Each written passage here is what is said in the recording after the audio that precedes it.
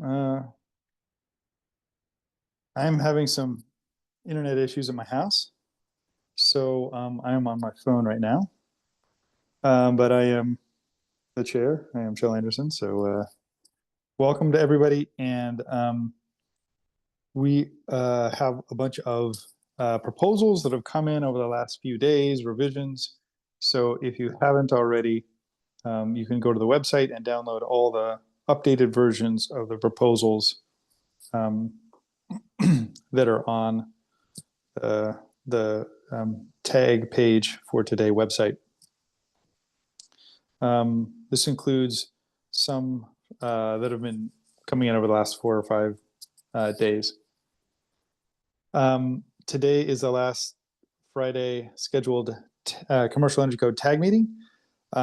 If we do not get through everything today, we will need to schedule another, and it will not be on a Friday. It will be on a Thursday or Wednesday or some other day. So we'll send out a poll and figure out how to do that. But hopefully we can get through everything today. So let's do a roll call and see who is here.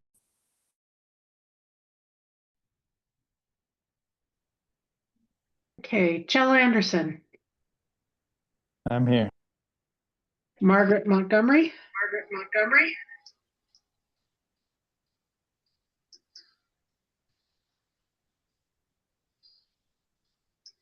Margaret, are you there? Yes, I'm here. Okay. Kim Barker. Here. Todd Blevins.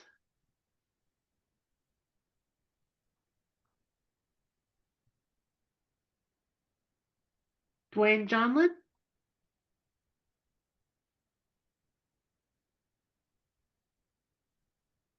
Dwayne, are you here?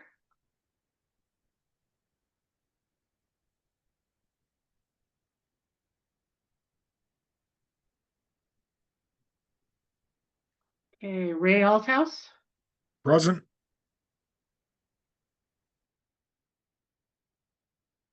Let's see, Eric Bedell said he was not going to be available until 9. Nick Massey.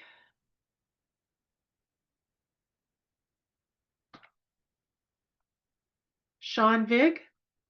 Present. Kevin Roberts. Here. Greg Johnson. Present. Nathan Miller. Here, I'll have to step away for the 10 o'clock hour, and my alternate is not available at that time. Irina Rasputnis. Here. Kevin Duell.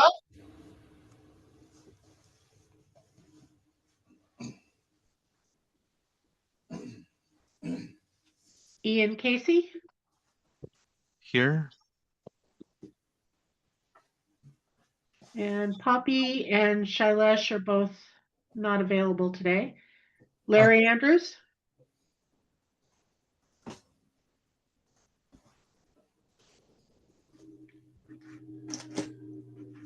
And Eric Olnon was also not available today.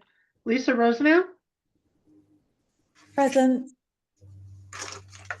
Rick Blumenthal. Good morning. Irina Sesarova.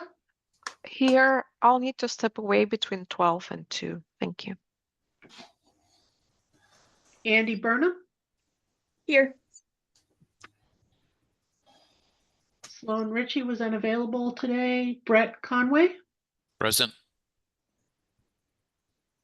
Luke Howard. Present. Marcus Verta. Here. Kevin Charup. Here. Alessandra De La Torre. Good morning. I'll have to step away between 10 and 11:30 and 12:30 and 2. And my alternate Deepa should be able to cover them between times. Thanks. Okay, Deepa Savarajan.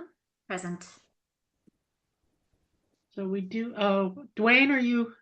Yes, I think I've got my sound working now.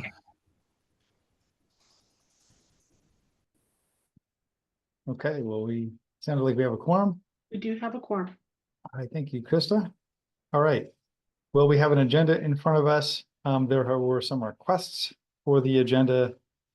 Eric Bedell, who's first up, can't join until 9, so requested that that be just postponed or delayed until he gets on the call. There was also a request to move 208, which is the building performance standard one, up in the day. Otherwise, I don't remember any major changes other than switching the very last two on the agenda, which I think we can do when we get there. Lisa, go ahead. Good morning, thank you. Yeah, I have a few requests for the agenda today, if I may. Is this a correct time to make those requests? Yeah, make a motion that includes those requests. Okay, so I'd like to make a motion. I think I'll just package it all together. So the first one is that I'd like to propose that at the end of the day, that my proposal 146 be presented prior to Johnlin 166. Mhm. I will explain the purpose for that when we get there. And then I'd also like to make a motion, and actually to reconsider, do I have to do those separate than agenda items? Okay, yeah, one of the ways, so we have a few proposals today that say possible update on them, where I have heard that people are going to make a motion to reconsider or to bring them back up, and they have standing to do so. So if we approve the agenda as in any fashion that includes those, then we will make the motion to reconsider at the time that we get to the proposal. Okay, so I don't have to make a motion to reconsider at this time. So, okay, great. That's how I'm gonna run the meeting unless anybody has any complaints about that. Okay, yeah, so I guess that's the only part of my motion is just to ask if proposal 146 be presented before 166. And then I'm just going to mention as FYI, I will be presenting proposal 210 and 235. Okay, so that's a motion to approve the agenda with that modification. Can I Yes. add one thing to move proposal 208 up before the 279 section?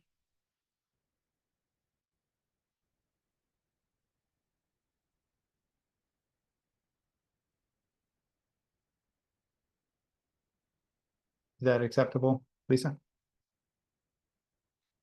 Yep. That looks Okay. good. All right, do we have a second for the motion to approve as modified? I'll second that, but do we need to move Eric Bedell's down? Yeah, I guess we could. I was just gonna cover it when he gets in at 9 o'clock.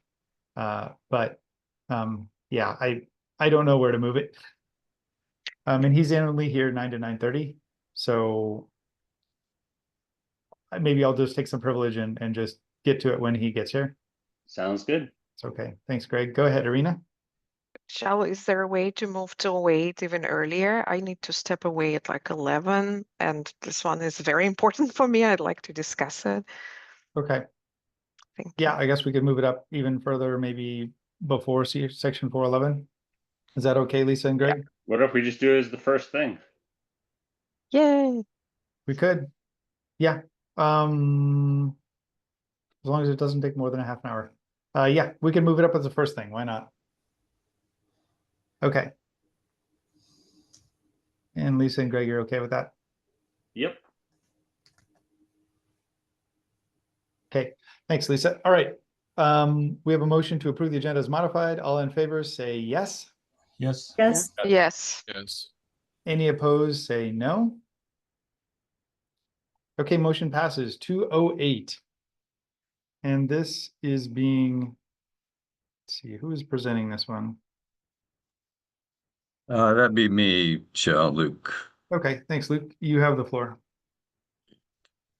I'll wait until Krista has the proposal up on the screen. I believe there were a couple of modifications sent in as well as a comment on it. So there are a couple things on our website about that.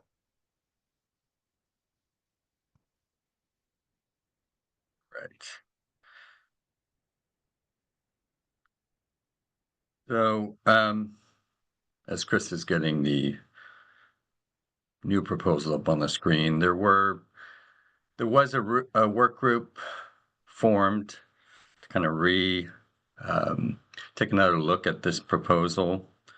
I think 2 or 3 sessions were performed where we had participation from several members from the TAG. I'm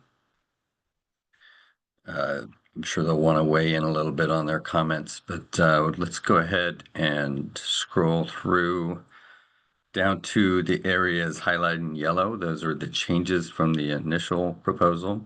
Yep. And can I just clarify one thing? So there is on our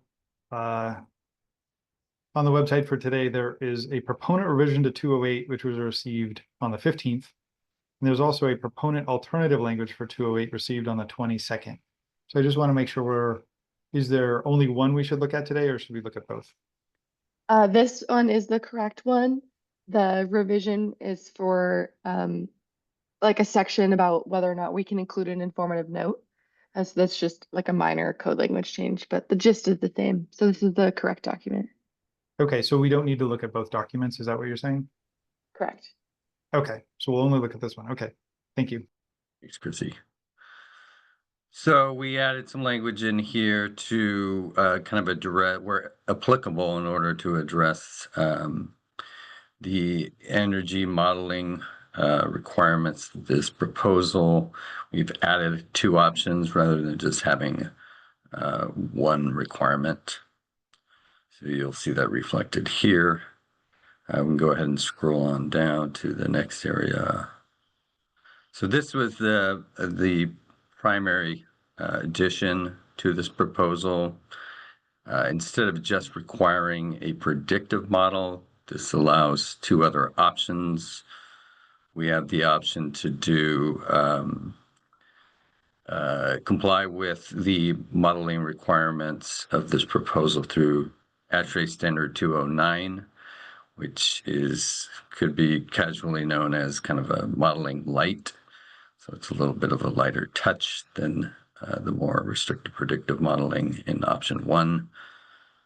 And then lastly, there was a proposal to allow buildings that have at least 2 representative buildings that have recently been built that reflect the building being applied for permit.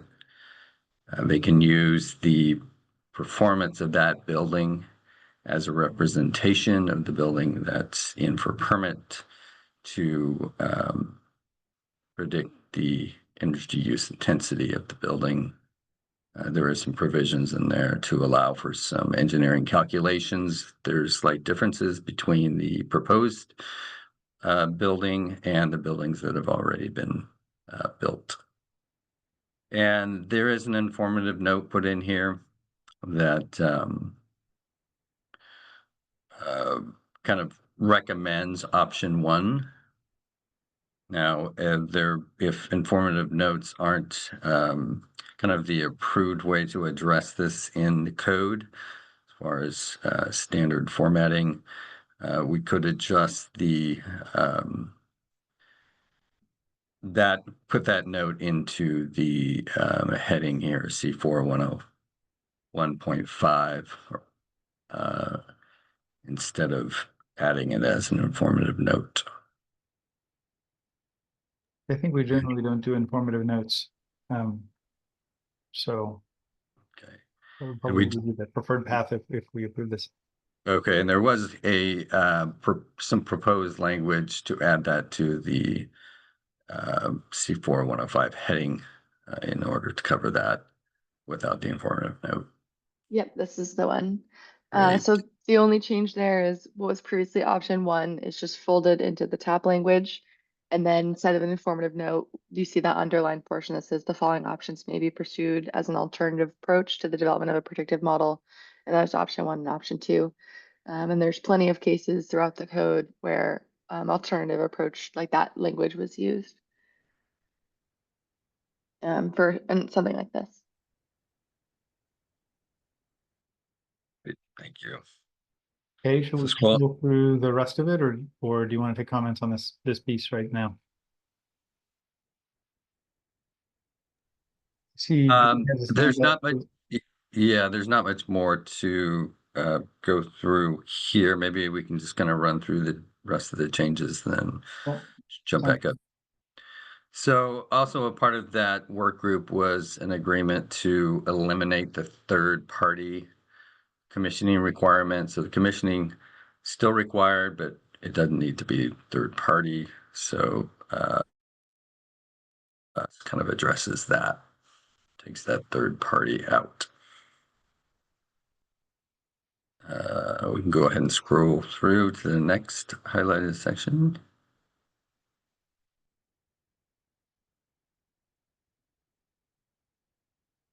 This is just adding language to cover those other 2 options if they were chosen. As far as the reporting. And then scroll on down. I'm not sure. There might be some other changes made in response to that, but that might be it. Yep, that's it.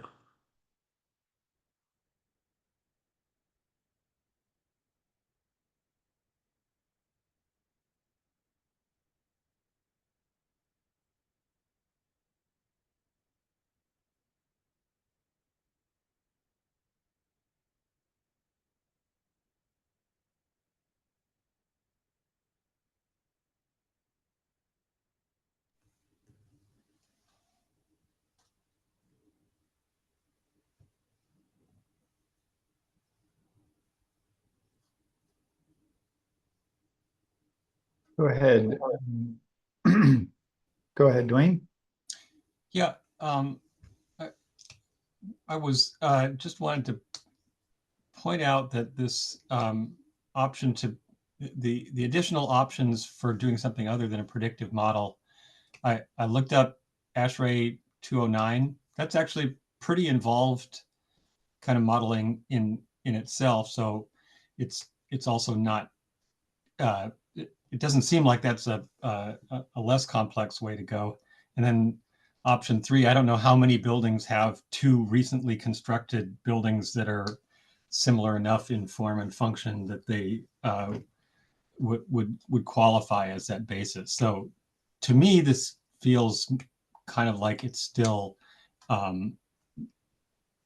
asking for a predictive model for most projects. And I've kind of been halfway coming around, but I just still never really saw any kind of solid evidence that this predictive modeling, when applied to to everybody as a code requirement, not just when it's being used by a willing client, that it results in better performance. It just seems like well, anyway, it did result in better performance. I would be in favor. I haven't seen that that's necessarily the case. Thanks. Thanks, Dwayne. Irina, go ahead. Thank you. I don't see any mentioning of energy management plan in this proposal. Are you envisioning that this energy performance report is somehow tied into the energy management plan, and is how building will sustain its energy performance over the years?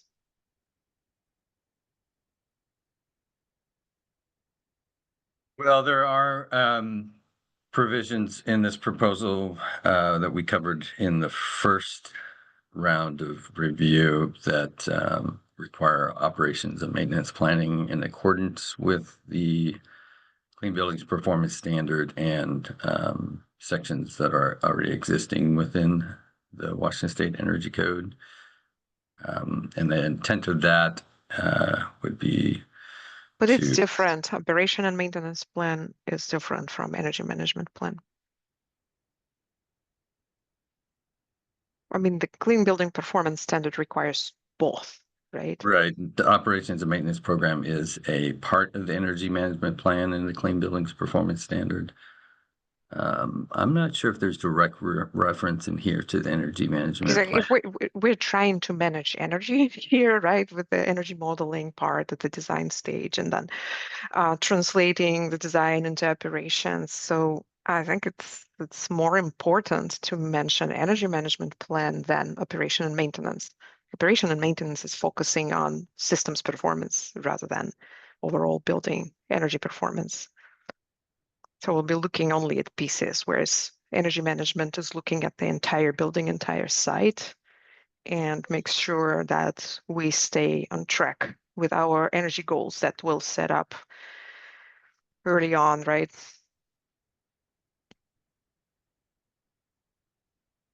Yeah, Christy, I'm not sure if you have a comment on that as far as any direct reference in this proposal to the energy management planning and clean building standard.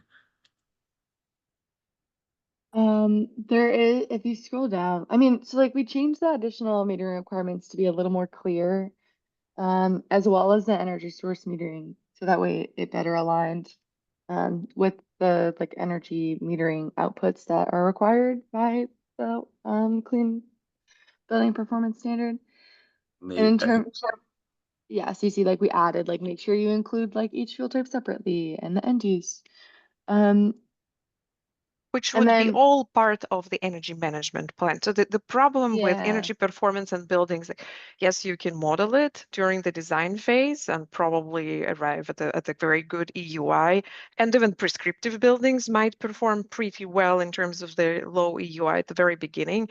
But if you don't have this plan in place, energy management plan, and you don't have staff to oversee building energy performance, the performance will drift over the years. So we'll, at the very beginning, every single building will perform well in this state, in Seattle as well.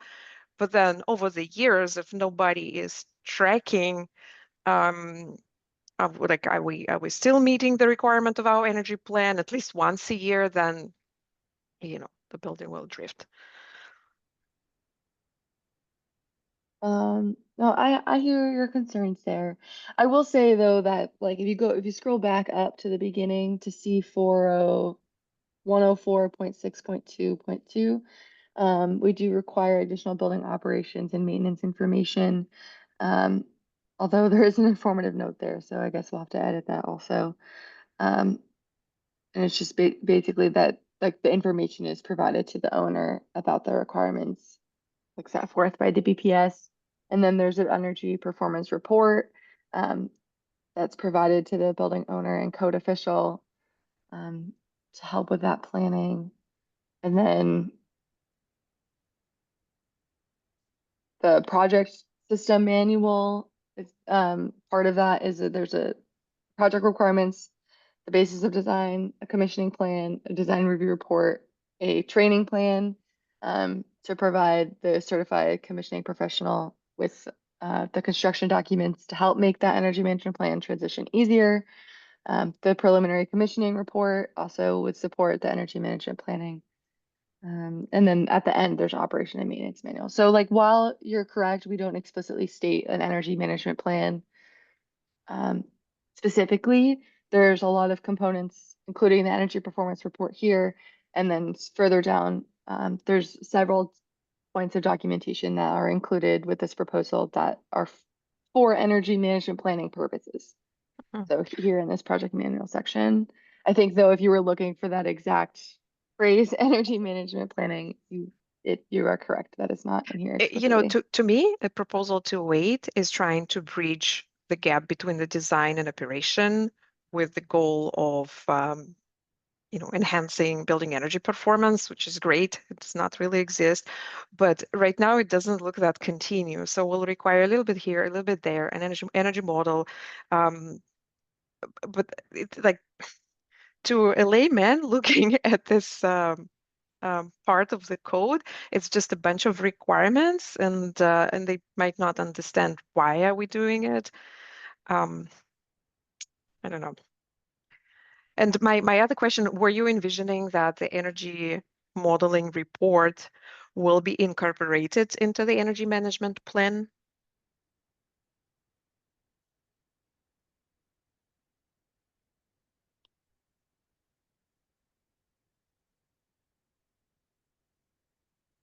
I would suspect that that would be included in the energy management plan if the building owner at the time is developing their energy management plan for the Clean Building Performance Standard. Maybe some language around this would help. Let's just also, were you envisioning that the commissioning agent, well, so the commissioning agent that you're mentioning here, would it be same person doing the general commissioning required under section C49? Don't remember which section exactly. Would it be the same person, or it's like a separate one?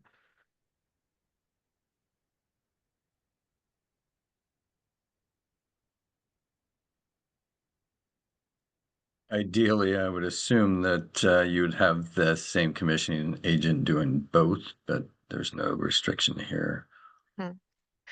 Do you envision that this CX, or is there a requirement that the CXP have to review the energy modeling results as well?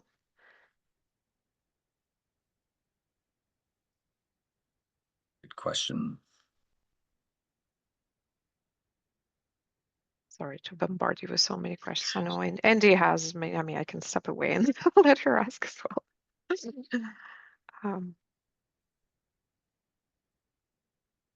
Okay, good questions. Let's go to Andy. Yeah, thank you. Yeah, I agree with Arena's comments. I think that my biggest concerns here, to agree with Dwayne, is like even this ASHRAE 209 path it's kind of a lot. Like it's, all of that section 5 in ASHRAE 209 requires a charrette. It requires load reduction modeling. It requires another type of modeling, which could be kind of concept level shoot, but like there's a list of other types you can pick from. It's not, I mean, it is energy modeling light a bit relative to predictive modeling, but it's still a lot.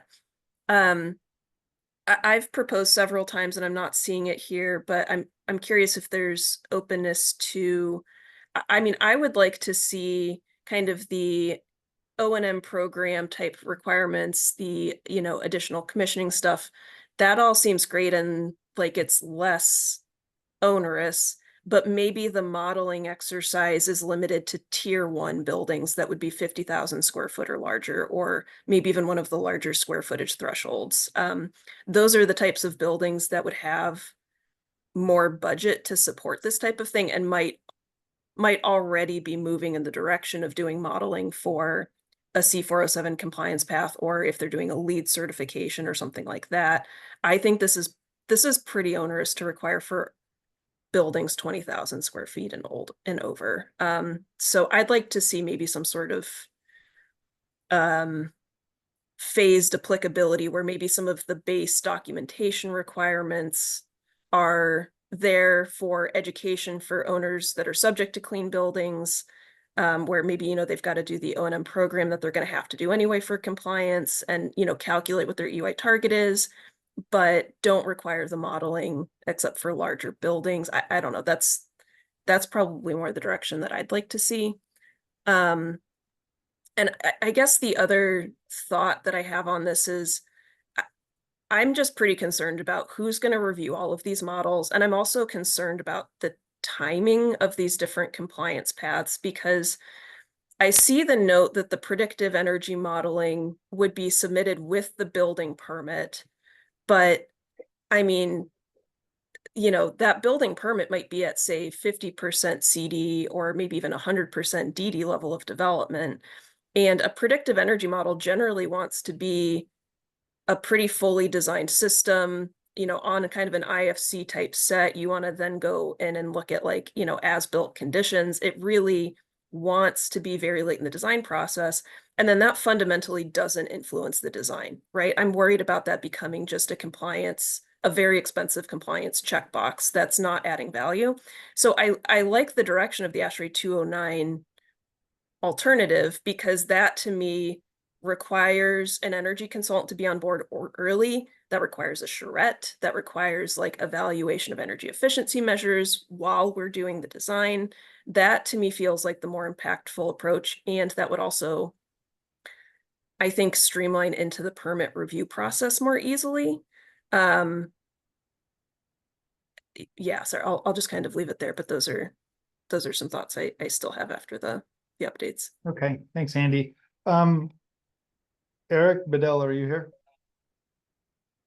I am, Shell. Okay, well, let's get over to the other one. I wrote down the names of the hands that are up, and we'll get back to 208. I want to stress for 208, we are not workshopping this for 2 hours today. We have a proposal in front of us. I heard a lot of people make comments that we should workshop it, or that we should tweak language, that we should maybe strike entire things. We don't have time to do that. We have brought up 208 a couple times. We've had work groups on it. We don't have time. When we come back to it, I'm going to limit discussion, and we're going to have very specific comments on it. But we're not going to spend hours on it. So, okay, we are going to jump to the dehumidification proposal right now. And Eric has a proposal there, and I believe Lisa had some comments on that. So, Shell, just a quick question. When are you going to get back to this one? After this one. Oh, okay. Okay, thanks. So this will probably, we've workshopped this one over and over and over. So I really hope it doesn't take us very long to get through it and decide if we approve it or not. I turned my camera on for this one. I think this is going to be a relatively quick. I hope this is going to be a relatively quick, because I think we came to a really good consensus on what this is. There is one little nuance in this proposal that I feel like with Larry that it's 30%, but I'll go through quickly the top to bottom. So the first part is this is the humidification and dehumidification proposal for our energy code for 2024. It's a very interesting that the first thing that Lisa helped propose is to combine this section into a singular section. That's helps significantly. I love that suggestion. Thank you very much, Lisa. And it helps. So just to be clear, we had C403.3.2.7 and C403.4.13. And the first one was about the system, and the second one was about the controls for the system, but the controls for the system also we're in a different place. talked about the system type. Yeah. So the controls required a certain system type. And so it was a little strange at least. So that's the first section. We see 403.4.13.1. I'll try to take these. Is the first part of the equipment type, which has gone back and forth in numerous ways. We made it that humidification shall be adiabatic type, which is of course direct evaporative meteor or fog atomization, unless with getting Greg's in there. Lisa, definitely correct me if I'm wrong on anything, and definitely speak up. I saw you have your hand up.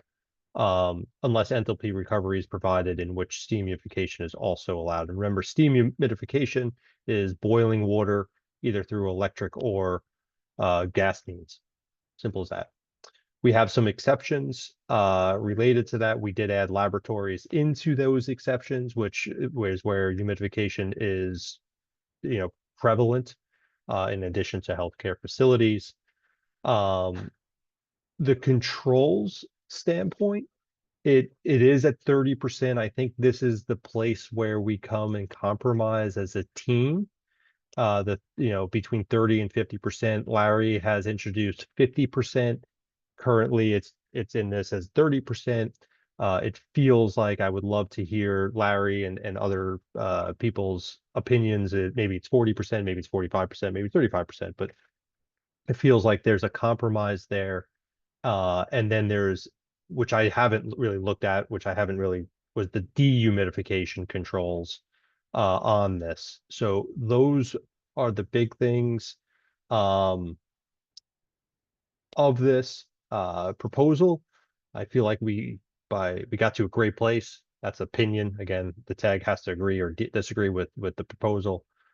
So with that, Shell, I'm going to pass the floor off back to you. Okay, thanks, Eric. So yeah, this has been workshopped a bit. We've discussed it 3 or 4 times.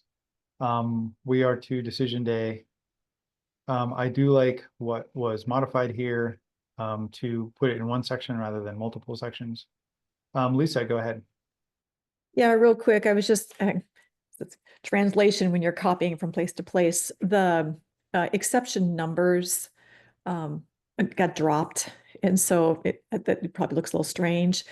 Christy, if you scroll up, so you can see the 2 provisions that have a list of exceptions. So all that is that those need to have numbers in front of them. So purely editorial. Just wanted to point that out. Perfect. Thank you. Thanks, Lisa. Greg. Yeah, great job. I think it's a great rewrite, a lot simpler. One suggestion I would have would be, and I think this is related to the humidification controls, because humidification controls basically undoes some of what was said in the prior packet section, because it said, oh, you have to use heat recovery, and then, oh, wait, now you're limited to 30%. And I think a better way, a suggestion would be, if we renumbered that from 403 to 406, and so you made that last control part a credit, because now you're encouraging people to do, to keep their humidity low, or you could even expand it and say, just having adiabatic type, but making that last requirement. That seems like it would be more palatable, and then we wouldn't have to worry about the 30% versus 50% debate. So I don't know, is there thoughts about just making I don't know. I don't know how to respond to that, to be fair. Shell or anyone else. It could be a simple, well, it wouldn't be very difficult to do. So we wouldn't take a lot of, it wouldn't take a lot time. It'd just be basically saying 406, and then you could have different threshold levels, 30%, 40%, 50%, or whatever you wanted, or we could just have one threshold. It doesn't matter. Well, they're But not necessarily energy savings by going to steam, right? So I guess so the intent is basically saying you don't do steam above a certain percentage. And then where do you get credit? You get credit for limiting the amount of steam that's used for humidification. I think we're making this really complicated. It'd be complicated. Move the code backwards, and then you get credit that would eat into the performance we're trying to get this round. I guess I'm skeptical that it would be an improvement. Well, what you would be doing is you would count for it in your credits for like the different occupancies types, like especially like you'd have maybe increased credits in the credit table on wherever a P&L calculates for a target, and then you get credits. I'm just hesitant, and maybe this isn't the route. I'm just hesitant to say, shoot, you can't use steam for above 30%. Well, it's unless you use enthalpy heat recovery, which is but then this part, well, the first part says I like the enthalpy heat recovery part, but then this part basically says, oh yeah, even if you are using enthalpy heat recovery, you still can't go above 30%. Well, that's Greg. This is where I'm going with the debate part, and I would love to hear Larry. I want to take everyone's. It's tough, right? We have to compromise, and so Larry, of course, is saying, "Hey, Eric, team, I would love 50%." And these are the reasons why we on the east side of the Cascades and et cetera, 50%, right? And I'm like, okay, we're at 30% right now. Get it. I do think there's a compromise in there. I do think that and I'm going to throw something out right now. 40% would be in the middle, right? And if you get, I think relative humidity above 40% in the warmer zone, I think that's a compromise that it meets everyone's, but before I make that, Larry had some really good points related to, he lives on the east side of the Cascades. It's a way drier environment on the I'm east gonna get side to of the Larry in a Cascades. minute. So I want to be clear. So right now, what the intent of this, the intended intent of this is that the first part says it's adiabatic unless it's enthalpy heat recovery. And the second part says, even if you have enthalpy heat recovery, you can't go above 30%. yeah, Is that correct? that is exactly what it is. Okay. And that is exactly where the question, the suggestion, and if you move that from 30% to 50%, concerns would go away. Maybe there's a compromise at a lower level that would be fine. I was proposing an alternate method to address it. You know what I mean? But the concern is if you're limited to 30%, even with entropy, that becomes a challenge. Okay, let's get to Larry. It's not that I want 50%. It is that the professionals out here, the physicians, everybody is telling you, if you want a healthy building, you need 50% humidity.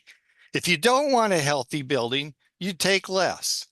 And at 50%, the viruses and bacteria don't exist, period. And so why would we not want 50%? I mean, to me, it's ludicrous. And in the insanity to save a little bit of energy, so we're going to have unhealthier people and unhealthier buildings. Why would you even want to go there? I'm going to give you a for instance here, and it's not meant to be critical to anybody. Mount St. Ton had a way they did things, and millions of people were killed because of it. Okay. And it was wrong, but through the political thing in China, they did it, even though it was wrong and they killed millions of people for it. Now, is that what we're trying to do here? I think what you want to do is get the buildings where we know they're going to be healthy. I could not find any article that said you want to be below 50% because the viruses and bacteria aren't there. Okay. And I'm not the one saying it. It's all the professionals out here. Look at all the titles these people have and the studies they've done. So Larry, I just want to let the tag, that is a correct statement.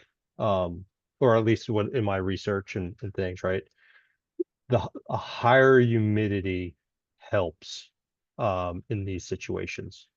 Larry, you could you're able, I'm going to act as a chair right now, Shell, but you could put a motion on the table to change that 30% to whatever you feel, and then that could get voted on, and then we can vote on the rest of the bill, or you could do it the opposite way. It's really the only thing that's left to debate is that percentage point. Yeah, I would put a motion that we go to 50%.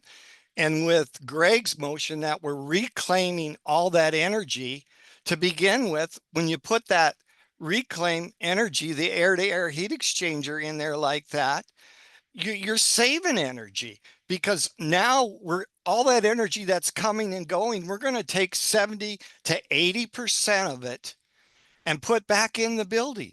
So this is, Larry, what I hear is a motion to approve the proposal with the number 50 instead of 30. I guess I would also like to see, if you do that you say in climate zone 5B, because that's what I'm hearing is the issue. It's not a 4C issue. Is that's fine. Okay. I think that's Shell, I as a person who, I think that's friendly amendment, and I love it. So it's 50% in the warmest zone served by the system in climate zone 5B. I'll second that. Okay, so Larry made a motion, Greg seconded it. It's to approve with 50% and climate zone 5B in there. Actually, it's a friendly motion, right? So it doesn't need a separate vote. Yeah. So there is a But- single motion that is on the table. But you to forgot approve four this. C. You still have to put the limit on Yeah, four C. because there's no requirement for 4C now. Oh, Yeah, okay. you have to put 30% on 4C, which I like that. That Above works. 30% in 4C and 50% in 4B. Yep. Yes, that would be the correct 100%. 50%. And I think it really shows a compromise, and ultimately that's what we always strive for. Yeah. I think we do have energy savings here still because of grades addition to it. That our biggest thing right now is air exchange. That's where the most of the heat is. And now with this, we're going to grab 80% of that energy and put back in the building. Mhm. So it is an energy saving thing. Thank you. And it's Okay. healthier. Okay. All right. Dwayne, you're up. So I'm going to still be voting against the proposal. This is all about moving from low efficiency to high efficiency systems, as it's now required by national standards. So we won't be the lone jurisdiction with worse efficiency than the rest of the country. Note that nothing in the existing language prohibits humidification to 50%. It's just that we're requiring higher efficiency equipment if you're going to go above 30 to get to 50, which is completely reasonable. We want this wants to allow electric resistance steam humidification where enthalpy recovery is provided for any kind of health care space, not just as in the original language, we have hospitals and surgical centers called out because those are hazard locations that healthcare authorities have determined need higher protection. But a psychiatrist's office or an audiology clinic, which are both healthcare facilities, they're no more hazardous than a realtor's office. He's including labs, I think last time said because they need so much outside air, but that in itself should be a reason to require the high efficiency humidification if we're going to be humidifying air. The existing, yeah. So I think that this is a misguided conversation. Nobody's been prohibiting humidification to an appropriate level, and we should be going with the standards. The articles that Larry sent out didn't say that adiabatic humidification was a problem. Those were actually celebrating it. So I prefer that we vote against this. Thanks, Dwayne. Go ahead, Lisa. Thanks. I just want to make sure I'm understanding the current motion, and the motion is to change or is to accept the changes as we see them on the screen. It's not a motion to approve the entire It is a proposal. motion to approve. It's a motion to approve with the changes as seen on the screen. Okay, so I'm not sure how to present this, but I do have concerns with this motion that if we go through and, enough people vote against it because they don't like the changes on the screen, that we lose all the other information here that is included in the proposal, which is what Eric put together under section C403 413.1, and I put together with regards to cleanup. So I don't know, can we separate this so that the motion is to approve the changes and then vote on the whole thing? I just don't know how do we protect If stuff that is not in this question? is voted against, you could then make a motion to approve it without the changes Okay, if you perfect. want. So it Okay. doesn't immediately die if we vote against it as a tag. And I'm with you there, Lisa. It is a much better organizational scheme now. Yeah, so I'm just, making sure that, baby doesn't get tossed to the bathwater, as they say, Yeah. on this proposal. Here's Okay, the thank you. here's the Go ahead. problem with Dwayne's problem. You're not going to get 50% humidity on when you run an air conditioner with a Biatic. systems. Okay. You're not going to get there. Okay. Period. And then on top of it is there's nothing in this to guide people what they have to do to make an abiotic system safe. And that was the last thing that I sent the group, that we need to have specific things. If you're going to use abiotic systems, you need RO water. And basically, first you need a water softener, RO water. You need, DI. you need, yeah. But you got, before you get to DI, you got to go soft and then you go DI. Okay. With the amount of water that you're going to go here. Then on top of it is, otherwise your cost would be just through the roof. And then you need, on top of all that is, you got your UV lights too. And then you're going to need to replace them every 2 years minimum. Okay. Because And they lose their effectiveness. Okay. And all that needs to be put in here if we're going to be doing abiotic of any type of humidity control. And that was made very clear in all the literature that I gave you. And Larry and team, I think if you remember Dave Neeren with Hermanson, who's their chief engineer, mechanical engineer, spoke. And ultimately, if I remember correctly, what he said is, I'm just looking for choice as a mechanical engineer at the end of the day. You know, what best represents our customers and what their needs and wants are.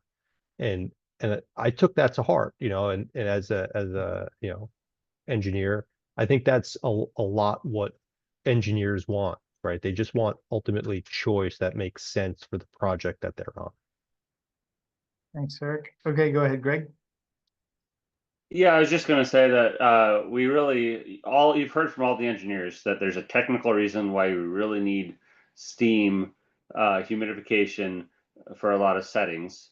And so there has to be some path to get that. And so the compromise that was made in here, which is an awesome compromise, is if you put in steam, you have to put enthalpy recovery, which basically means you aren't venting out all, because without enthalpy recovery, so if you, that means you add steam in the air and then you just vent it all out of the building and then you add it more in. But enthalpy recovery means whatever energy you use to put the steam in the air, well, you're recapturing that steam, so you haven't lost that humidity. That humidity stays. And so I just wanted to highlight that part. So that compromise was put in there, and that is actually already made. So we're actually more efficient, and we're, to Eric's point, we're providing an option, an important option. And without this option, we're closing it off and creating a health hazard problem.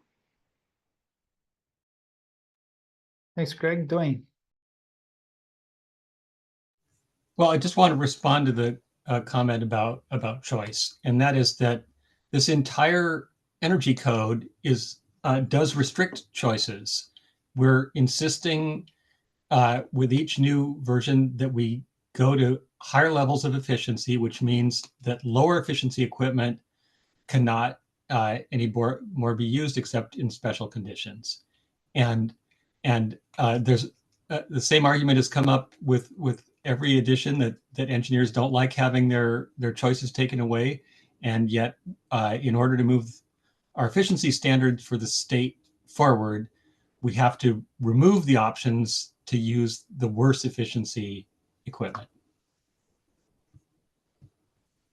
Thanks, Dwayne. Okay, I see no more hands up.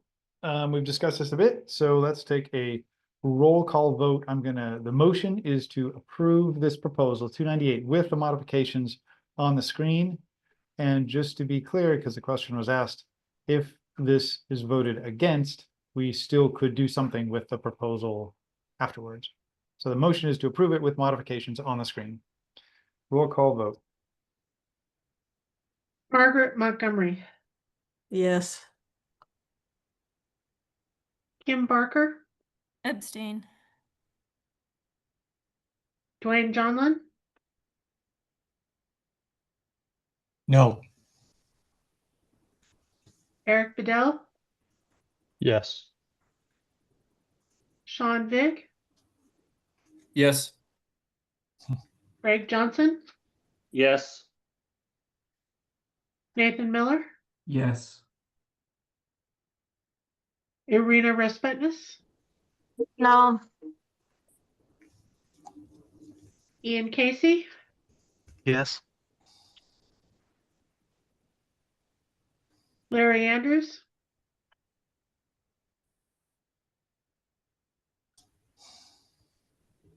Larry, Larry, I think you have an opinion on this one.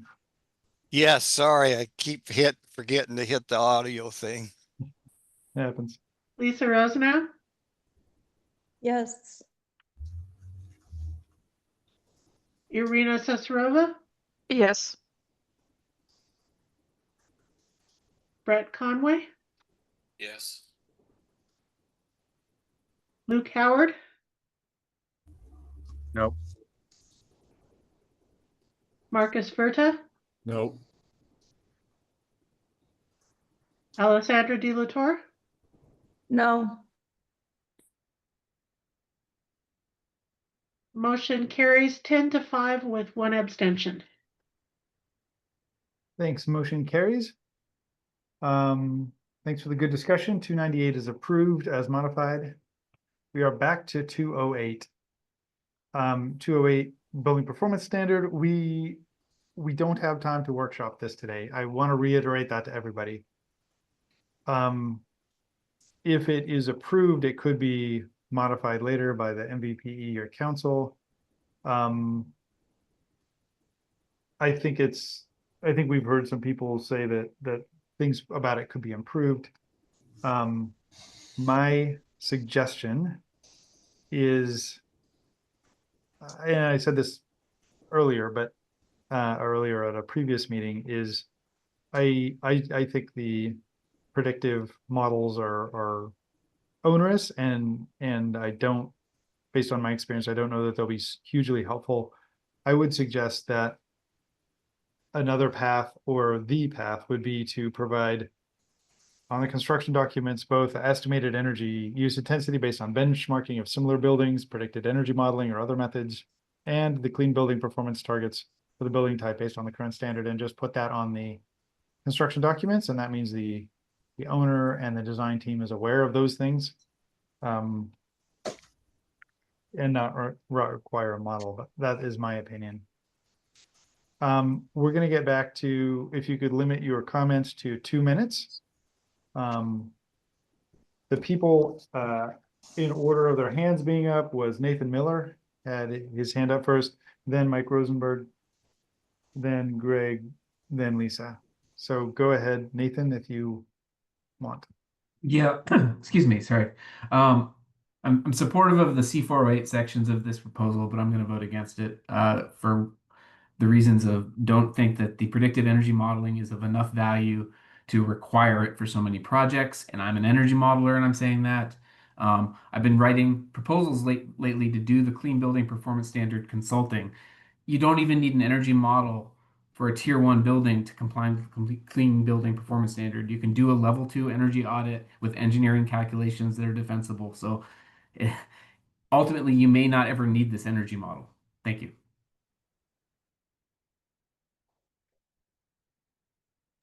Thanks, Nathan. Mike? Yeah, regarding the informative note, I think I just wanted to point out that I think there's 3 existing informative notes in the 2021 Washington State Code, so we weren't really sure what to do about that. There's another proposal coming up that has an informative note as well. All the issues that were raised this morning were raised last time also, and because of that, we set up a working group, and I think we had quite a bit of participation and went through all these things. And the consensus of the working group is what you see in front of you. So I just wanted to point that out.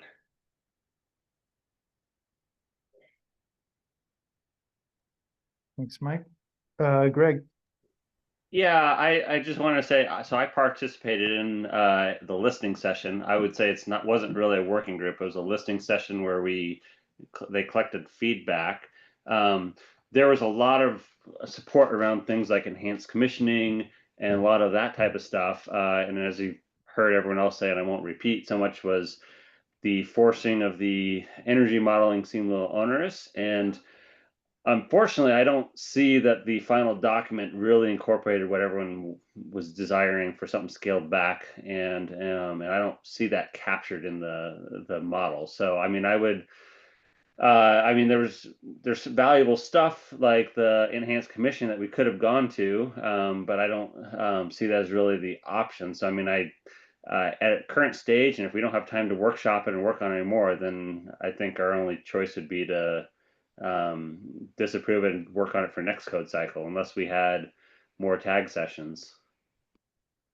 That's great. Lisa, you're up next. Yes, thank you. Yeah, this is a tough one because there's a lot of really good stuff in here. You know, the language regarding project system manual we have in front of us, and you know, some of the other details that are above that. You know, there's some really good guidance in the proposal, and I wish there was a way to get that into the code, but it's all bundled into one item. But I will say that I do have concerns that this could be applied to, you know, smaller buildings, you know, projects where this would add a really big cost to the design.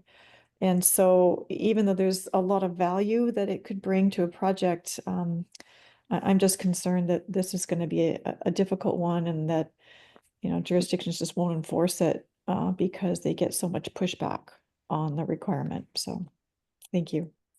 Thanks, Lisa. Go ahead, Irina. In our working group, we were discussing perhaps limiting the requirement for the predictive energy models to just tier 1 buildings, 50,000 square feet and higher. Because as Lisa mentioned, smaller buildings, building owners of smaller buildings don't really have the means to do that. That's a significant cost. If there's any way to add it to the proposal to amend it, then that would be good. Thanks, Irina.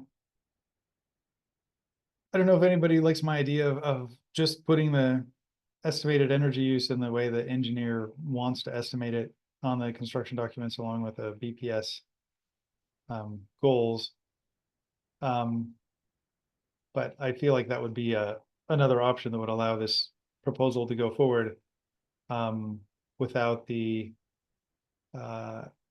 cost of the predictive model. I like your suggestion, Shell, but I mean, we don't have language for that in front of us. I would see I that. sent that to Krista. So Krista, if you wanted to bring that up as a fourth option under C4 1.5. Oh, I mean, I would prefer to have, I mean, without seeing it, but I would prefer to have that language as a standalone, separate from this proposal. Like have that language be added, but not all these options. Yeah, I think it could be in lieu of the options or as an option that people will probably and obviously take. Larry, go ahead. I kind of like your idea, Shell.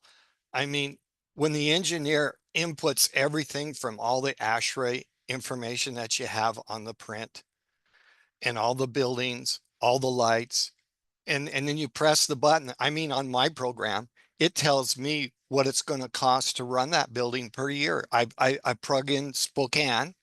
I plug in all the lights, all the loads, all the unloads, and I press a button, and I have a monthly cost to run that building for each month. And so I don't understand it here. What's beyond that?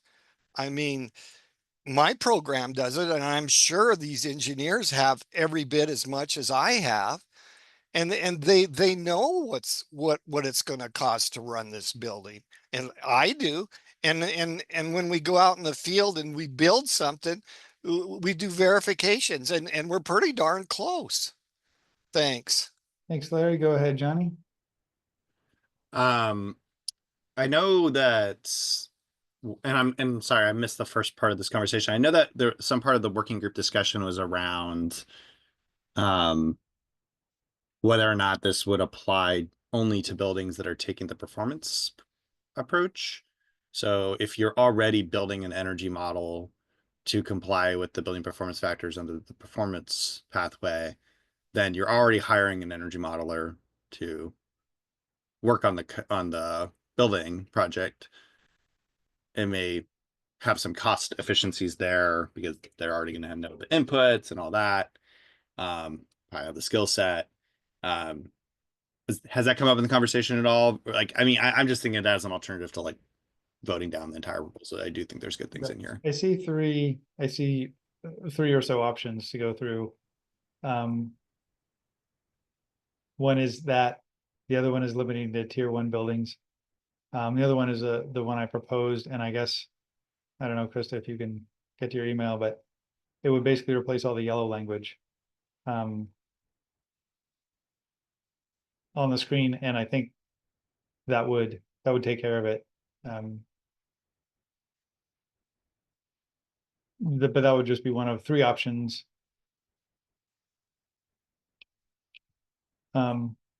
Lisa, go ahead.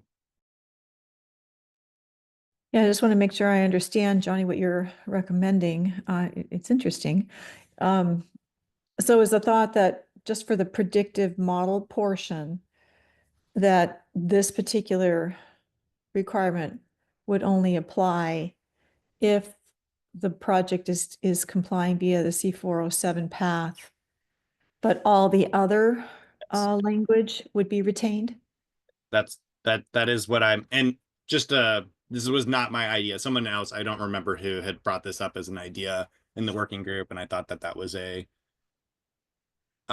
reasonable adjustment if the alternative is to vote down the whole proposal, because there is good stuff in here.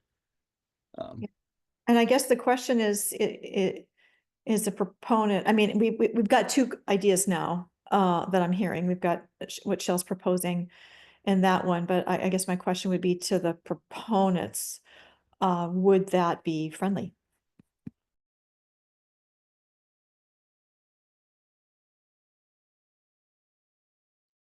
I mean, we don't have to ask the proponents if it would be friendly, but you can ask them if they like the idea. We don't have any emotion on the table. And it basically, Krista, it would replace all the yellow language above as well. So it shall provide, shall, and then you cross out all the yellow language, and then it would just said shall, and then go to the first word in the bit I sent. And Okay, so on this top, shall provide. yeah, shall provide on the construction documents. I don't know, I'm trying to put something out there that allows us to move forward with this.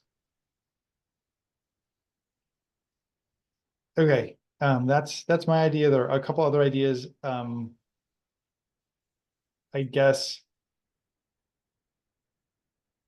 how do we approach 3 ideas and get consensus from the tag that any of those 3 ideas or all of those 3 ideas are the one we want to? If you were all in a room, I could do a straw poll and raise hands and all that, but I can't really see many of you, so we can't really do that. So I would like someone to make a motion to do one of the 3 things we talked about, which are apply to only tier 1 buildings, to use the language I suggested, or to apply it only to C407 projects. And then we can see how that goes.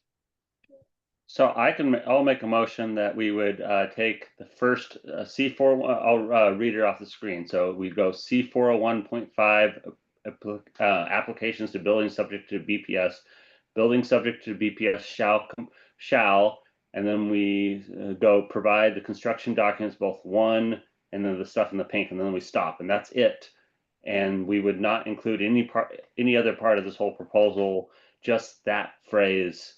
And the reason for that is I like the value of that language you added, Shell, but there's much more in this proposal that we don't have time to go workshop and go through all the details, and a lot of challenges. So just getting them to provide a estimated energy use would be a good way to start the baby step forward, and then we could reevaluate this whole language later for next code cycle.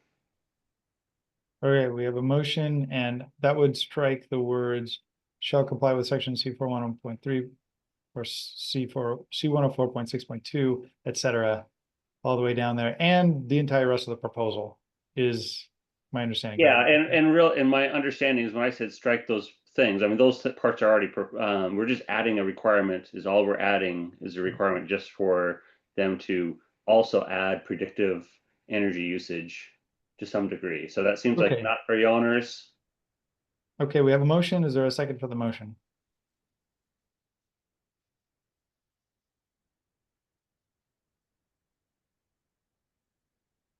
Okay, motion dies due to lack of a second.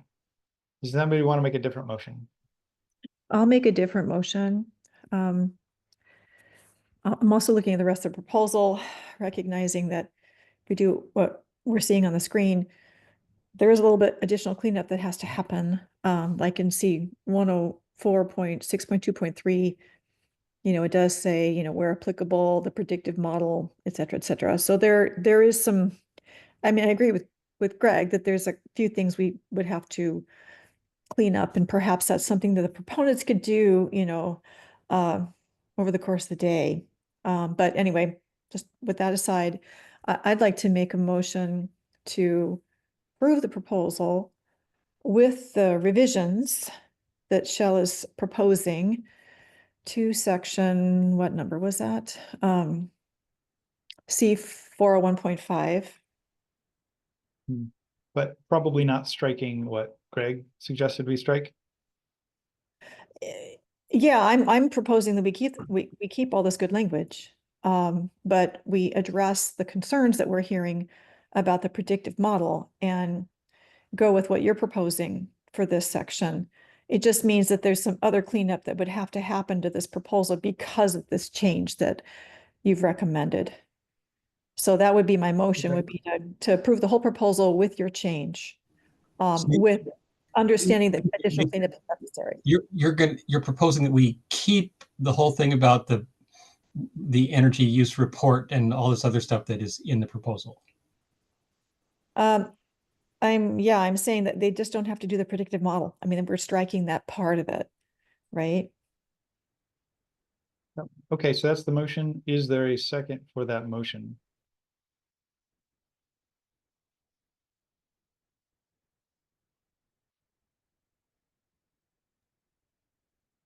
I'd second that, Joe.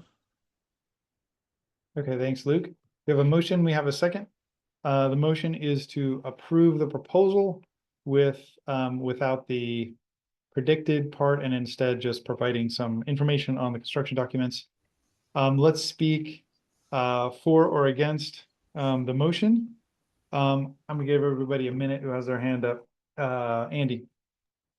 Yeah, thank you. I generally like that direction. Shall I like your suggested edit to strike the modeling components and just require the targets? I do think that we probably want to get rid of the energy performance report portion, because I think that's got just way too much stuff in it. And maybe that was part of Lisa's intent with the cleanup comments, but I think that it's maybe we strike the energy performance report and keep just the metering and additional commissioning requirements and the O&M project manual, which they'll have to do anyways for clean buildings. So they're just getting ahead of that. But I would support that with striking the energy report. Okay, is that a motion to modify? Am I allowed to make a motion as the alternate? Or do I just say that that's friendly? If you want that to be friendly, Lisa, you can modify your motion. Yeah, and so let's get to. So So this is striking C4 13.2.1. Yes, I think we strike, yeah, the C4 13.2.1. The whole. Is that modification of your motion? Is that acceptable, Lisa? Yeah, because if we're not going to require, all the, well, actually, let's take a look at this, because we have to provide some kind of performance report, like they have to give, they've done the work, they need to provide it, but maybe the predictive model portion of it gets removed. Andy?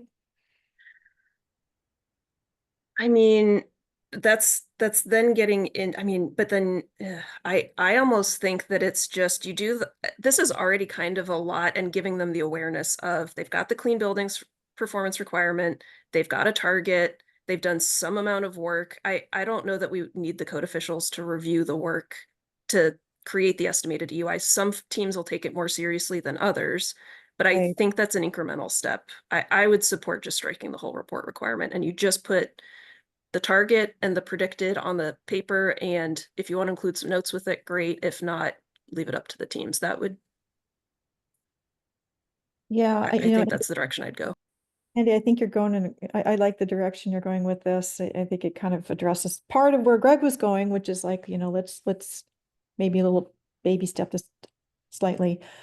So yeah, I would say that's friendly. I'm sure the proponents will have an opinion about that, but yeah, I think that would be friendly with my particular motion. There are still other cleanup items, just quick Yep. scheming that we have to take care of. That can And the happen. way I'd like to handle that is, if we have a direction on this, I think the MVPE can clean it up. Someone can submit something there, but we need directional votes today on things, and a few items could be pruned later if needed. So Lisa, you were accepting that as friendly. Luke, as the second of the motion, do you also see that as friendly, the C413.2.1 strikeout? Yeah. Is that a yes? Okay, Yes. I couldn't hear. how do you cover C14 point or 413.2? You're still requiring Yeah. the energy performance report to be delivered, but don't say what's in it, or? Sorry, I think we would also strike C413.2 and then strike the reference to C413.2 in the charging language. And then I think we'd also obviously have to strike C413.3.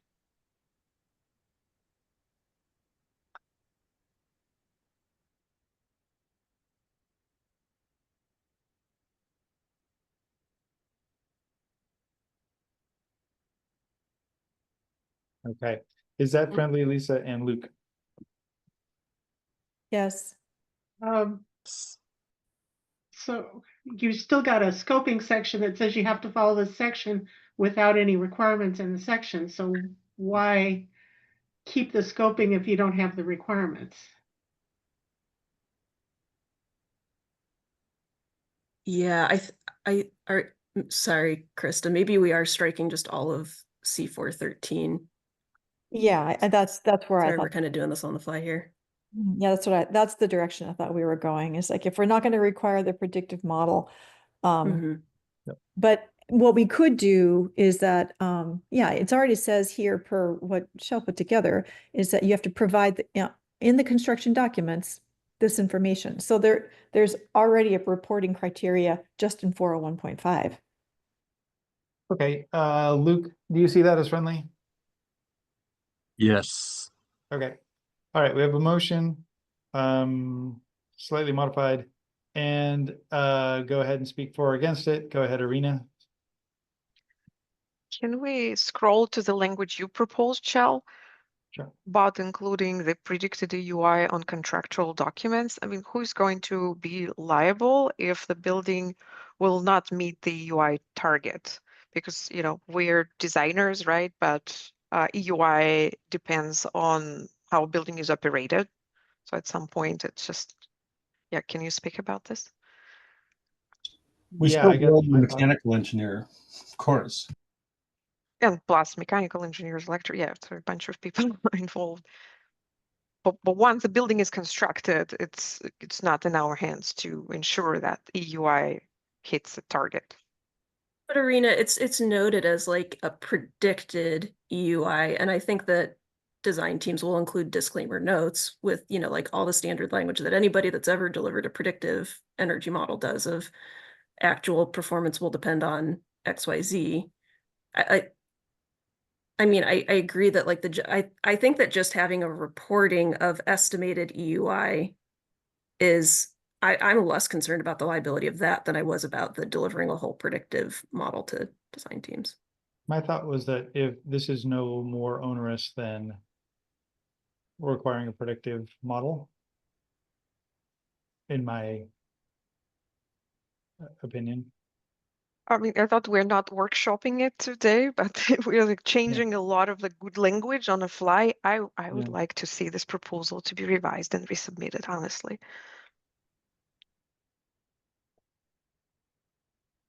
What specific revisions are you thinking of, or?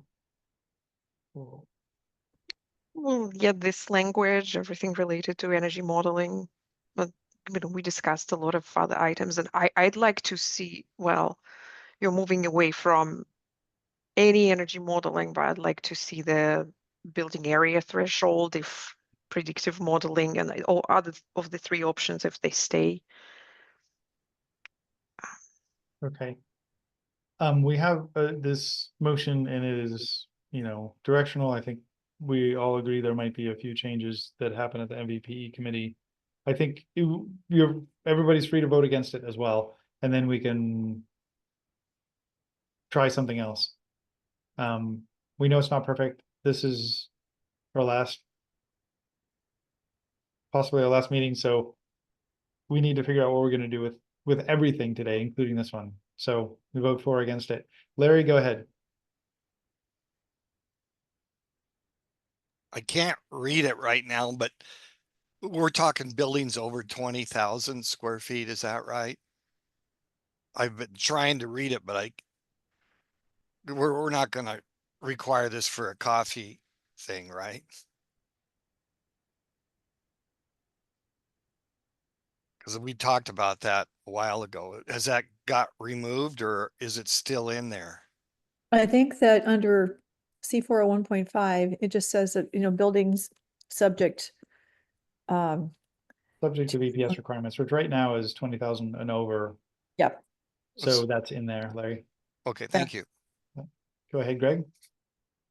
Yeah, so I'm split because I mean I agree with a lot of what Andy is suggesting and a lot of the she's capturing the essence, but also like what Irina said, we're trying to make a bunch of changes to a whole proposal, on the very last tag with no other chance to review it and just it's directional, just move forward. And so it's kind of like rushed. So I don't know, I'm kind of split. Like my comfort level would be better if we, kind of delayed it to the next code cycle because it seems like we're out of time, but I don't know, I'm split.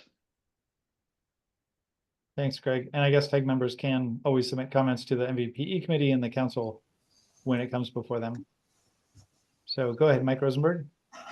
Yeah, it sounds like the big, hang up is the requiring the predictive model or the other two choices. Seems like it would just be much better to put your suggestion as a fourth choice, Chell, instead of getting rid of everything else that has some really good merit for projects that want to do that and some really good information. And that would be a much smaller change that, wouldn't require all this workshopping and making sure that everything is aligned. And then also it talks about EUI, and I think part of this proposal, I think in Seattle, it's based on greenhouse gas emissions, not EUI, so it should capture that as well. Maybe reference the metric that the BPS, that the building is going to be held to at the BPS. Well, Dwayne gets to wrestle that alligator at the city. Well, there's a lot of other language in the rest of the proposal about the appropriate metric aligning with the BPS requirement.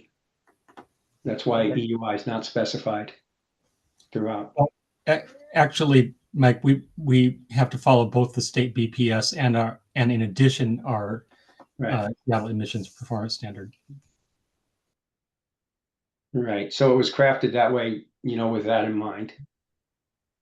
So you're suggesting that we keep all the options under C41.5, but also add another option for what was recently suggested by me. Yeah, I mean, it seems like that meets the intent of what you're trying to do without making big changes. It seems like there was support for just about everything else in here.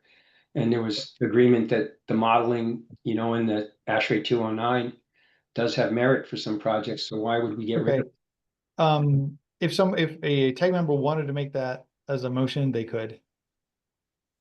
But I think I'll make a motion. I make a motion to make Chel's suggestion about the including EUI on the design documents as one of the four scenarios, one of the four options. Okay, so that's an amendatory motion to the main motion, which would then simply add it to as another option in there. And then probably keep the C401 1.13 or C4 or whatever it is, 0.13 that we struck. Is there a second for that motion? Second. Second. Right. Okay, so we have an amendatory motion, which is to include this language as a second or as a fourth option under here, and then basically keep all the other language in the proposal. And we have a second for it. So, all right. I have a couple comments. I guess ahead. I made the original motion. Thank you, Mike, for that recommendation. Obviously, I was doing what I could to try to preserve the good language in this proposal, because it was not looking promising. This proposal is going to get approved. So this is a really good compromise by retaining the vast majority of the language, but not making all that language required in all cases. Listing, I think I'm only seeing two options on the screen here. Were there going to be four? Right, this is the alternative language that took the informative note and incorporated it into the main paragraph. Okay. We don't really do informative notes because right. So there were four enforcement and options. interpretation is up to local jurisdictions. There were four options, but one option got moved into the base. Got it. So there's So- really three options now. So there's a requirement, and then there's three alternatives to that requirement. So there's Got it. three listed options. And then this would also be, the amendatory motion will also be to unstrike 13. 13. Yep. Okay. Yeah. All Which right. is- We have that. I feel like we should talk quickly in favor or against it, and then vote on the amendatory motion to see if that's the TAG's preferred method of dispensing with this proposal. So 30 seconds if you want to talk. Go ahead, Dwayne. Yes, I'm opposed to this. The idea of having a set of options, three of which are expensive and difficult, and one is easy, just so that the language would be there in case somebody wanted to do the expensive ones, which they can do anyway, just makes the code more complicated and scary looking for people. So I would vote against this and in favor of just eliminating those as we discussed earlier. Okay, thanks, Dwayne. Greg. I echo Dwayne's comments. This moves us in the wrong direction. I think I was more comfortable with what we had before on the screen because this just adds more complexity to the code, and there was not comfort with what we had existing. And so striking it was more of a scaled baby step approach versus this. So. Okay, thanks, Greg. Mike Rosenberg. Yeah, I think the way 3 is now, there's a little bit of overlap with the other two. So maybe it should just say estimated energy use based on approved engineering calculations, because, you know, the modeling and the benchmarking are the two above it. So, or yeah, the third one, based on approved engineering calculations. Thanks, Or Mark. engineering calculations approved by the, whatever the language you guys use in the code is for that. Generally, the word approved is sufficient. Nathan.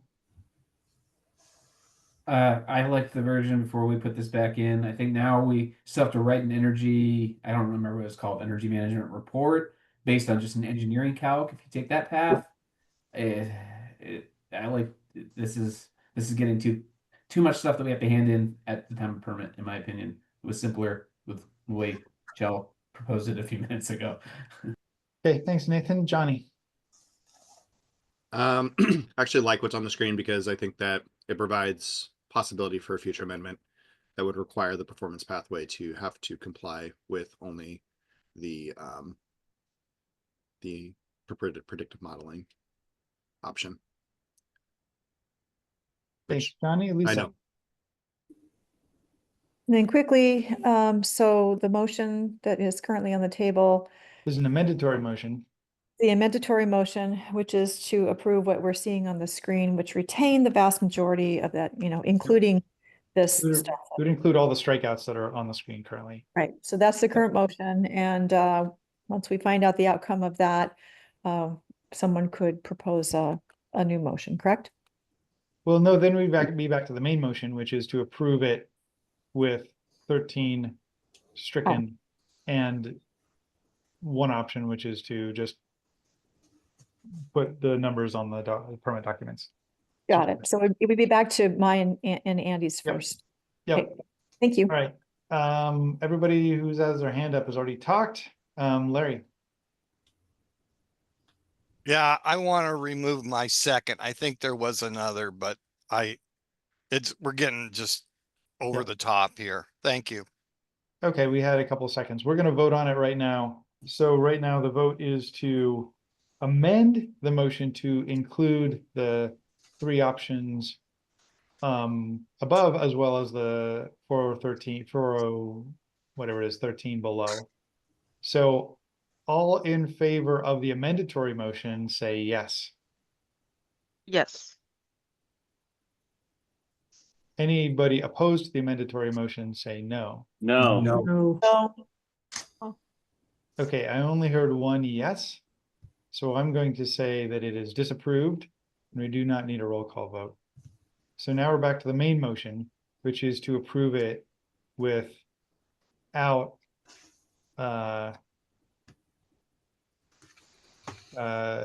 with only one option under C4 1.5 and without C4 13. Yes. So that is the motion that's on the table right now. All in favor of that motion say yes. Yes. Yes. Any opposed say no. No. No. Okay, let's do a roll call vote on this one. So the motion is to approve this proposal with just putting the numbers on the documents and striking out C413. That's so the motion to approve would approve that. All right, hang on just a second.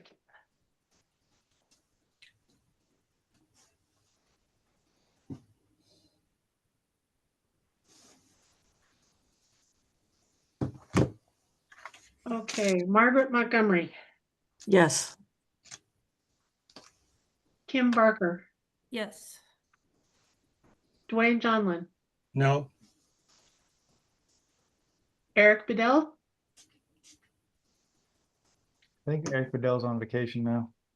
Sean Big, Yes. Greg Johnson, Abstain. Nathan Miller, Yes. Irina Respetness,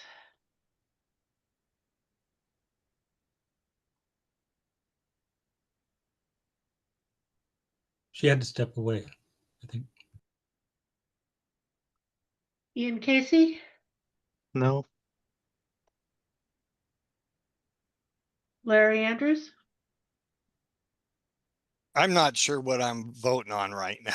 Okay, it's to approve the proposal 208 with the modifications on the screen, which would be all you have to do is put you have to do a bunch of things for the proposal, but put the numbers on the screen instead of doing a predictive model, and it would also strike out C413.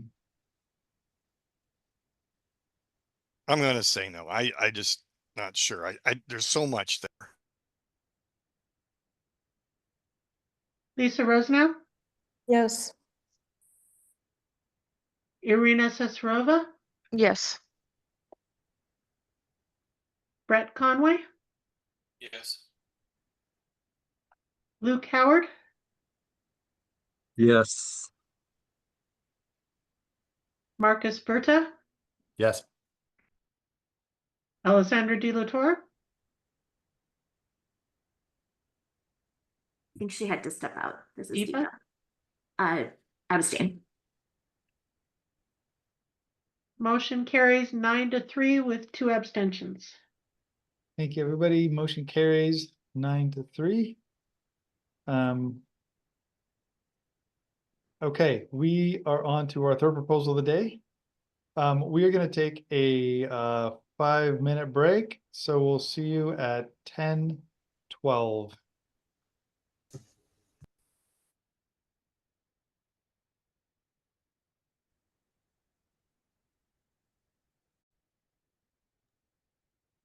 Hey, welcome back.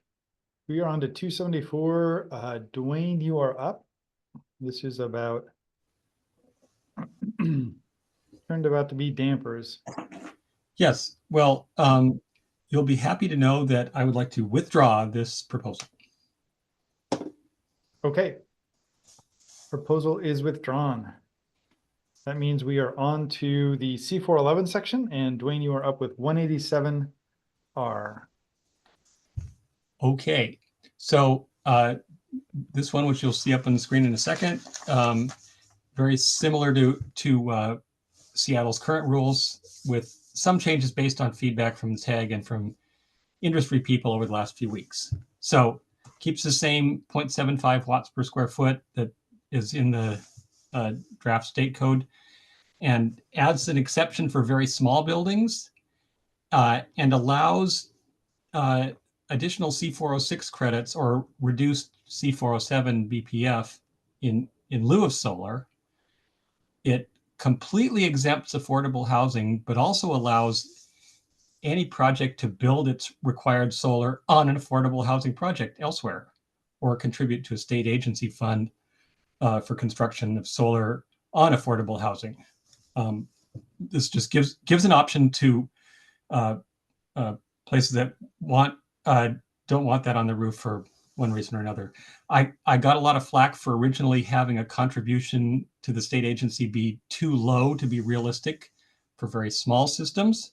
So if you could scroll to that table that's down there a little bit, Krista, we have this table that's a higher dollar per watt amount for smaller systems, and lower for larger systems. Industry people who you'll hear from in a minute wanted even higher values, but my thinking is that if you contribute to this fund, instead of putting solar on your roof, you're getting nothing back. Whereas if you install the solar on your own building, you have a valuable asset that generates income and is good public relations. So it's not necessarily equal to the entire installed cost of doing one of those systems. Another important thing that industry asked for that I've moved all these last several options under exception 3, which requires that you first build out however much solar fits comfortably on your roof. And then for buildings without enough clear roof space, you can use one of these alternate paths.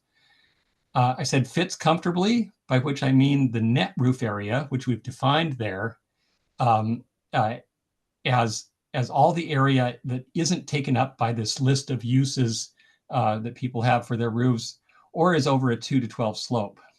This is another thing you'll hear from industry, that they would like to also require solar on high slope roofs, all the way up to 8 to 12 slope.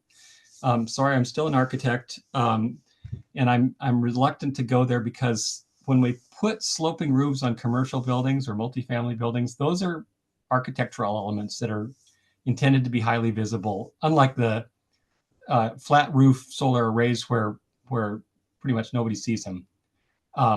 So those buildings that are exempted still have to follow one of those alternate paths. And if you have a steeper slope roof and you want to put solar on because you can show that you got that good environmentalist image, they can still do this. Couple last things I want to point out is that I clarified that renewable energy investment funds, this is further down, Krista, on this, that renewable energy investment funds can be treated as a PPA, a power purchase agreement. And finally, if you scroll down even further, request from the director of our new state green bank asked if we could specifically qualify them as, along with jurisdictions, as an appropriate place for a renewable energy investment fund. That last one I think is pretty cool because it's potentially going to make these transactions available to even very small investors. That's it. Thanks, Dwayne. So my understanding is this does not increase stringency. It makes more nuanced exceptions. Is that a way to characterize it? To some extent, if you scroll back up to what we've stricken, Krista, at the very top, what we had there before was these exceptions that said, okay, if you're shaded or you have to be using your roof or something else, you're just exempted entirely. And this still has many options for you, but it doesn't just say don't do anything. Yep. Okay. So it is slightly more clear on exemptions. With more options to deal with things. Yeah. Okay. Thanks, Dwayne. Go ahead, Greg. Yeah, is the state agency contribution, is there a fund setup that you're specifically thinking, or what are you thinking? If you scroll back down there, Krista, I think I've even got the website. Oops, that's this little thing you see in blue. Keep scrolling back up. There. That is the Washington State Housing Finance Commission, and we've been doing this for some time she's writing to him right now. We've been doing this in Seattle for some time, and in fact, we've had a few projects that have, in lieu of doing their solar, have contributed to that fund that state housing finance people say is going to be used to, as they collect together enough to make a solar array on a building, they invest in one of the affordable housing projects on their list. Would you be open for, as an alternative to the state agency, to make it because I know every utility has already has stuff set up for renewable energy for purchases there, and since every utility who has the renewable set up, they dedicate whatever dollars are donated to that, they use to buy green, build new green projects or buy new green stuff. Would that be like a good alternative? I mean, I'm suggesting that because I think the utilities already have that. They're in that market. They're building this stuff. They know what they need to do, and they seem a little better suited to some than the state, who doesn't even have a program set up, and they're planning. The state does have a program set up, actually, and is running it.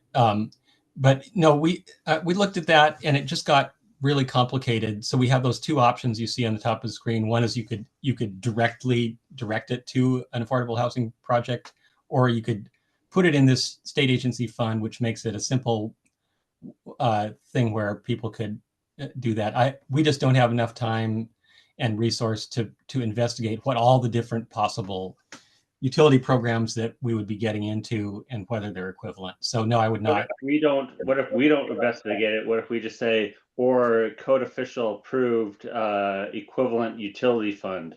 Thanks. I do not consider that to be a friendly amendment. But all right, go ahead, Marcus. I think just to kind of close that loop, the other thing I like about it going to the state multifamily affordability kind of fund is that it ensures additionality to those dollars, which can be a little bit trickier, verifying that a utility program complies. So I just want to, make sure that, I think this is a nice pathway to support, low income tenants in the state. So I like that. And I appreciate, Dwayne, you recognizing all of the industry feedback that you've gotten on this.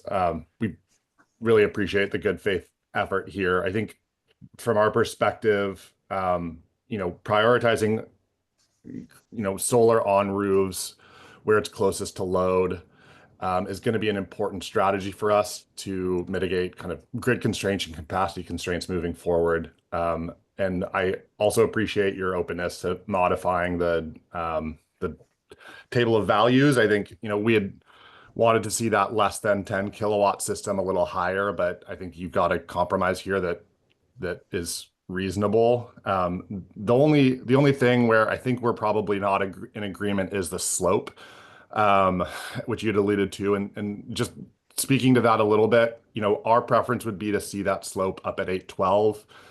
Where you see pitched roofs most cost effective, where you see rooftop solar most cost effective is between that 3 to 412 and 812 pitch. So, we just want to make sure that we're, delivering cost effective solutions to these commercial facilities in the state. So that would be the one amendment that we would want to see. And I realize, Dwayne, that we're probably at loggerheads on that. But that's where we're at. Thanks, Marcus. Larry. So is this a mandate that you have to put this on a roof? Is that So right now, C411 requires in commercial buildings that you put solar on your roof, and then there's a bunch of exceptions to it and limitations. And this modifies the limitations and exceptions. So Greg,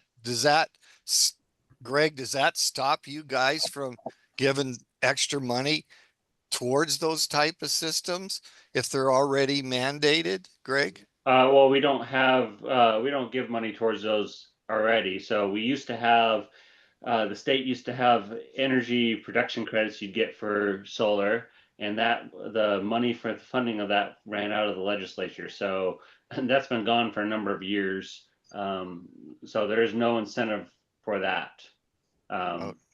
Okay.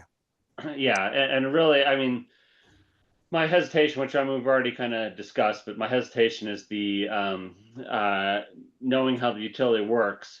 When other entities just have a fund, they're not always in sync with how the grid works, and so what they decide to build doesn't always line up with what the need is or how to reduce energy.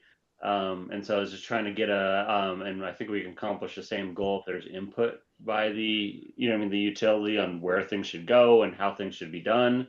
Because then you can actually get a bigger bang for your buck. So, that's just that was my not saying the state can't, and I'm not familiar with the state's fund, but it's just the it's not always the most efficient. It doesn't accomplish the goal always if you don't coordinate with the local utility. Gavin, go ahead. Thanks, Jill.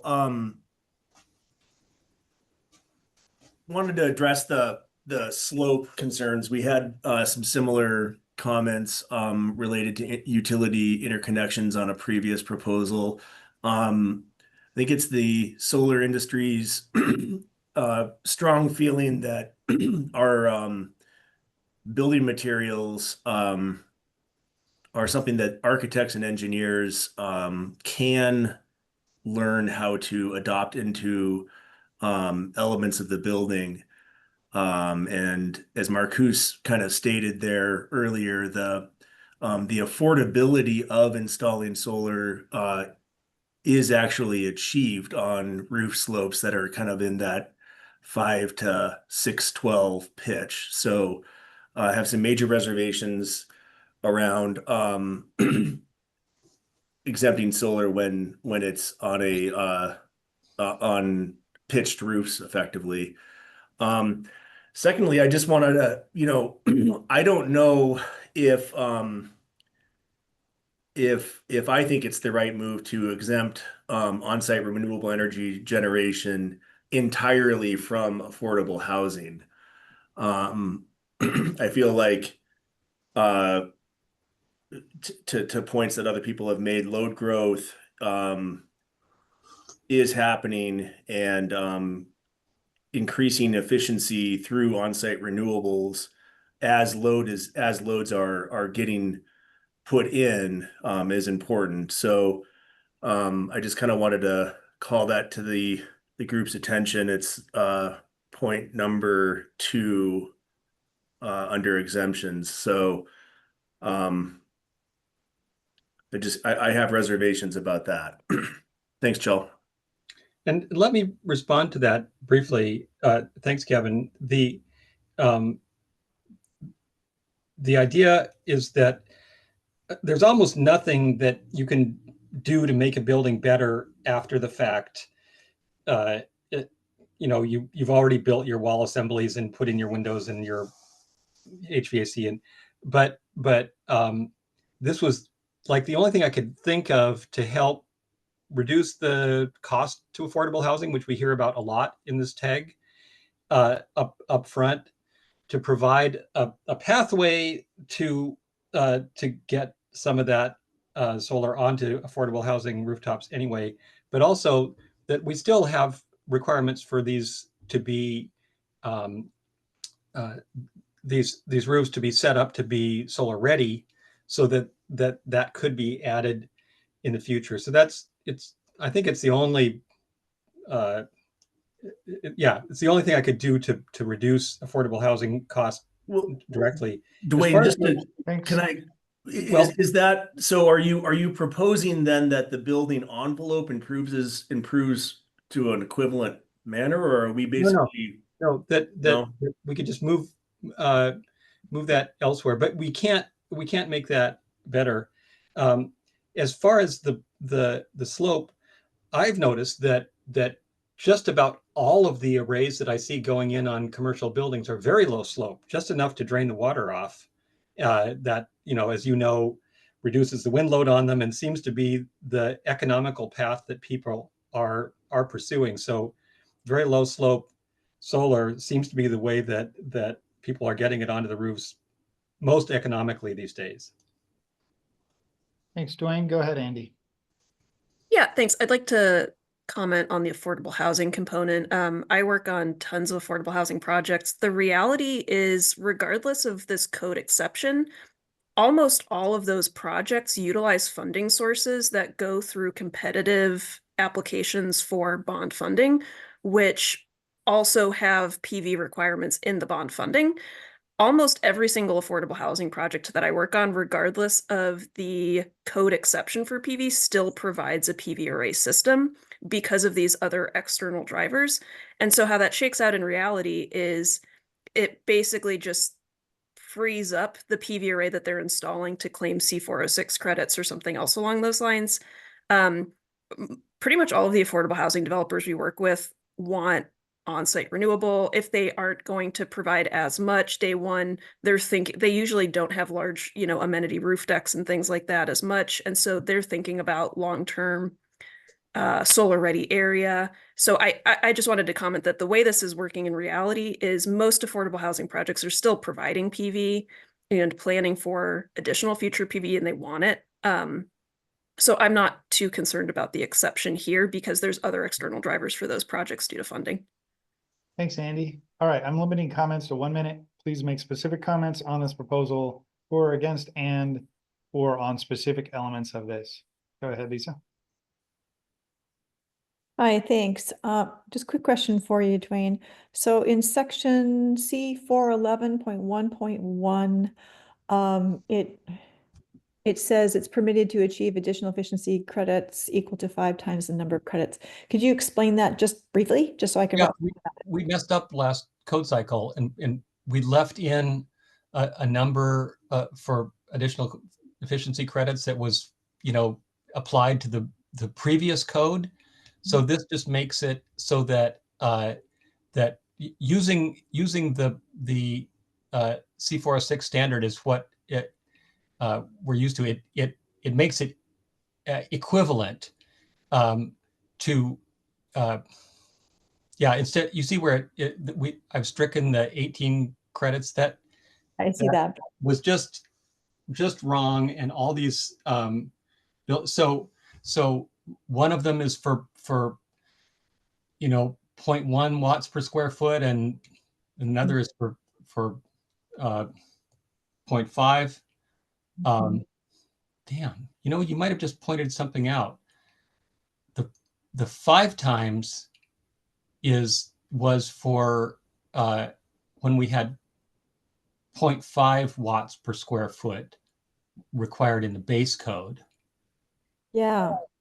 So this is a good catch, Lisa. That should be 7.5 times to make it all kind of line up equally.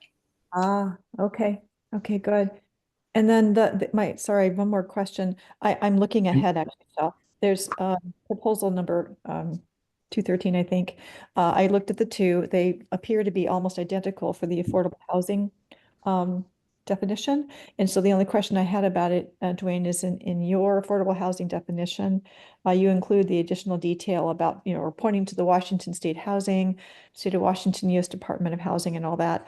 I just want to make sure that it's okay that we point to all these other entities because the other definition was more generic. Yeah. So 213 and 220, which are the next two proposals on the list, have very similar language. Dwayne, did you just incorporate their language into yours? No, actually, both these and those two by Gaunt came from the Seattle code, existing Seattle code language, and so this is modified since then. But I think the next two would not be necessary if we pass this. Got it. So this is a refined version of the affordable housing definition. Great. Okay, thank you. Thanks, Lisa. Go ahead, Greg. Yeah, I'm going to make a motion that we accept this with the change that Lisa just identified. And also one little addition, which Dwayne may or may not like, but we append on the number D to say, as a third option, saying, or code official approved local utility administered fund for constructing renewable energy for the benefit of the customers in that local service territory. And so basically, the benefit there. So we're defining that, and I can read that again if that's helpful. You want me? You said D, but you mean E, right? Oh yeah. Yes. It was renumbered on the copy I was looking at. Or code official approved local utility administered fund for constructing renewable energy for the benefit of the customers in that local service territory. Or approved code official approved. Well, that's what the italicized approved. Oh, okay. Well, you don't want to put that at the top because that's just, that first sentence is just basically the title of the and so you want to, if you want to suggest this, it would go down in that sentence in the middle, like after Finance Commission. That's where it would go, right? Or code official approved.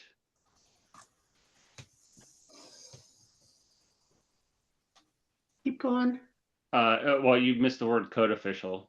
But approved is approved by the code official. Okay, or approved. That's how it's defined. That's fine. Okay. Local utility administered fund for constructing renewable energy for the. Hold on. Oh, sorry. For approval. Constructing renewable energy that benefits the customers in the local service territory. So like donating to an investor-owned utility, is that? Well, no, so this is for a fund. So that's why I put specifically saying this is for the fund that benefits those in local service territory. So that way you're clearly saying that we're encouraging the building of the, so the utility, if they're going to have a fund, it's going to be used for constructing renewable stuff. And it's also for the benefit of the customers. So it's not the benefit of the utility, it's the benefit of the customers. Because knowing how all of this works is this is going, so the benefit means basically it's going to lower your utility rates. And so that's you're encouraging and the benefit there is that renewable energy is going to be used locally in that same service territory by the same, you know what I mean? And so the person who has the affordable housing project is going to have a bit lower rates and cleaner power. Okay, we have a motion, and the motion is to approve this with the modification of 7.5 above and this utility program being added. That's the motion. Is there a second for the motion? Second. I just need to speak to Greg's modification there. I I think I'd be okay with this if you were to put in the words affordable housing in there, but just having it go into some general thing. My thought in this case was that we were specifically benefiting affordable housing projects. What if we tagged on to, we already have CETA, which has affordable, so we tagged onto that. So it's, because that would be easy way to administer it, is you're just doing the affordable, you're benefiting the, yeah, I mean, the CETA program in accordance with CETA. I don't know what CETA is. I would rather just put That's in. the clean, well, so the Clean Energy Transformation Act. I mean, if you wanted to, I mean, I'm open to that, saying affordable housing. I'm open to that. Then I would accept this and we don't have to vote on it. We're constructing renewable energy on affordable housing. Yes. Well, we don't want to say on for the benefit of affordable housing, because the location of the unit might actually not be physically on the building. It might be somewhere else. So for the benefit of affordable housing, or okay, I've got some pretty big concerns about this. That's pretty big. Yeah, I agree. All right, so we have a motion and we had a few people second it. All right, Larry, go for it. You have a minute. Marcus had a comment. I can wait. Go ahead. Larry, you have the floor. We get discussion now, right? Yeah, Okay. you're up. Okay, So- thank you. So why wouldn't all the funds go to affordable housing to begin with, and then any overflow could go to other buildings? Because that's our big thing right now, is to get affordable housing built. So I'm hoping that this would do that, so that the money going to affordable housing first, and then if there's any overflow, it would go other places. That's what I would hope. Thanks. Thanks, Larry. Gavin. Okay, yeah. First of all, I want to, since the motion is to accept this proposal as whole, I want to make sure that I speak to this pitched roof point one more time. The ideal pitch in our latitude in general in the state of Washington is 33 degrees for electricity production. So this 212 proposal is effectively prohibiting the, or not prohibiting, but eliminating the most cost-effective installation in terms of electricity and in terms of price. Pitched roofs attach flush mounted, which is you have 20 seconds left. least invasive way to do this. And then secondly, on this affordable housing point, I think that we should be installing renewable energy on the load, which is the roof that is being built by an affordable housing. So if we're doing something with utilities, I'd recommend keeping it at the site. Thank you. All right, thanks. Marcus. Yeah, I really agree with Larry here. We want to see the benefit flowing through to these low income housing authorities, and there's ways to do offsite compliance and whatnot. But what we're after here is lowering kind of demand for electricity at site, which means solar on the roof with energy efficiency measures and load management systems. So we want to see that up there. I like the Washington Housing Commission. I'm concerned about the complexity of different utility programs and how that could be confusing to a building official. And really doubling down on the comment I made earlier, we want to see this fund provide additional solar that wouldn't otherwise be built, that is supporting low income and affordable housing. So I'm really not super comfortable with that added text for that reason. Do you have a suggestion for okay. I would pass it without that added text. Yeah. How you originally had it, Dwayne. Okay, everybody with their hand up has already spoken already. Is your hand up residually, or do you have a new comment to make? New comment. Okay, Gavin, do you have a new comment? Sorry, Joe. Okay, Larry, do you have a new comment? Yeah, I do. I don't mind Greg's thing here.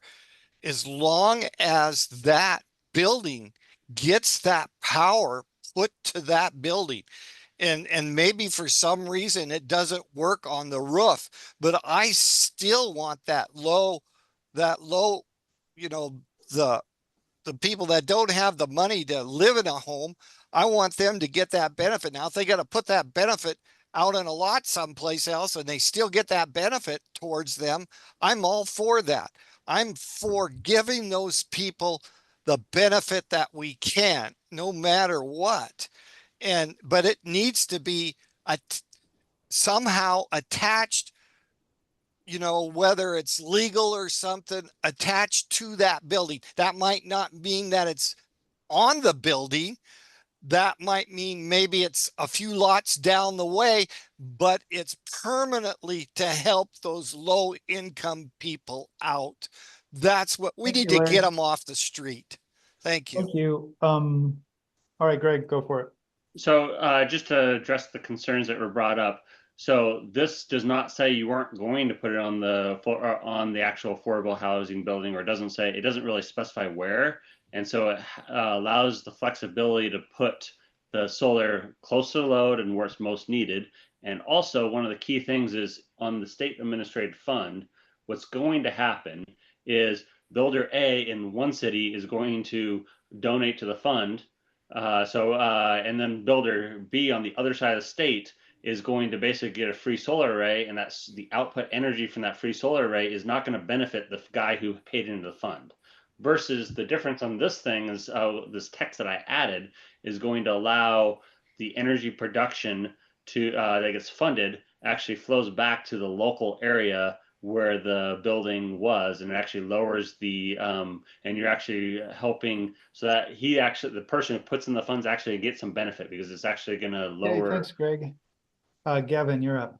Yeah, I want to respond to Greg's point there. I think the point of the Washington State Housing Finance Commission language that Dwayne had drafted originally is so that a fund is getting developed to install renewable energy systems where these low-income housing systems are being built location-wise and on the site, actually on the site, thereby reducing load, which is the purpose of this tag. Thank you.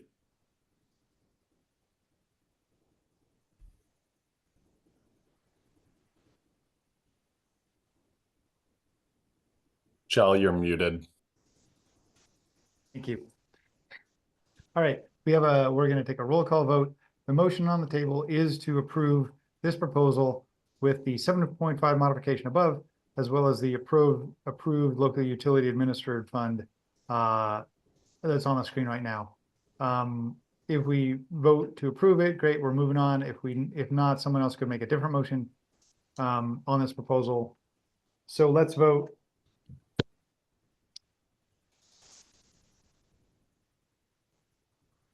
Margaret Montgomery,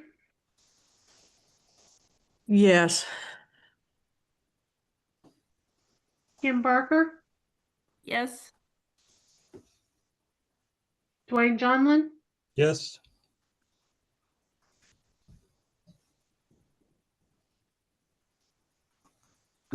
Sean Vig, Yes. Greg Johnson, Yes. Nathan Miller, Abstain.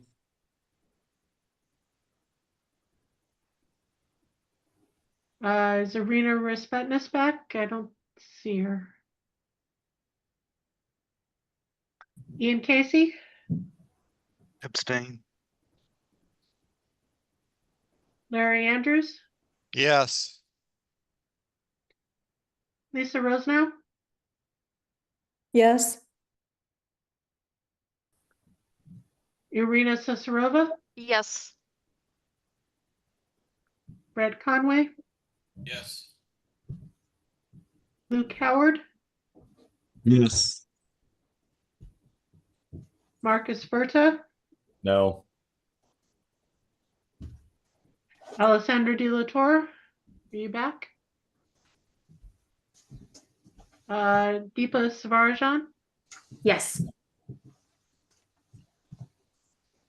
Motion carries 11-1 with 2 abstentions. Okay, motion passes. Thank you, Dwayne, for that proposal. We're now on to 213 and 220 to do largely the same things. So let's bring them up. If the proponent wants to withdraw them, they can. Otherwise, we could discuss them and possibly disapprove them if we find that the language is largely similar to what we just passed in that one. Yeah, this is the proponent, and the language is almost identical to the previous one, so I can withdraw both of these. Okay, 213 and 220 are withdrawn. Okay, thank you. We are now on to 181. Gary? Gary, are you around? I am around, and I'm gonna let Lisa step in here. Thanks. Okay, and I just wanted to provide some just general, so proposal 181 was split into an A, a B, and a C, and so there's 2 documents. One is A and B, and the other one is C. And they're about C411 as well. So go ahead, Lisa. They're voted on separately, Chell? They're 2 different documents, so we probably should vote on them separately. That would be my request, yes. So Lisa, go for it. Yes, thank you. Yeah, I requested that this proposal be brought back up to be reconsidered. Oh yeah, was this one was disapproved, right? Right. So I would like to make a motion to reconsider this proposal. And it would be the combination of the 2 proposals together. Second. Thank you. Okay, we have a motion to reconsider that requires 2/3 majority to reconsider 181. All in favor of the motion to reconsider, say yes. Yes. Yes. Yes. Yes. Any opposed, say no. Okay, we're now back on the table. Lisa, you have it again. Great, thank you. Okay, so what we did with this proposal is that we broke it up into a combination of what we determined to be editorial corrections to the section C411, and then some proposed updates that were presented by Gary in his original proposal with regards to, and actually if you could scroll up, Krista, just a smidge. Oops, too far. Sorry, go back up. Where is it? Oh, there we go. Renewable thermal certificates. And so, so that's what this proposal covers. I'm going to present just on the editorial details in this proposal, and then Gary is going to talk about the thermal certificates. And so, and if you drop down again, Krista, so I can explain the color coding. Is that for that purpose? So in the color coding, everything that we are estimating as being strictly editorial changes, or your editorial, but we have moved them, are in the colors red and blue. And then anything that has to do with the thermal certificates, that is in green text, and Gary is going to present that. So if you could scroll back up, Krista, so I can see the top. Okay, so the editorial clarifications, and I'm going to pull up my notes on this too, thank you. Yeah, so the editorial corrections in this particular proposal addresses two issues that have been brought to our attention through tech support. And one is that the way the language is currently configured, it isn't clear on whether RECs or renewable energy certificates can be used to comply with the C411 requirement if they are what's called unbundled, which means they are standalone RECs that are not a part of a purchase power agreement. And our understanding, based on going back and looking at the original proposal, we don't believe that that was actually the intent of the original proposal. And then also both ASHRAE and the IECC it appears that they attempted to address this potential issue by stating that if a project has unbundled recs, that they actually have to have, I think it's 3 times, I'll have to see my notes to see that. I believe it's 3 times as many recs if they're unbundled versus if they are within a power purchase agreement. So that's the first editorial correction we made. And then, Krista, if you scroll up,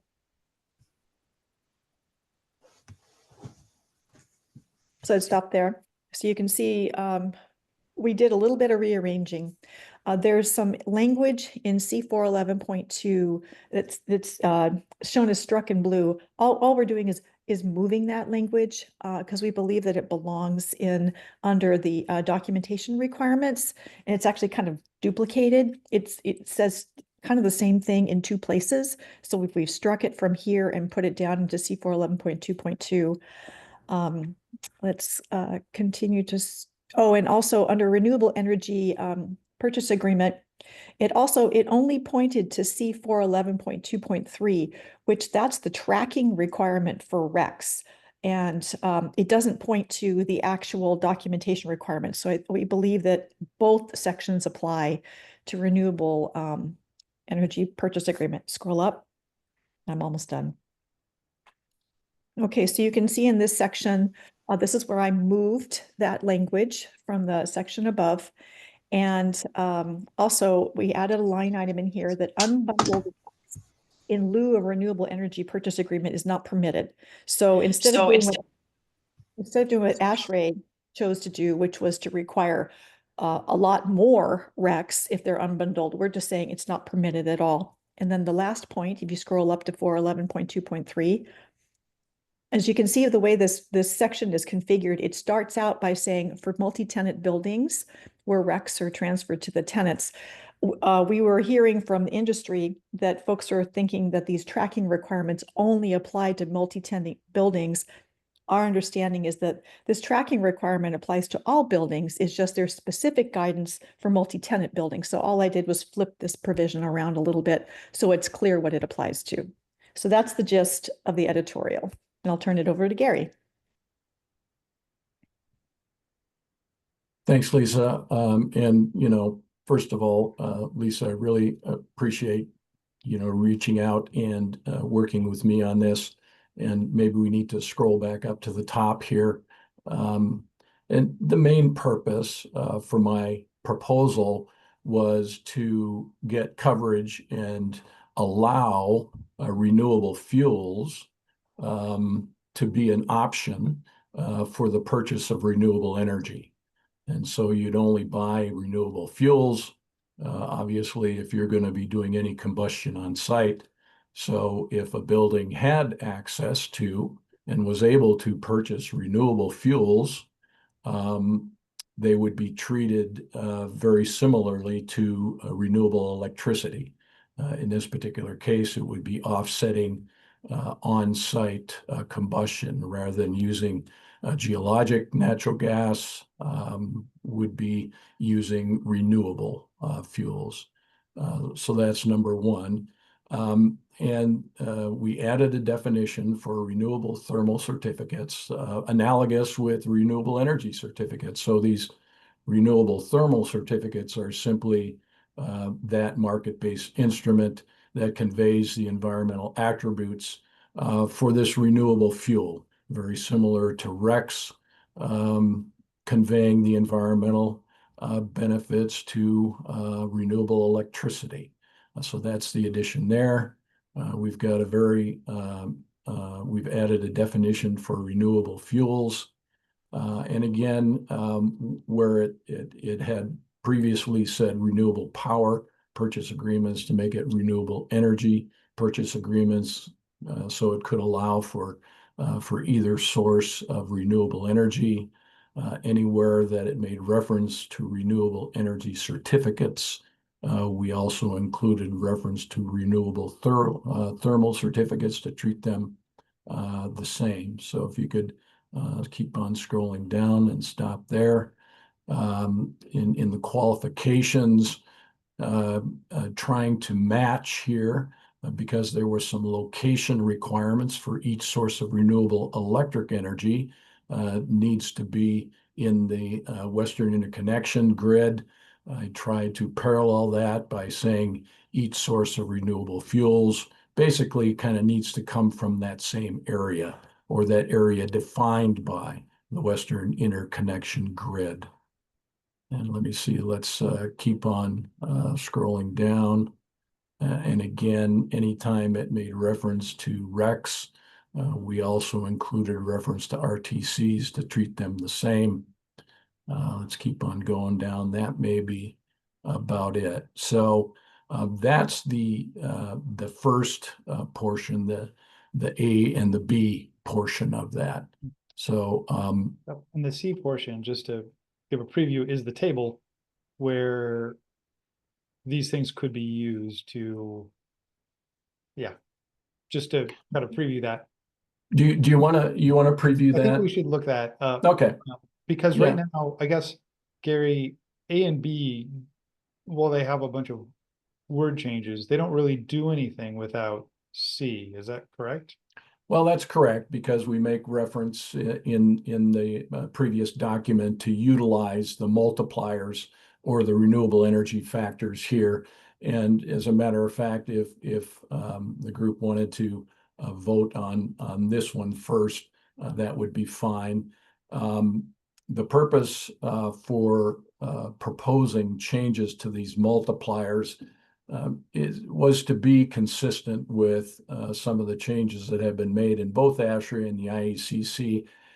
And I think the realization that if you have a multiplier like a 0.75, for example, would imply that you need to buy more offsite energy than you're actually using. And I don't know if that's possible. If you're using 1 million kilowatt hours in your building, I don't know if you can buy, 1,250,000 or 1.5 million from offsite. So that was why I proposed changing these multipliers as shown here in the table. Thanks, Gary. Can you give the tag an example of, is this like landfill methane capture that is delivered to a building or something? Can you give an example or two of what this actually looks like? Yeah, and I was going to recommend one additional change, and if you can go back to the AB document and scroll up a little bit, right there, that qualifying types number 5. I was actually going to recommend at the end of that number 5 to add language that says, let me get to it here, that renewable fuels shall meet the requirements of the Green E Renewable Fuel Standard. And I don't know if we want to put that in there. Renewable fuels shall meet the requirements of the Green E, it's like green-E, Renewable Fuel Standard. And I guess I would capitalize Green E Renewable Fuel Standard, at least the first portion of those. You wouldn't have to capitalize the whole thing. But anyway. Excuse me, wouldn't that be more appropriate to be in the definition at the top? That would be fine, Dwayne. I was looking for the appropriate spot, and I would consider that to be friendly. Of course, I haven't made it. No motion's been made. So, but I would be certainly okay with that. And just real briefly, and I mean, if somebody wants to see this Green E Renewable Fuel Standard, I could share it on the screen, but it is a standard that's put together by the same folks that put together the Green E renewable energy standards. And it is, at least in this particular version, it's restricted to only renewable natural gas. So it does not really address or provide, I guess, requirements for any other renewable fuel other than renewable natural gas. I thought that might be a little bit easier to deal with in this first go around on including some renewable fuels. And it's got it's fairly specific in the types of feedstocks, to go to your question, Chell, the type of feedstocks that can be used.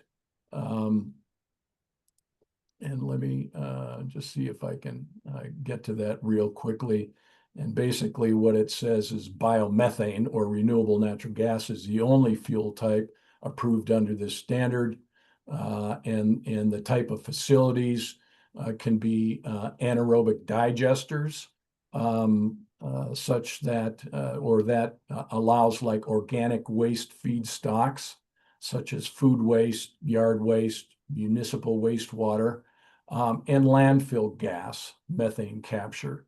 And then it gives a little bit more detail on the feedstocks for those anaerobic digesters. Again, municipal, industrial, and commercial wastewater, municipal solid waste, food waste, vegetative matter such as yard waste, etc., and crop residue, and then animal waste such as manure and feathers.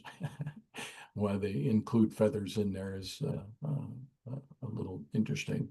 So again, restricted in this particular proposal to renewable natural gas, then we wouldn't necessarily have to consider all renewable fuels, at least in this particular version. Although I would like to,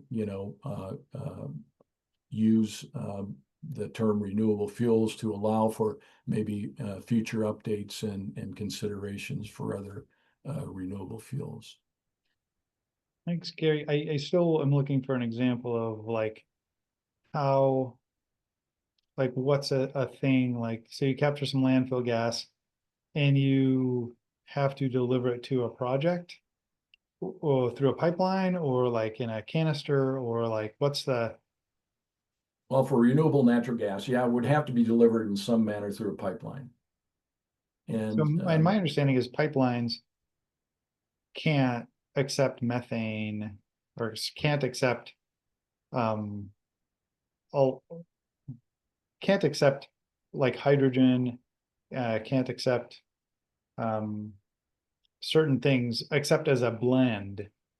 So are you suggesting that it's blended, or is it like your pipeline only contains 100% renewable fuel and it gets to a building somehow, or can you walk me through that? Well, renewable natural gas, and maybe we can work on the definition here a little bit, is pipeline quality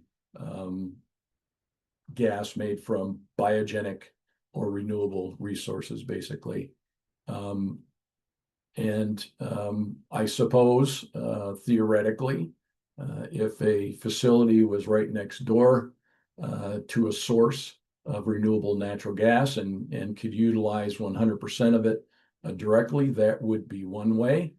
At some time in the future, if there's more and more blending of renewable natural gas into the pipeline, there may be methods that a building owner could say take advantage of renewable natural gas, much the same as they might be purchasing renewable electricity from a remote location today.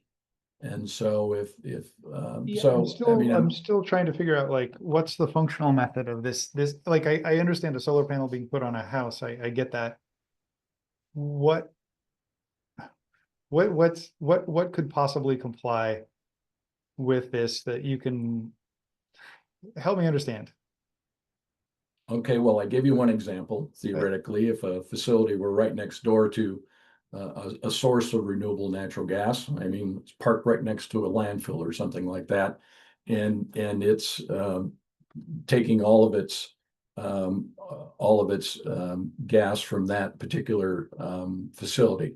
Now, granted, that's not sure if that happens very often or happens today. I'm trying to get a methodology or some coverage in here whereby a building, if they did have access to these to renewable natural gas, that they could get some credit for it.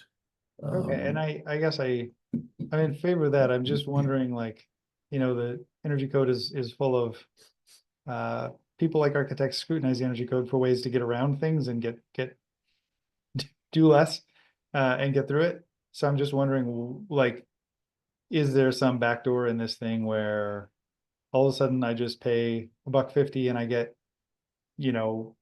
credit for some methane gas that was collected somewhere else, and somehow that gets me past the energy code? I'm trying to figure out, like, functionally, how do you envision this working in this code cycle where somebody will do it and get credit for it?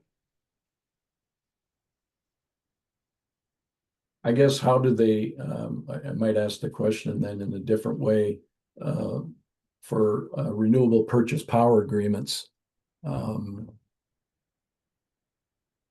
So renewable purchase power agreements are allowed for anything within, for a building owner to acquire that power somehow I've through the seen those, Western and I interconnection. know what they look like, and I've seen them, and I know that they're putting solar panels somewhere else, and they have a contract that gets them the energy that's produced at that solar panel farm to the building, even if the electrons don't actually get there. Right.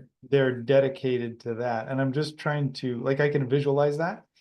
And I'm just trying to visualize what's going on, what could go on, what's a reasonable case where this would actually, where someone would do this. Well, I guess, why would it be any different, I guess, if those molecules that are being purchased by a building owner don't actually get there? How is that any different, I guess, than renewable kilowatt hours not necessarily get there? But that particular entity has purchased, they paid for the renewable energy. They have, and even though those kilowatt hours may not be getting exactly to the building, they have paid for it, and they have also retained and retired the RECs associated with that. So they've facilitated that particular transaction, or that particular source of renewable electricity. I see a parallel methodology for renewable natural gas. I see the parallel. I just trying to figure out what that means. And maybe other people understand it. So there's methane capture of landfill gas, and someone buys a certain amount of it, and it's not delivered to that exact project, but it's delivered to somebody else, and they get credit for it. Is that, and then the RTC is retired? I guess something along those lines, yeah. I mean, Okay. Just, I would love to hear other comments or questions. I understand. I'm trying to do my best to respond to your questions, Jill. Okay, yeah, and I'm just trying to, I'm a visual person. I'm trying to visualize what's actually going on here. Let's go to Absolutely. questions. Okay, go ahead, Lisa. Yeah, actually, I don't have a question. I was just going to toss out one more detail with regards to one of the editorial corrections. I found my notes on it. And that is with regards to, again, why we are tackling this concept of unbundled RECs, and which would also mean, in extension, unbundled renewable thermal certificates, is that, at least for RECs, from a strictly cost perspective, unbundled RECs can be purchased for as low as 2 cents per kilowatt hour versus roughly 15 cents when packaged in a purchase power agreement or purchase energy agreement. And so what we were concerned about here is that this might be okay to comply with C411, but it might not be okay if those unbundled RECs or RTCs are used to satisfy a large percentage of the required additional efficiency credits for a project. And that, again, we don't think that this was the original intent of the proposal when it was introduced in the 2021 code. Yep. I did confirm that, yeah, ASHRAE did 90.1 does require that unbundled RECs, the owner has to purchase 3 times as many RECs if it's unbundled. Yeah, and I think the tag intent was not to, I mean, they're not included in the table. So yeah, we Right. should just not accept unbundled RECs because they're just a waste of everybody's time in today's market. Yeah, and we've heard of, like big warehouse projects that's how they took care of both complying with C411 and a large Okay, percentage so of. I agree with that. Yeah, So, okay, what else? that was it. Okay, thanks. All right, I'm trying to keep everybody to their pithy comments. Go ahead, Margaret. Okay, two things. So what I'm understanding with these renewable thermal certificates is that you're really basically trying to offset natural gas use on site, right? The same Correct. way you would with electricity. Okay. Correct. And then the other thing is you talked about the Greenie renewable fuel standard, not it just basically being clean natural gas. What about the hydrogen that you've described in the RTC description? Is that relevant, or it seems like it needs to be consistent with what's covered in the Greenie fuel standard then? I guess I pulled the definition for renewable thermal certificates. I found it doing a little Google search. And I think the fact that we're restricting per the Green East standard to simply renewable natural gas, that we wouldn't necessarily have to change the definition for renewable thermal certificates. As a matter of fact, the definition also included combined heat and power on the end of that. And I think Chell will remember that. We determined that we probably don't want that in here, so we struck that. So I think the definition is still good because that all of those things qualify for RTCs, but what we're saying is we're only going to allow renewable fuels that meet the Greenie renewable fuel standard, regardless of what the definition is for RTCs. So there's something in the RTC certificate that you would actually show as proof that's going to tell you that it doesn't have those other things in it. Is that what you're saying? Well, I think that things like renewable natural gas also qualify for renewable thermal certificates. And so if you're purchasing renewable natural gas in some way, shape, or form, you're also purchasing the renewable thermal certificates that go along with that. Doesn't mean that you're buying certificates for anything else on that list, only for the renewable natural gas. Okay. As long as it's clear and somebody doesn't read this and say, well, I got renewable thermal certificates. What do you mean? Right. Thanks, Margaret. Go ahead, Larry. You lived in Spokane, Shell, and you know the north side landfill for the city of Spokane. And you also should know that they just burn off the gas to the atmosphere right now. And so it's total waste of energy, and we're not getting anything for it.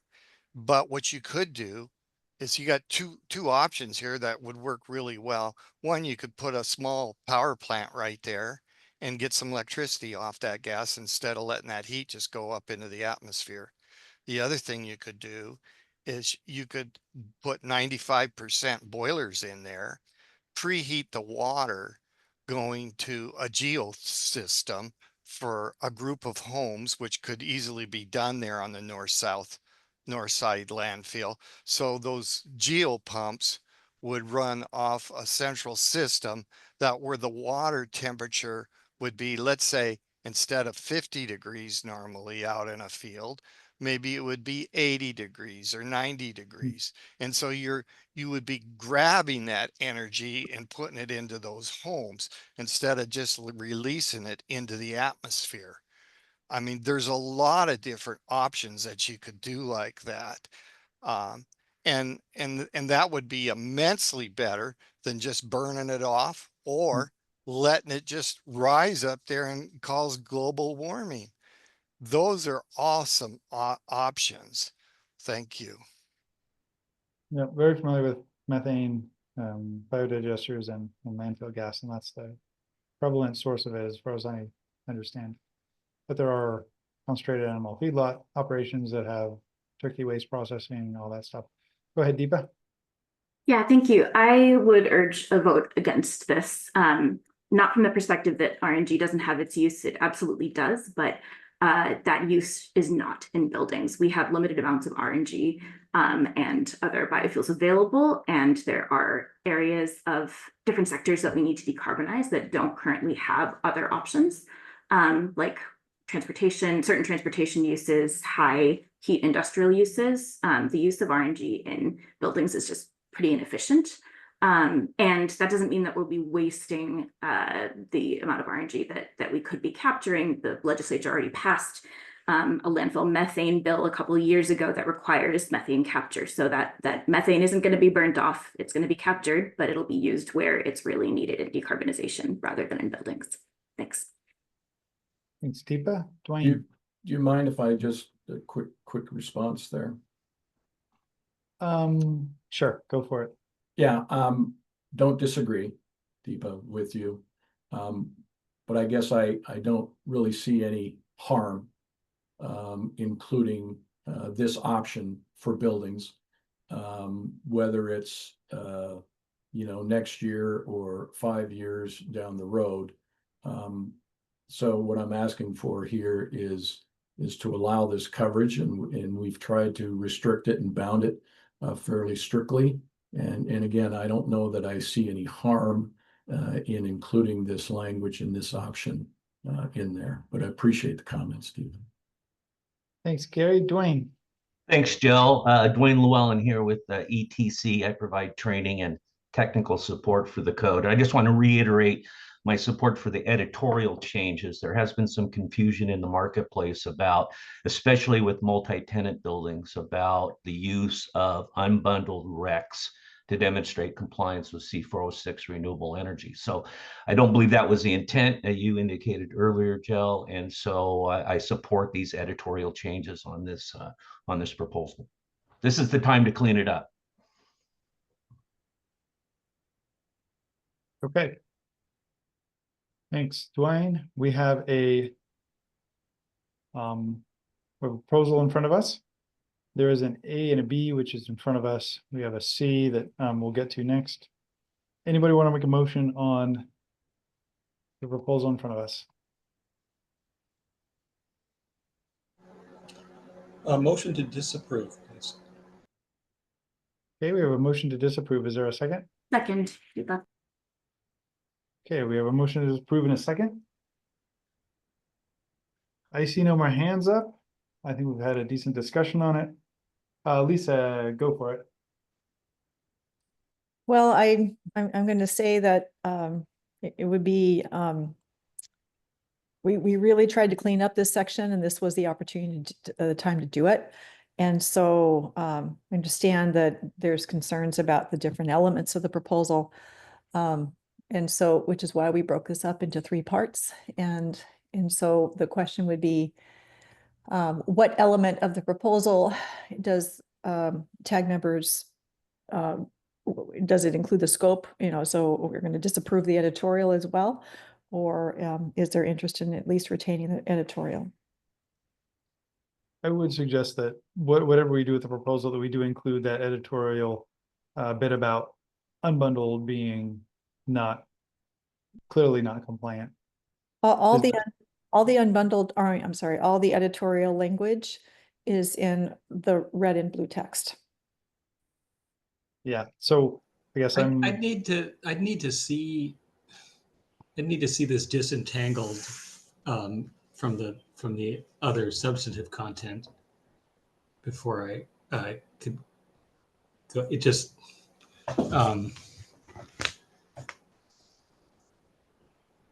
Well, the question, we do have it separated. I mean, I support both elements. That's why we put them all together. But we do have part A independent, if folks wanted to see that. the I guess red, so. I believe, is what you're looking for, Dwayne, which is the editorial bits. Yeah, Is that red and blue. Yeah, but we have it as a separate document too, if it's difficult to see. patriotic? Okay, Gary. I guess I'd like to hear a little bit more from Dwayne on why he opposes this and why he is moving for disapproval. Sure. I'm unconvinced that this the thermal energy certificate serves any real need or any real purpose in the state, and it seems to be more stuff in the code that your point was, well, it doesn't do any harm, let's throw it in there anyway. I'd rather not until I, at such time in the future as I see a real industry that is providing this, and as Deepa mentioned, that it doesn't all go to transportation and industry where it's more critically needed. So if I could see like a completely separated out version of what we would be voting on, I might go for some of these modifications, but otherwise I'm not going forward. Okay, thanks, Dwayne. If I might just quickly respond. Please. Again, the RTCs are simply the equivalent of RECs. They represent the environmental attributes of the renewable fuel or the renewable natural gas. That's all. Just like RECs represent the environmental attributes to renewable electricity. We're not recommending, and we've specifically, Lisa has specifically included language that you cannot utilize unbundled RECs or renewable thermal certificates in lieu of the actual energy that you're receiving. So I've tried to parallel the language all the way through here, that we're not talking about just trading certificates or RECs or RTCs on the open market. We're saying you need to purchase the renewable energy, and you need to purchase, retain, and retire the certificates associated with those. So in my mind, fairly straightforward in that regard. So thank you. Thanks, Gary. Greg. So I have a question. If we disapprove this, so essentially what you'd be doing is you'd be saying that you can install electric appliances and you can get RECs for electric devices, but you can't get RECs for gas appliances. Is it just me, or is everyone else saying that this could run afoul of EPCA because you're basically penalizing gas appliances that are governed by EPCA, and that could run afoul? Is there any? I mean, I want to hear. Is there anyone has a argument for why that would not be the case? Yeah, I mean, the EPCA lists a specific number of appliances and says the states can't regulate those appliances efficiencies. I don't see how this has anything to do with that, but maybe you have a deeper knowledge of EPCA than I have. Well, so part of the going into is on EPCA is we're requiring, so one of the key requirements is you have to have a path that allows you to install a federal minimum plus 5% appliance. And so when you start imposing credit requirements on a project, now, so you're saying you have to get all these C406 energy credits. And then when you say, oh yeah, we're going to take some certain amounts of energy credits and put them out of reach of the EPCA covered gas appliances, you effectively started penalizing the gas appliances. And if you, it also requires that you have to show a 1-for-1 energy. So when you're making your credit system, you have to have a 1-for-1 site or a 1-for-1 energy basis. And so if you're doing a 1-for-1 energy basis and you're saying, well, one appliance can do X, but another appliance can't do X, that doesn't really translate to 1-for-1 energy. So I guess I'm Greg, confused. Okay, you brought up two things. Right now, the way the code works is renewable energy can help buildings that run gas appliances, and they can help buildings that run electric appliances. So I don't see how allowing solar to provide energy efficiency at the site scale or offsite has anything to do with which appliance you select to use in your building, because either way, solar can help you get credits and efficiency out of the building. So I guess I don't see how that has anything to do with EPCA. Well, we have, if you provide credits if you provide renewable energy in excess of C411, you can get credits for it. Yeah. And so if we're starting to allow RECs to count as credits also, so RECs now don't you're count as basically credits. saying that you can't get, so now you're saying, so as long as you're allowing offsite renewable RECs to count for your energy credits in excess of these requirements, oh, but we've limited it only to one source. So there doesn't seem to be parity. I don't see how EPCA requires nothing of the sort. EPCA is about appliance efficiency used at the site level, and has an exemption for building codes, which is what this code is intended to comply with. I don't see how what you're saying has anything to do with EPCA at all. Well, if you have to get credits in order to allow you to install the EPCA compliances, and then you say that the credits you get are, out of reach for half the appliances, How are they out of reach for half the appliances? you're allowing electric RECs to count for so in excess of these 411 requirements. Anything in excess you can count in the C406 section. And so those excess requirements, but you're saying that's only applies to electric RECs, not gas RECs. Well, what if your building's not powered? It has a lot of gas powered. I mean, if you can still use all the solar you want to make up for the inefficiency of gas appliances. I don't see where that's, well, I don't see how what you're saying is true. You can have gas appliances or electric appliances on site, and you can have renewable energy on or off site make up for the inefficiency of whatever appliances you choose on site. if your building had a huge amount of electric load, that would work. But what if you have a small electric load and a high degree of gas load? Now you don't have enough room to get enough RECs because you can't. Let's say you did 100% of all your electricity as RECs, but that still doesn't help you meet the requirement. You still need. Greg, the requirement's not linked to your consumption. It's just a watts per square foot to pick up the C406 credits. So you can pick it up whether you have gas or electric in your building for C406. So you're saying you'd buy electric RECs in some situations you could buy RECs in excess of your actual energy consumption, and that will count? In excess of your electricity consumption, yes.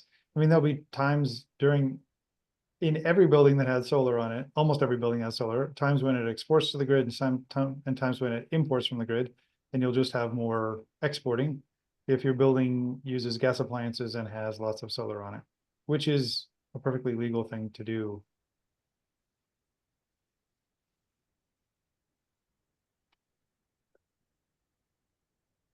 All right. I won't hold us up with any more debate on that. Yeah, I mean, we can talk offline about this. I don't understand where you're coming from, but you might know more than I do about this. Larry, go ahead. If you don't have a way to begin with to get this is renewable gas to someplace, if you don't allow the way to get there, you're never going to have a company come out there and do any of this. And on Greg's theory here is you allow renewable solar, but you're not allowing renewable gas. So that's wrong too. But you've got to, what are we going to do? Have huge canisters with this stuff laying around someplace? You need to allow the development of what we're going to do with this gas instead of just burning it off at the plant. And if the lady that said that the state has mandated that we do something, well, then allow them to do something. Don't handcuff them so they can't get it done. Thank you. Thanks, Larry. Lisa. Yeah, just one more comment. I just sent to Krista because Dwayne requested this information. I just sent to Krista a separate part A that shows the editorial. Just if that information would be helpful. I mean, I am supportive of the entire proposal, but if there's concern that they don't know the difference, or you can't sort out the difference between the editorial and then the renewable thermal certificate content, the Part A proposal simplifies that. Okay, thanks, Lisa. Nathan. I support the whole proposal. Once we allowed offsite renewable energy, which was always kind of weird to me. I mean, that's water under the bridge. It opened the door for something like this, and I think this is completely reasonable. It's just another form of offsite renewable energy offset to what you're doing on site. Thanks, Nathan. Okay, Larry, your hand is still up, and Gary, your hand is up. I don't know if those are residual or not. Gary, go for it. Thanks.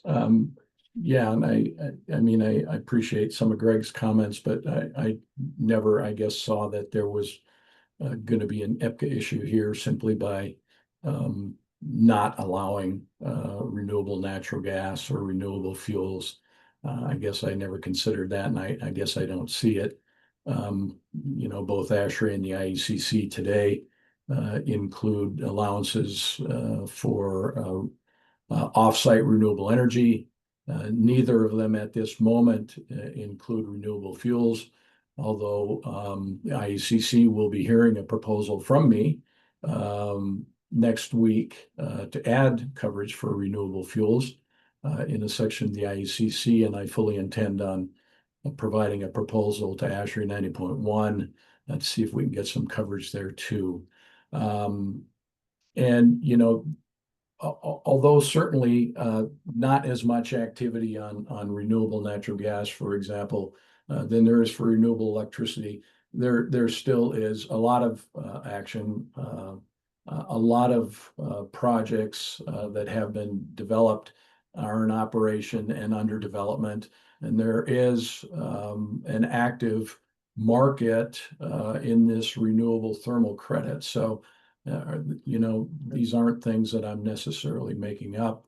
Again, simply trying to get language in here to get coverage for renewable natural gas if a building owner has access to it.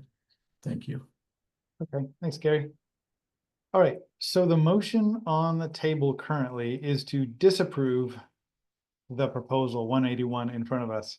So there have been discussions about what we could do other than that, but right now the motion is to disapprove 181. So we'll take a roll call vote on disapproval of 181. So a yes vote is to disapprove it. Margaret Montgomery, No.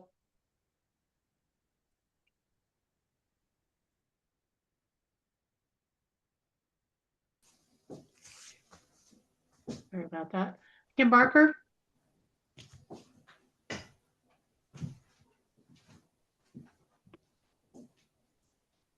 Todd Blevins, Dwayne Johnlin, Yes.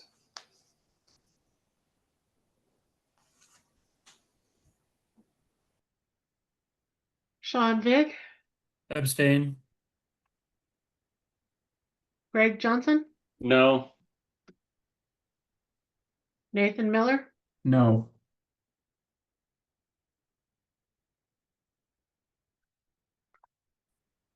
Ian Casey, No. Larry Andrews, No. Lisa Rosenau, No. Irina Cesarova, Arena had to step away. She'll be out until 2, but this is Andy Burnham as the alternate. No. Brett Conway, Oh, no. Luke Howard, No. that was a no. Correct. That was a no. Okay. Marcus Verta, I'll abstain.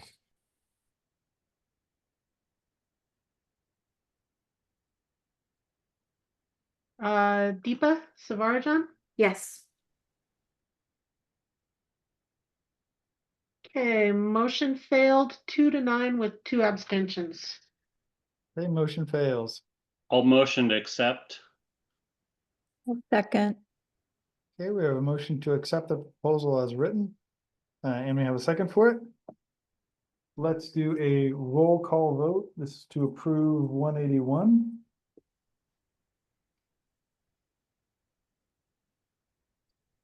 Shell, is that to be, we're 181 part A and B? Yes, the what we see on the screen, part A and B, correct.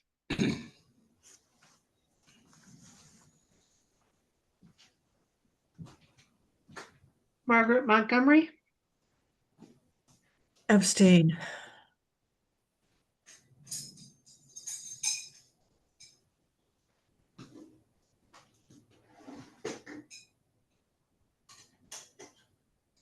Dwayne Johnlin, No. Sean Vig, Abstain. Greg Johnson, Yes. Nathan Miller, Yes. Ian Casey, Yes. Larry Andrews, Yes. Lisa Rosenau, Yes. Andy Burnham, Yes. Brett Conway, Yes. Luke Howard, Yes. Marcus Verta, Abstain. Deepa Savarajan. No. Motion carries 8-2 with 2 abstentions. Okay, motion carries. 181A and B is passed.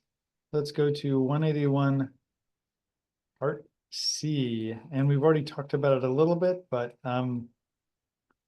Gary or Lisa, do you want to refresh our memories on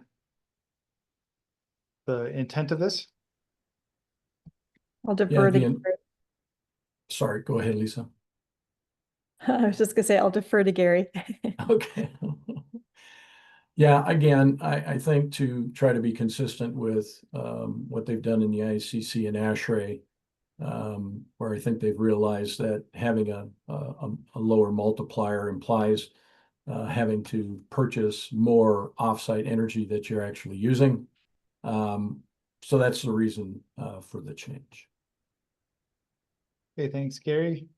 I think just thinking back to the tag a year ago or a couple years ago when we approved this, there was a certain like uncertainty, which is why the offsite was decremented to some degree. And I think we looked at ASHRAE 242. There was another one in the 200s that we looked at. And there was another standard we looked at as well that decremented offsite renewable energy to some degree. I guess I'm wondering why some offsite energy is increased to 1 while not all of it is. Yeah, I think maybe, and I don't know, even if Mike Rosenberg is still on the call, he might also know a little bit about this. But my understanding, at least, is yeah, ASHRAE 228, for example, which is a committee that I'm on. That was the did one I was have, thinking. yeah, it did have discount factors. And I think at the time, maybe we hadn't fully thought through it and what the implications were. I believe that actions recently by ASHRAE 90.1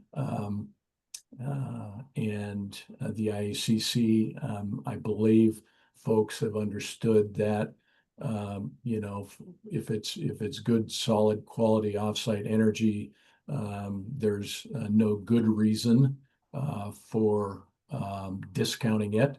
And if you do discount it again, you sometimes run into some math issues in a building trying to comply if they have to purchase more energy than they're using. But that's I think my simple understanding of maybe why those multipliers were changed from. Did you say say that 0.75. 228 now uses one for everything? No, 228 has not been updated. Okay. We're in the process, again, I'm on that committee. We're in the process of looking towards an update for, let me see, I guess it would be 2028. But we're starting to look at updates there. Haven't talked about that particular Okay, and then why section were in some of these particular. left at one and why were some of them, or I mean, changed to one and some of them were not changed to one? Is there a rationale there? Well, I think the ones that maybe weren't changed to one are now under the heading other. And so, they talked in terms of, on-site renewables or renewable energy that's owned directly by the building owner, having a multiplier of 1, community solar, even though it might not be right at the building, if you're purchasing there, having a multiplier of 1, and power purchase agreements. And I don't recall off the top of my head, they may have some geographic restrictions. But even so, even virtual power purchase agreements or financial power purchase agreements also have a multiplier of 1. Okay, so the directly owned line, I guess the line is directly owned offsite renewable energy systems. I thought you said directly owned should be 1 in here.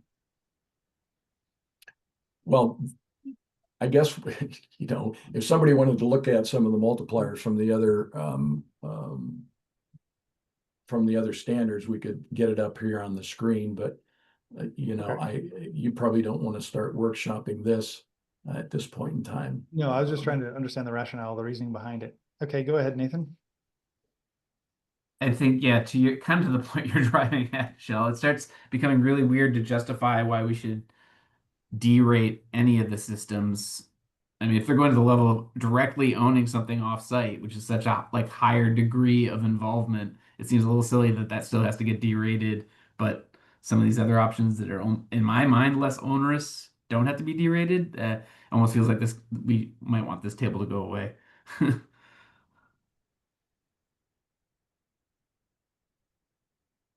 Go ahead, Larry. I'd like to make a motion to pass this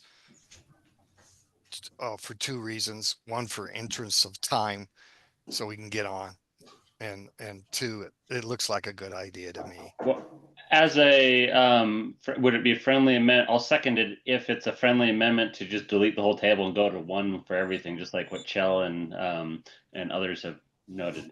That would be great. Okay, so the motion is to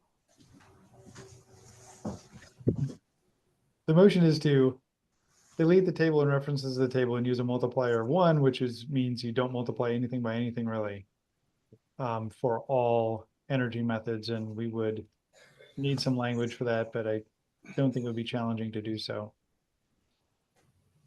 That is the motion. Dwayne, go ahead.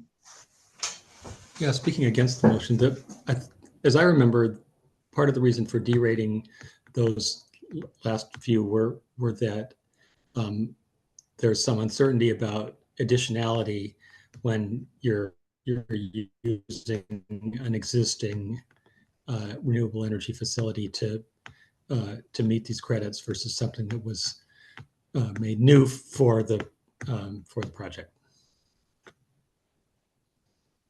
Thanks, Dwayne. That's my recollection as well. That's why some of them say before submission of the initial permit application, meaning you could buy into an existing solar farm and so you're providing less additionality or minimal additionality at that point. Go ahead, Marcus. Yeah, I would add to that point, that exact point, that, you know, we heard from Bonneville about transmission constraints. And so it's really important that we're focusing on building renewables on site. So the further we're getting from site, the further these derate, which I think was the original intent, to have these derated. So I don't like the idea of going to one on everything. I think we want as much of this technology in and near load as possible. Yeah, that makes sense. I think the other thing is we're trying to reduce energy use in the state of Washington. And so there's an incentive in here to get your renewable energy in the state of Washington as opposed to somewhere else. Go ahead, Mike Rosenberg. Yeah, Gary asked me to speak about the 90.1 change, and that was made just because of the realization that you can't, if you're physically purchasing the renewable energy and it's coming to your building, you can't purchase more than you can actually use. So, you know, having a multiplier like 0.75 or 0.50 could end up requiring you to buy more electricity than you can use. I mean, you could store it in batteries or something, but that was the realization. So for 90.1, what they did is they made it so that to meet the minimum requirement, you have to put PV on your building unless you meet one of the exceptions. And then if you meet one of the exceptions, then you get the discounted, you know, the multiplier of 1 instead of 0.75. You don't just get to take the exception and have the multiplier if you just choose not to put solar on your roof.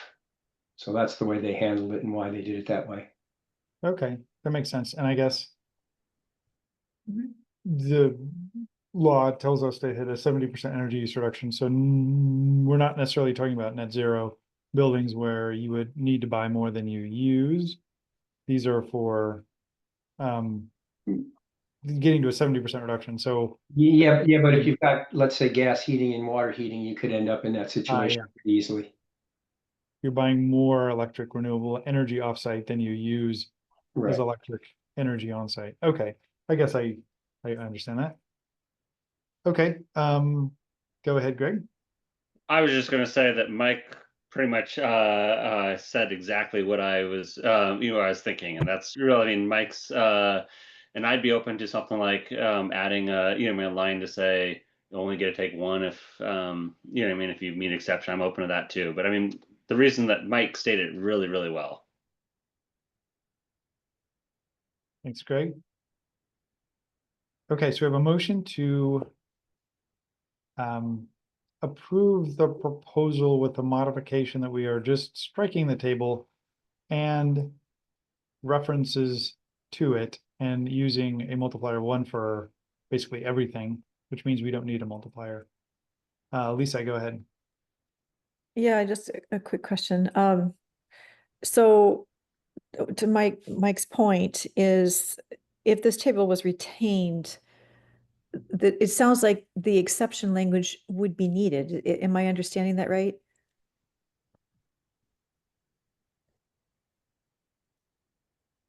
Or Gary? Can you answer that?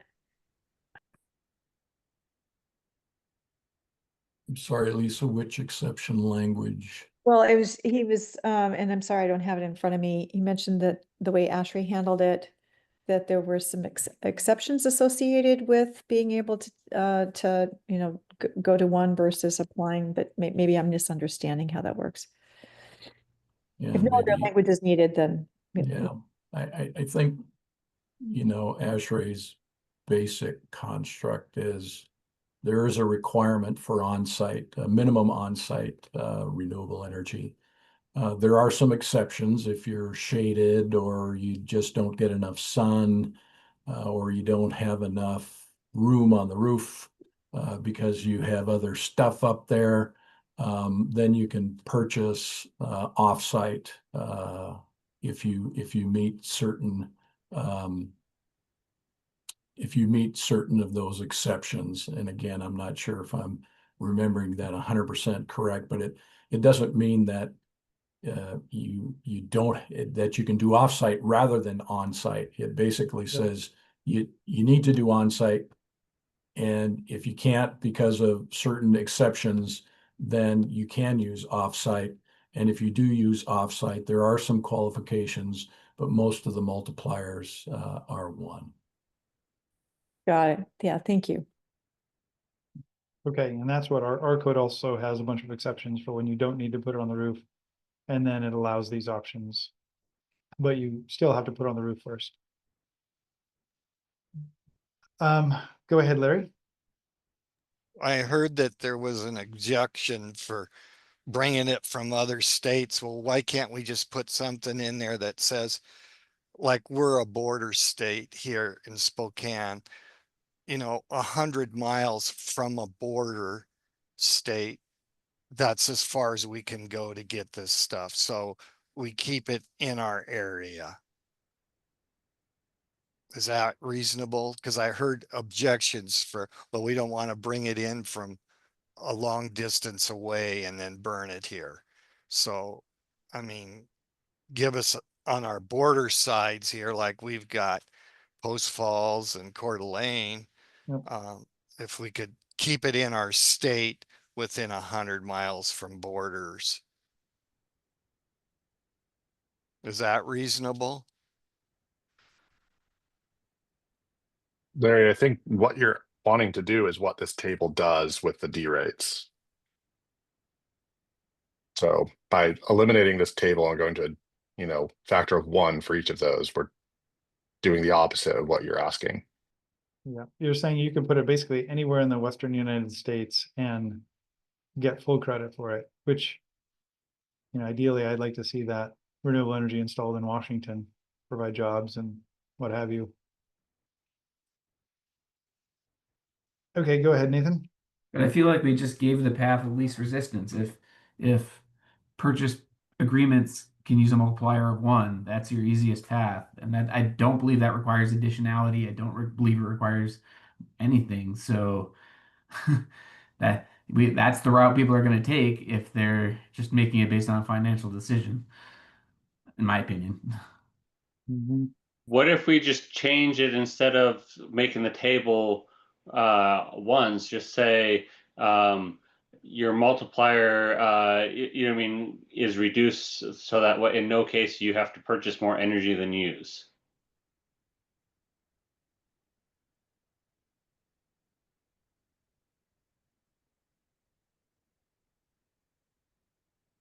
Mike Rosenberg. Yeah, just to maybe clarify a little more what ASHRAE did. So they've got, like Gary said, they've got a requirement for on-site. You can meet that with off-site if you want. And then there's a table for off-site procurement factors. And there's you get a multiplier for the off-site unless you're getting off-site because you meet one of the exceptions to having on-site, right? So if you have not enough solar resources or you're shaded, then you don't have to do on-site, and then you don't get the discounted factor for off-site, right? So that way it still encourages you to do it on-site. It doesn't make you do it on-site. And if you do it off-site by choice, you have to use this factor. But if you do it off-site because you meet one of the exceptions where it doesn't make sense to put it on-site, then you don't have to. Then you get a 1 for the factor.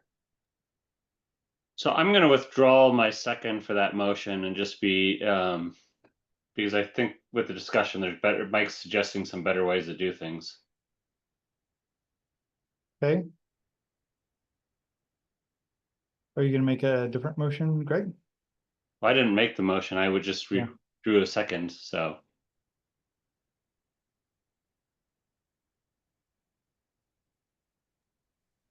Yeah, Larry made the motion. Yeah. So I'm saying we make adjustments to what Mike said on my motion.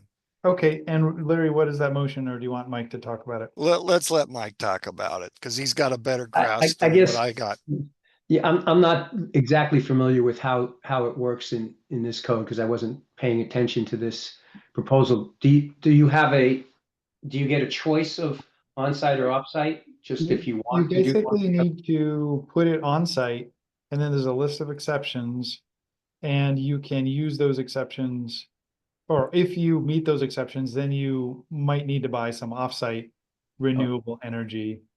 There's also in C407 an option, I think, to buy offsite renewable energy for the second path, which is the both paths are required, but the site energy use, or the whole building energy use side. I think you can use offsite for that as well. Okay, so for this main requirement, prescriptive requirement, you can't use offsite unless you meet one of the exceptions. That's correct? You have to put it on site unless you meet exceptions. Okay, so then to be parallel with what 90.1 did, then you just wouldn't have any procurement factor at all for that, because they're doing it because they meet the exception only. Okay, so that would be essentially doing what the motion said, which is striking the table entirely.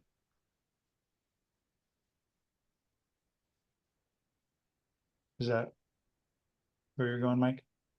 I think so. I mean, I'm a little worried about not being totally up to speed on this, but that's what it sounds like to me. I was wondering if And also, I don't know if that table is used anywhere else, like you mentioned in C407. used in C407 for the second part of compliance, the one that includes regulated and unregulated loads. We have Right. to make a BPF there. So that might not make sense if you're trying to encourage on-site there, because there's nothing about those exceptions. Yep, we'd have to figure that out.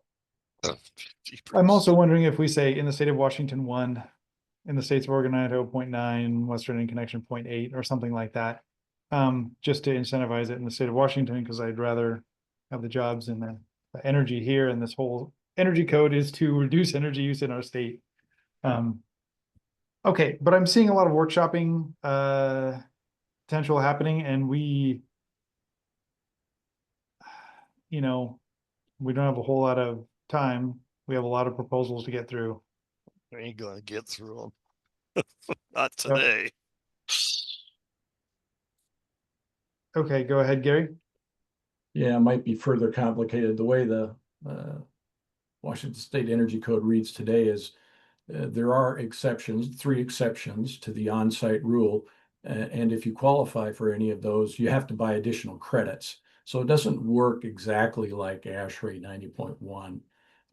It says if you meet the exceptions, or some of those exceptions, you need to buy or earn additional credits. Then it does go on to say provide qualifications for on and off site. So it really doesn't say if you can't meet the on-site, then you can meet it with off-site. What it says is if you can't meet the on-site, you have to get additional credits. And then it goes on to talk about on and off-site renewable energy accounting. So it might be a little bit more complex than what we're talking about here, unfortunately. Okay, thanks, Gary. Marcus. In the interest of time, I'd like to move to reject this code change proposal. I think that what we have in there right now is doing its job. Okay, we have a motion to disapprove. Second. And we have a second. Okay. We have a motion to disapprove C411 Part C. Sorry, 181 Part C. We've discussed this at length. Let's do a roll call vote. Disapprove. A yes is to disapprove this proposal. Let's go through the list.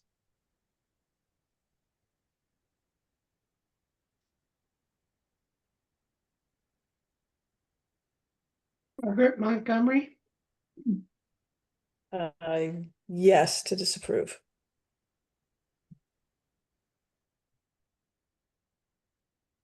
Dwayne Johnlin, Yes. Sean Fig, Yes. Greg Johnson, Abstain. Nathan Miller,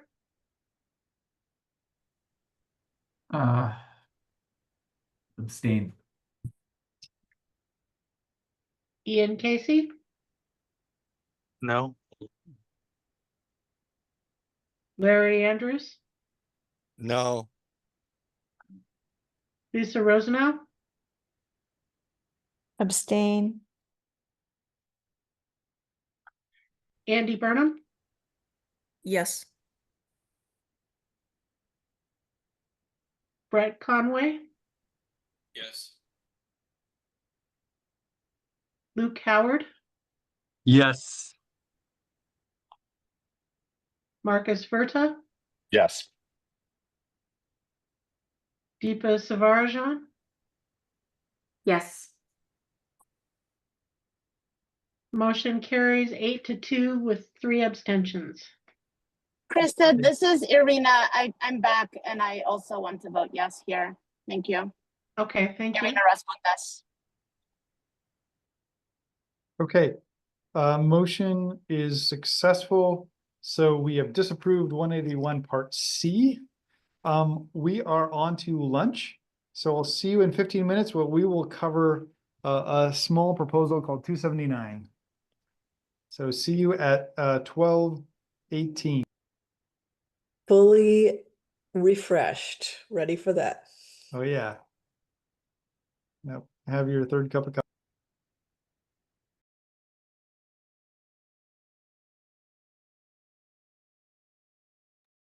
All right, welcome back. After our lunch break, we are going to hit 279, and Greg has been championing this. There's been a work group that's met a bunch of times, and the tag approved changes at the last tag on 279, and the work group has continued to meet and try and iron out any other other things with this. So there are additional changes since the tag saw it 2 weeks ago. Lisa. Yeah, just a quick question. I think maybe I just missed it. Was there a determination on proposal 220? 220 and 213 were withdrawn by their proponent. So 220 was also withdrawn. Okay, great. Thank you. That's my understanding. That's what I have as well. Yep. So Greg, so the work group that worked on this was a bunch of people, a bunch of smart people put in a lot of hours trying to figure this out. And Greg, I think, probably put in the most hours, and at least deserves some accolades for his work on this. So Greg, you are up. Yeah, well, I'll start off with like a short little set the stage because this is very relevant. So the simpler way to do things is you make major structural changes to your code first, and then you have everyone open up code proposal period and have people write towards that. We didn't do that. So we considered 160 proposals that were all written for a code that had a fossil fuel path. And just help everyone with their memory, we had already kind of agreed that we wanted to eliminate the fossil fuel path, and we had about a half a dozen proposals all to do it. And it didn't really matter which route we could have chosen. We faced the same challenge in every single path, is how to reconcile code proposals that are written for the fossil fuel path with when you're eliminating the path.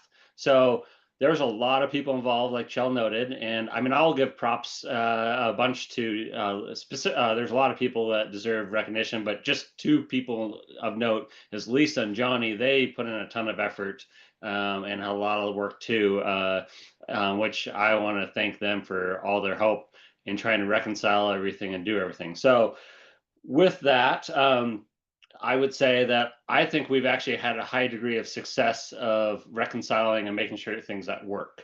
But in order to get there, there's a couple biases that I know that at least Lisa and Johnny and I had, is we were trying to limit, we weren't trying to re-question proposals that we'd already passed. So, I mean, if there was a decision that the tag made, we were not second guessing that.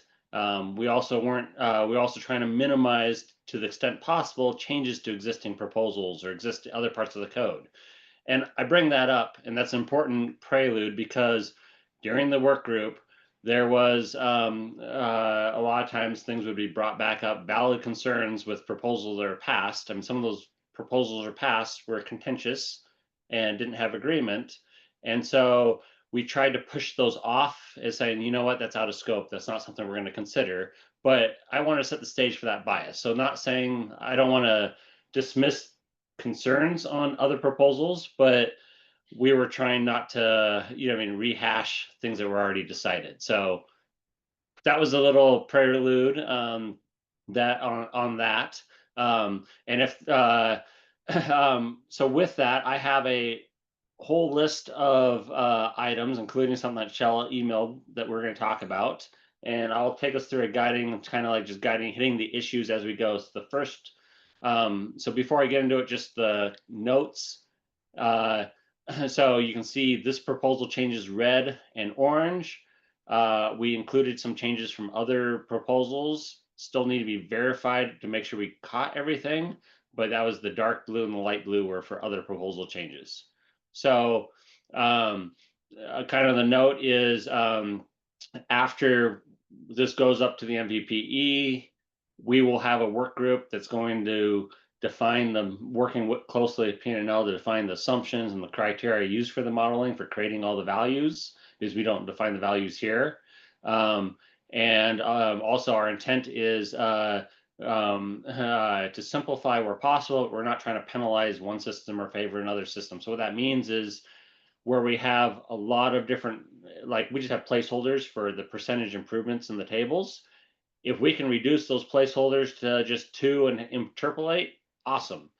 But in doing so, we don't want to create a penalty, unforeseen penalty, and we won't know until we do the modeling. So when P&L does the modeling, we'll see what the results are, and then we can shrink those lines if it makes sense, or we could not. So that's one. So I wouldn't get when we get to the tables and the lines, think of those as placeholders that are determined based on the modeling results. And then the system type definitions, we've added in a bunch. If we missed one, we could add in a system type. And if we can combine system types or things like that. But some of this, you have to work through the modeling to really, identify if we need to add a line or subtract a line for the tables. So with that backdrop, I'll pause for questions before I jump into the meat. Is there any questions on the backdrop? Greg, I was wondering, I think it would be good to bring up I think there's like 3 issues that kind of we'd like tag input on based on this, well, at least what I heard from the work group. And one is TSPR was stricken in the last version of 279 that we approved. There is some debate about whether TSPR is good to keep or not. So I wanted to flag the issues that the work group thought were those. Another one was about how this applies to Chapter 5 and additions, renovations, what have you. Are there other big issues, Greg, or other working group members that we'd like the tag to kind of, I guess, think about in more detail? Well, those items are on the list. And yes, I do have a list of probably about 8 items. So those are on the list to get to. Okay. So. Okay, so you can cover them all. Great. Yep. So I have those included. And so I think the first place to start would be page 10 on the document. So let's see, that was, I don't think that's page 10 yet because it's a little farther down. It's almost there. You just have another, it's the surface water heating right here. So surface water heating, we had identified one of the big issues was to make everything work. We had to have a modification to proposals 268 and 232 to some degree. So we have three options. I don't know, is it possible to scroll so we can see all three options? And this is what we're going to hope to have tag. And hopefully we can take these by, in agreement piece by piece and find out which option we want to go with. So with the three options that we have, option one, the intent there was we were trying not to change, we're trying to minimize the change to existing proposals. And so it's like, if we don't change the wording of the existing proposal that we already passed, and we're just trying to make it work, we add a language there. The challenge was our existing language, basically it says you have to use a heat pump, no other exceptions. Oh wait, there's a fossil fuel path that if you want to use the heat pump, then okay, we'll replace all the language that requires a heat pump with the fossil fuel path, and you go through fossil fuel path. But with eliminating the fossil fuel path, the only way to handle that is you say, if you were going to keep the language, is you say you have to have a heat pump. Oh wait, you don't have to have a heat pump, and having that reversed language. That creates some confusion, which Dwayne had some really good insights on, saying, hey, that was really confusing for how it's written, and I agree. But if you wanted to not change existing proposals, that's how you do it. Option two, we went through a bunch of different, I know Lisa and I were last night going through a bunch of different options and trying to rewrite it. Option two is a way that actually does a more heavy-handed redrafting things into the, to actually make it more clear. We had a couple different renditions. That's the final there. And then Lisa also provided a third option for a full rewrite. And so the hope here is to get a decision on which of the three, and really fundamentally we're kind of doing the same thing. It's just what's the most clear way to do it. And I should highlight, there was a conflict between 268 and 232 that was created that we didn't get resolved. So the percentage of heat pump that was required for the demand was actually in a different section in farther down, in which is shown a little bit farther down the screen. Lisa's actually was moving that up into the 403.2.1. And so if you want to see it, it's on the next page is where the Dwayne's, so on the next page, Dwayne had changed the to 100% instead of 50%. And so it's probably clearer if we just leave that change down in where it was originally at. Moving it back up to the prior section kind of made it a little harder.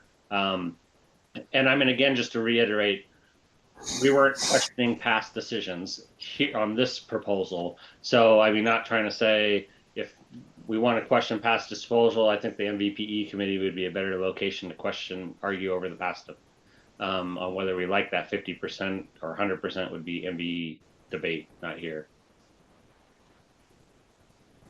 Could I ask a question? Are you saying that 1, 2, and 3 essentially do the same thing, worded differently? That is my my read of it, and I'd like Lisa to read in too, weigh in. Yeah, so I guess the quick answer is generally yes. I can focus on my rewrite because obviously it's one I know the best. What I ended up doing, Dwayne, just to make sure that we're retaining your proposal 268, is that I just reworded it, saying that if you've got a primary service hot water capacity provided by heat pumps shall be sized in accordance with 404.1. So we're not trying to say it twice, which is kind of what the language did before. We're just going to rest on your language in C404.2.1. And then the other thing that this rewrite does is it did become questions about the actual sizing or the capacity of a system. Does it include storage or not? And that gets into some details about, heat pumps, heat pump water heaters. The ratings are inclusive of the actual storage capacity. And so if you want to go apples to apples between the different types of equipment, that you really have to allow heat pumps to include the storage, where like a gas water heater wouldn't. So that was a question we asked of the MVP committee, and so I captured that detail in this section as well. And that actually eliminates the need to have the storage provision, which was, if you could scroll up, Krista. Let's see. Yeah, keep going. Scroll up. down on the next page. So that Oh, yeah, I'm sorry, wrong way. yeah, so right there, the C404.2.1.2, that's basically the same. She just pulled it up into her paragraph. Yeah, I just put it because I didn't see what this was accomplishing really, but it is important per the questions that we were getting about this, about storage, that we make it clear that the capacity, you can take storage into consideration when you're determining your capacity. So that's been included in there as well. And how I'd like I to move handle for this is option 3. So if someone wants to make a motion to prefer option 3, for example, that would be a good motion to make. And then when we get done, we'll approve or whatever, or probably approve the whole thing with whatever sub options we've already approved. So Motion to approve option 3. okay. Is there a second? I'll second. Okay, there's a motion and a second to approve option 3. Are there questions, concerns? Okay, all in favor say yes. Yes. Yes. Yes. Yes. Yes. Any Yes. opposed say no. Okay, thank you. Perfect. So the next one is so page 12. If we go up to page 12, or I mean down to page 12, where we talk about the charging statement here. So here there's two things. One, I will first mention semi-heated spaces. So semi-heated spaces, those are other proposals, Conway 178, that actually added the some stuff for the semi-heated spaces here. We weren't changing anything with semi-heated spaces per se here. The only thing we were doing is we're adding a sentence that Mike Kennedy had recommended, saying basically we didn't want the situation where someone was installing a heat pump in a semi-heated space, so they provide very little heat pump capacity with a very high screaming unit that's high efficiency, and then they pick up a ton of credits for heating when they really don't have much heating. So yes, they have to get less credits, but they don't get the full credits for space heating measures, or and also the same thing for surface water heating measures too. And so they can get full credits for other measures like envelope and renewable energy and stuff, but it's just for the heating things that we also have to ratio down the credits available for those options too. So that's that red text. Greg, I have a question. Yeah. So all areas qualifying for an exception that reduces energy efficiency credits, wouldn't that be an alteration or? No, that's not an exception. Alterations not in the exceptions. Okay, the exceptions that you're qualifying for an exception, which exception? The ones right below it. So you say you see calling for an exception within that. No, they're saying okay. Low energy spaces, building additions that have less than 10,000 square foot. Okay, for the exceptions below. Spaces, warehouses doesn't really apply because they don't have a reduction of your energy efficiency credits for a warehouse. Okay, it might be clear if it said all area energies calling for an exception below. We could add the word below, that's fine. Just to make it sure that it's not a different exception somewhere in the code. Okay, cool. So I haven't heard any complaints about that. I think everyone's been on board, but does anyone not like that addition of that red text?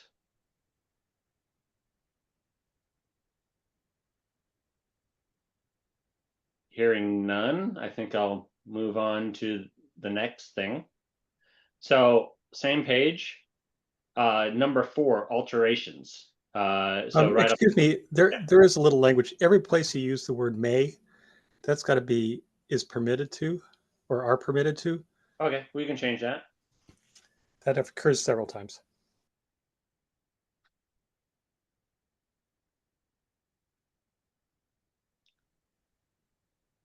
I'll let Krista update that first before I.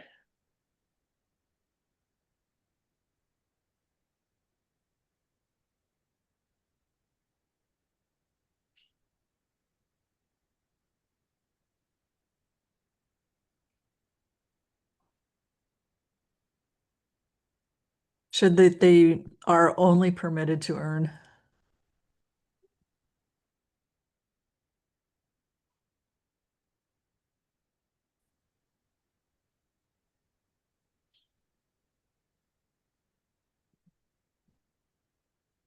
Thank you, Margaret.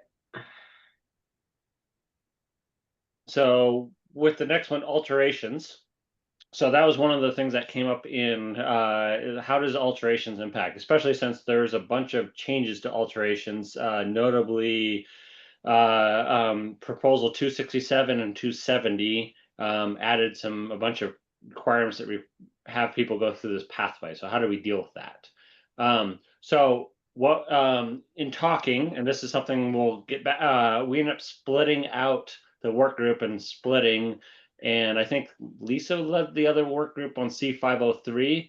But what we essentially did was two things. We on this proposal, there really wasn't much language we had to change in this proposal. We had to add a line that says alterations complying with C406 have to comply with C503.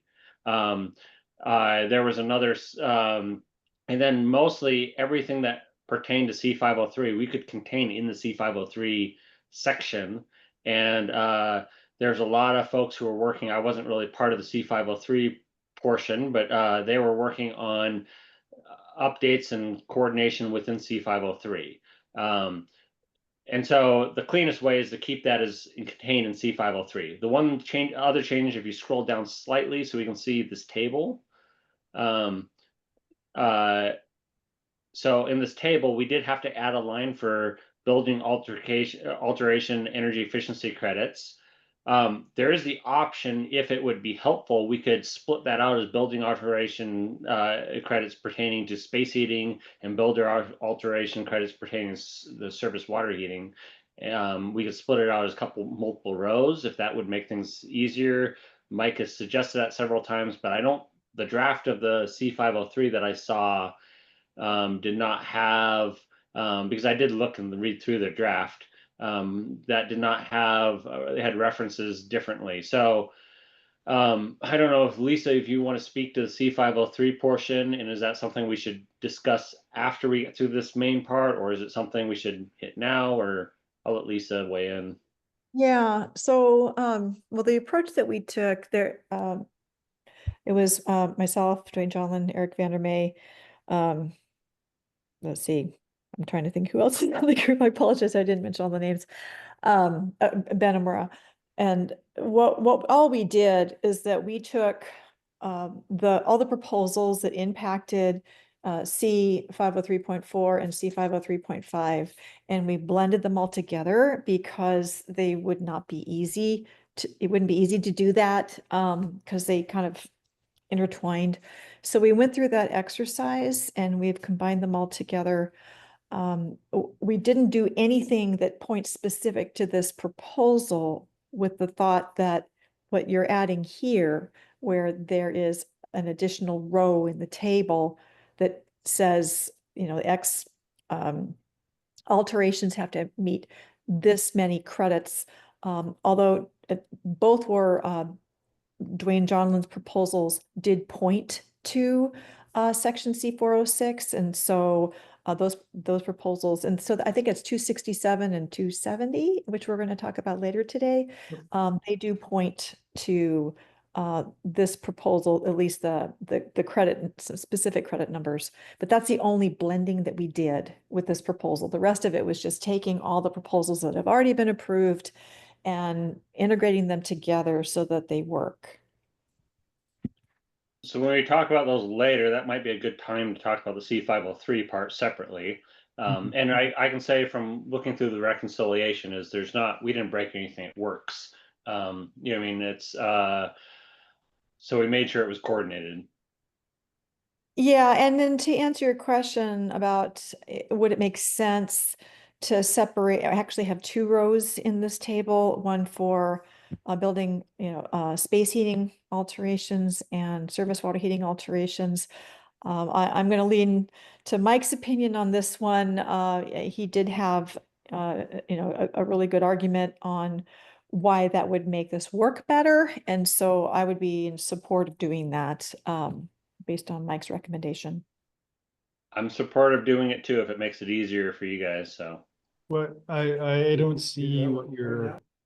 So that red line in the table, building Uh-huh. alterations, energy efficiency, if you Yep. just duplicated it, so you had two lines and one said building space heating alterations, and then the other one said building surface water heating alterations. Oh, yeah, okay. I get what you're saying now, where you're saying if you're only touching the surface water heating, get some credits. If you're only touching the HVAC, you get some other credits. Because Dwayne had two proposals, 267 and then 270, and they both were, one was space and one was water, surface water heating. So if you did both, you need to get credits from both tables.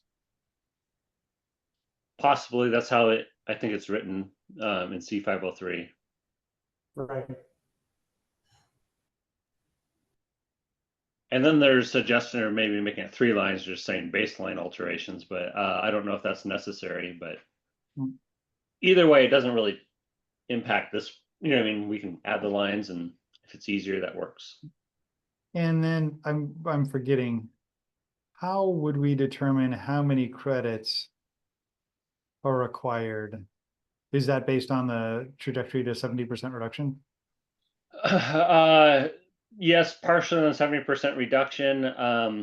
That was not defined very well in 267 or 270. So I don't know if it's really defined very well. So that's a good item to get debated. It would be nice to get some direction from the whole tag. I don't know. Okay, but the intent for new building and building addition and load management, the idea was to, at least for the first two rows here, to stay on the path to the 70% energy use reduction with the number of credits there. Yeah, so this, if you're talking about the unhighlighted lines that we didn't add, yes, P&L would set those credit values based on the 70% reduction, and that was the intent there, and they just add in for the occupancy. So that was that. Yep. 267 and 270 kind of added some new twist that was not really, you know what I mean? And so that's like a separate issue. And that's back to the thing of debating 267 and 270 is something that we were not, it was out of scope for this, you know what I mean? Let's cover those when we get to those proposals. Yeah. That's some good. Yep. Okay, cool.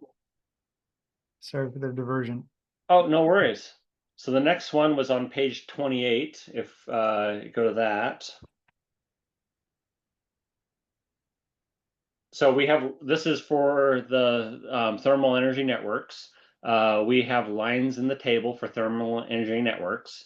There's a lot of questions that came up on thermal energy networks because one thermal energy network is not the same as another one.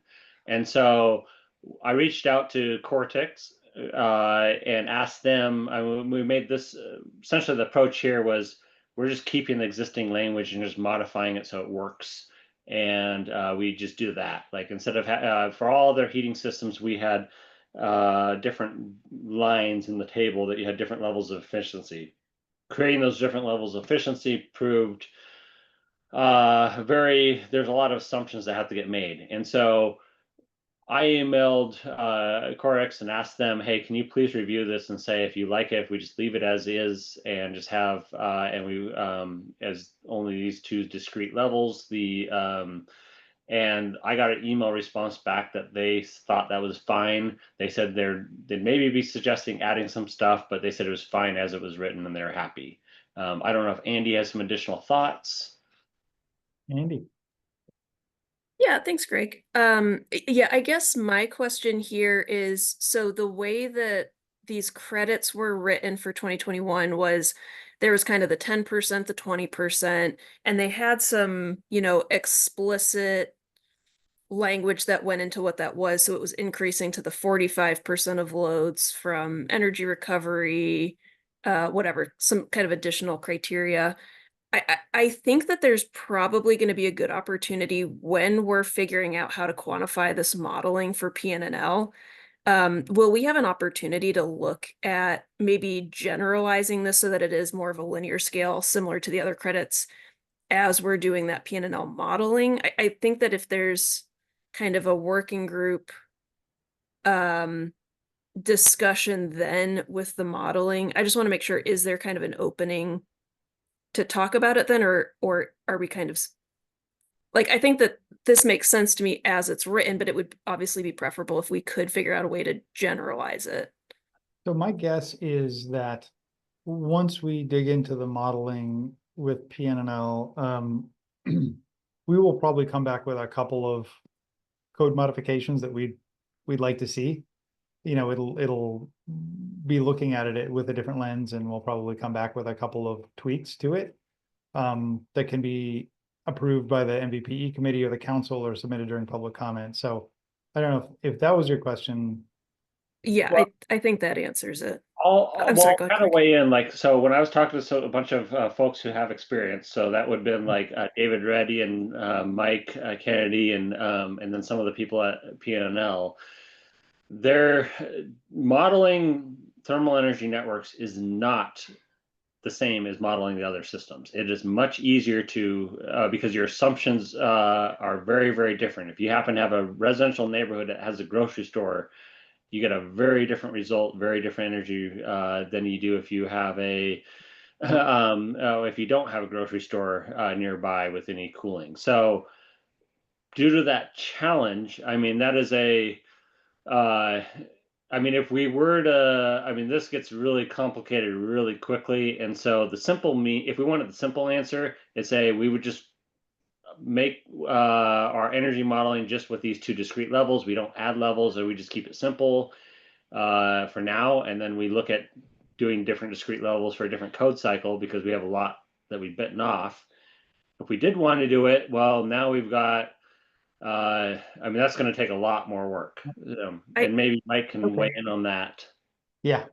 Can I make one other quick comment on that? And Greg, totally agree. I think it's less of like a building prototype modeling as much as like I think that I've been thinking about this some, and I think that Corix, and if there's other district energy providers, like they've got a bunch of data on, I think it's just coming down to an effective system level COP type value. And so then I think it's I think there is a way to do it that I'd like for that conversation to occur in tandem with the modeling, even if it maybe isn't exactly the building prototype modeling. But I just want to make sure that there's still an avenue to continue that discussion, and we're not closing the door today.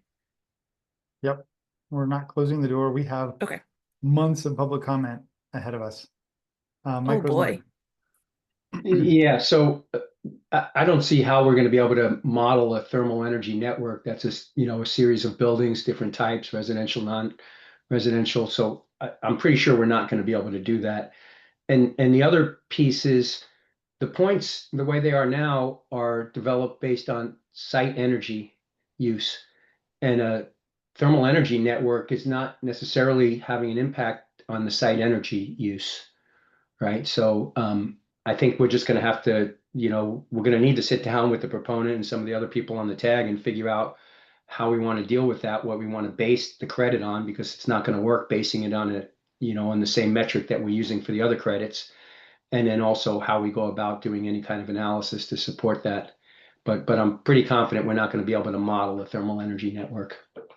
And sorry, that's kind of what I was saying, is I wouldn't expect PNNL to model the thermal energy networks themselves, but I think that like there will be hey, if it's an effective 3 COP versus an effective 6 COP, and then I think that we can look at, okay, with that kind of effective BTU to BTU efficiency performance, here's what it is for these prototypes. So that's where I think it is going to just have to be a little bit of a discussion with the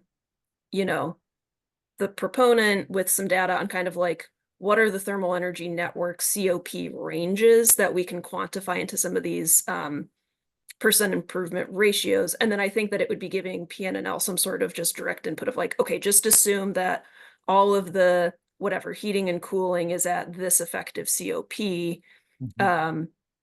So anyways, just to say, like, totally understood that the thermal energy networks themselves are going to be difficult. Like PNNL is not going to model that, but I think there's still some sort of combined effort. And just, I guess, also raising my hand now that I'd like to participate in that discussion.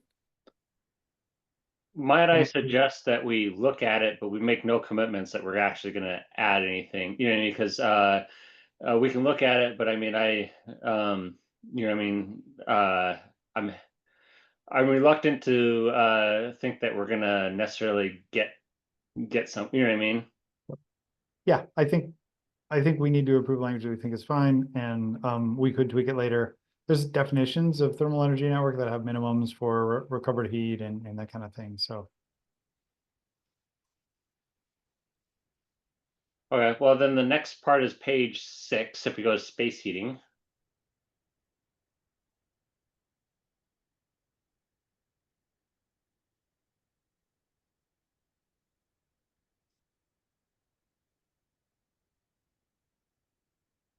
So here there really wasn't much changes here.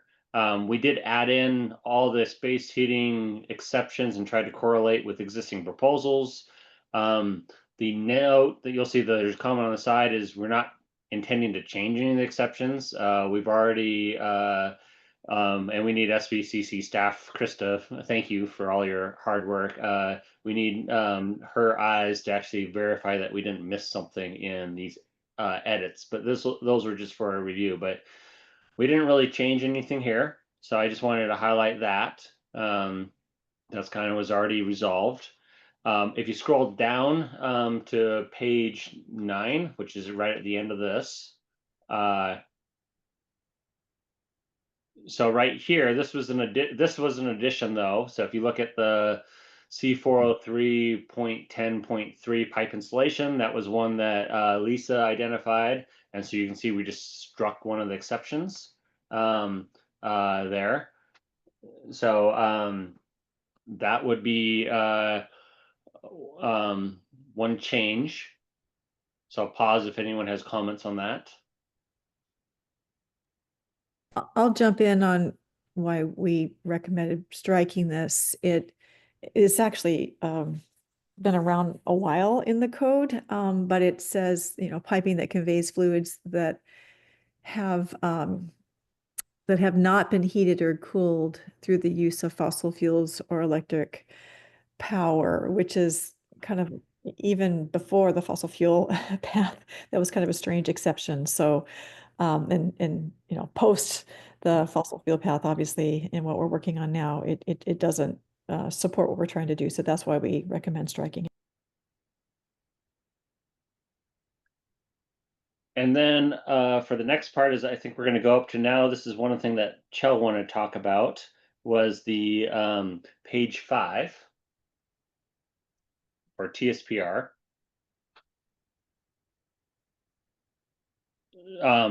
So there's actually two. So I didn't unstrike TSPR yet. And then so you'll see it's struck in there.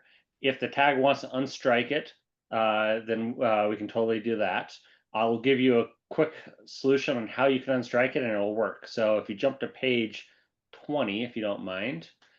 So and I'm going to suggest on suggest that we decide on whether we unstrike TSPR or not in when we talk to the TSPR proposal, because that's really the point. So on page 20, there is a line in the table that says improve TSPR right there on the table C406.2 parenthesis 4.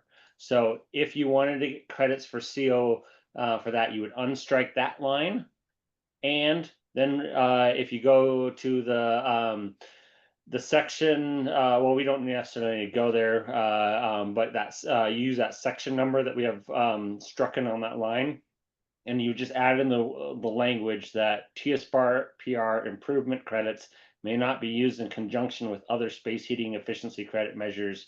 TSPR credits shall be reduced according to equation 4-17, omitting the EQM heat over EQ, total heat. So basically ratio. So basically what you'd be saying is you're still using the same equation you use for all, so you can capture that interactive effect between your insulation and your envelope measures.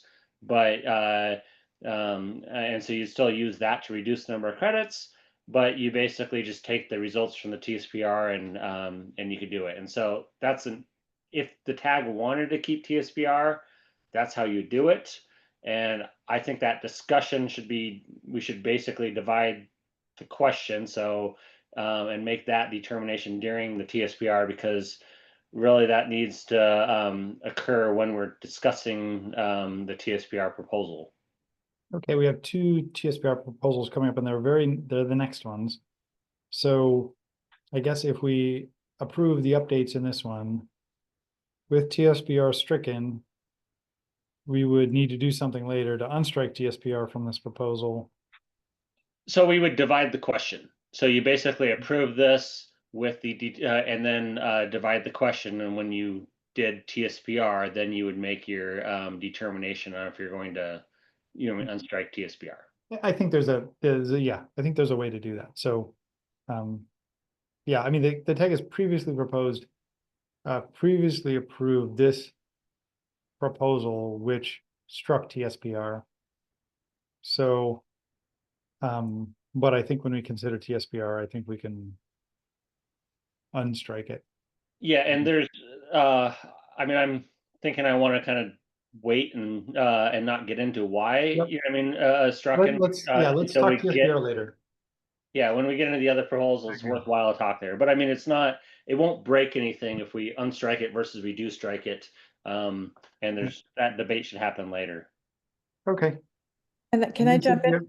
Yeah, I have a quick comment about this. That in the current code, and I just had it in front of me, there is a footnote that addresses this. Apologize, I had it in front of me. Here it is. And it actually says that if you're complying with the TSPR additional efficiency measure, then as Greg noted, you can't combine that with the cooling efficiency measures or the heating efficiency measures or the DOAS measures. So if we unstrike and put the TSPR measures back in, then we would have to make sure that we include that same footnote that captures all three, because TSPR includes all of them. So you don't want to double dip. Okay. So I don't want to blow past this one. To me, it's very disturbing, and I hadn't realized it when we voted earlier. And what I'm hearing is that it's okay to keep TSPR; it won't hurt. And Lisa said we could just add those three notes. And I think it's an important backstop that we have in our code, and I think it's irrelevant that it was stricken here to start with. So I would like to, I'd like to make a motion to reinstate TSPR, not strike it here, just in case we never do get back to it. I'll second. Okay. We have a motion and a second to, as part of this proposal, unstrike TSPR and references to TSPR. So, I mean, Dwayne, I mean, it's not, we're going to consider the TSPR proposals. I mean, I was wanting to discuss it in those proposals, and we consider the TSPR and we can propose it there. It's not that we're going to blow past it. So, okay. Well, I've made a motion. I'd like to see what the tag thinks, but Mike's got a comment. Yeah, there's a motion and a second for it. So go ahead, Mike. Yeah, my understanding is that the tag approved some modifications to TSPR a couple of months ago. And then we were asked to take TSPR and address a couple of the few minor outstanding comments that tag members asked that we could address, even though they approved it. And we did that. So what's coming back is not an overall vote on TSPR. I don't think that's, it's just on some minor modifications that we made in response to those tag comments. Yeah, the reason for my second, I'm in agreement with what Dwayne is saying, is that, you know, the tag reviewed, it's proposal 210. And so, you know, our understanding is that, you know, tag has not decided to strike the TSPR proposal. This proposal that included in it, but they're two separate things. And so it feels that if a decision, you know, whatever decision is made with 210, that decision should inform this proposal, not the other way around. I hope that makes sense. Thanks, Lisa. Go ahead, Greg. So I'll just note that the reason why TSPR got stricken initially was I don't think it's necessary for at least the credit side of things, because I think we're accomplishing the same thing. There's a little bit of redundancy here, because we're adding more detail here that actually accounts for a lot of stuff. And when we add more rows of the table, we can actually, I mean, I just think it adds more complexity, and it didn't work. I think we found a way in the past, after working through the details, found a way to make it work, but I don't think it's necessary. It's adding anything. I think it just adds extra work, but that's Yeah, my. yeah, I would say I disagree with that, because the TSPR provision, it takes into consideration details that the current table does not. You know, it factors in, you know, the requirement to have DOAS and fan power requirements, and, you know, so there's other things that the table isn't really going to take care of. So they're not mutually exclusive, I guess. Thanks, Lisa. Chris, I have a question for you, which is the motion would unstrike everything related to TSPR in the current proposal. Is that clear enough? Or do we or you need more clarification on that? It's clear enough. It'll take me some time to do it, which is why I wasn't doing it right now. Okay, as long as it's clear to Going back and you, forth. as long as it's clear to you, then the motion is in order and fine. Just wanted to make sure. Mike, did you have your hand up? Well, I guess I'm a little confused about what Greg is trying to accomplish, because it's pretty easy. If you wanted to take TSPR out of the credits, you would just delete those 2 rows of credits. But it seems like you're trying to pull it totally out of the code. So it was, yeah, the 279 proposal, as the tag approved 2 weeks ago, and as it currently sits, has TSPR completely stricken out, so it's not a required part of the code. What about, would that be a friendly, just it might be better just if we struck the TSPR out of the credits, then you could unstrike whatever you wanted. Would that be friendly? It would make things a little easier, I think. Well, right now TSPR is a base requirement for certain building types, and the motion is to bring it back for those building types as well as within the options table, as I understand it. And Greg, what you're saying is it could be only an option and not a requirement. Well, no, I'm saying that it'd be separated from this proposal. TSPR would, you know, we'd remove the striking because you know, we wouldn't be considering it as part of this proposal, and the only thing is we'd strike out just as a credit option to make this simpler. I would oppose that, because it's a really useful credit thing, and useful for utilities to, you know, so we should keep them both. Okay. All right, we have a motion to unstrike TSPR within this proposal, in the base and in the options table. All in favor say yes. Yes. Yes. Any opposed say no. No. No. Okay, we'll do a roll call vote, because I heard 2 no's. So the motion is to unstrike TSPR within this proposal, as I've said before. Roll call.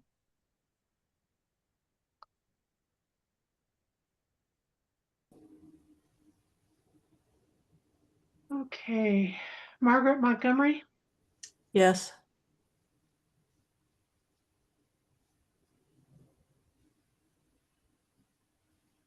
Kim Barker, Yes. Dwayne Johnson, Yes. Sean Vig, Yes. Greg Johnson, No. Nathan Miller, Yes. Irina Respetness, Yes. Ian Casey, No. Larry Andrews, No. Lisa Rosenau, Yes.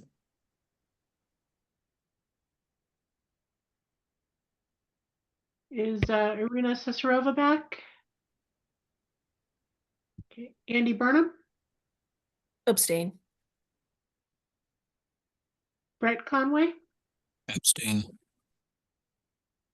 Luke Howard, Yes.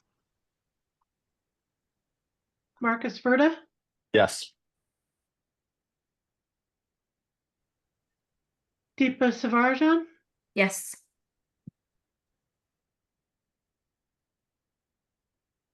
motion carries 10-3 with 2 abstentions.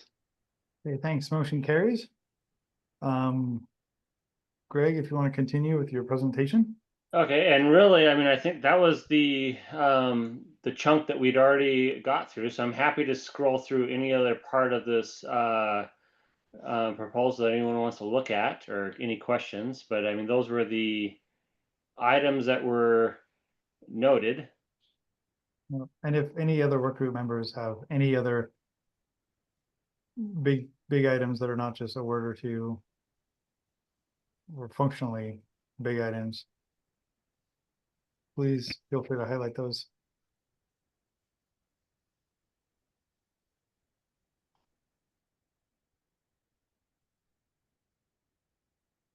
Okay, I guess I'll accept a motion to approve the update of 279 as modified today.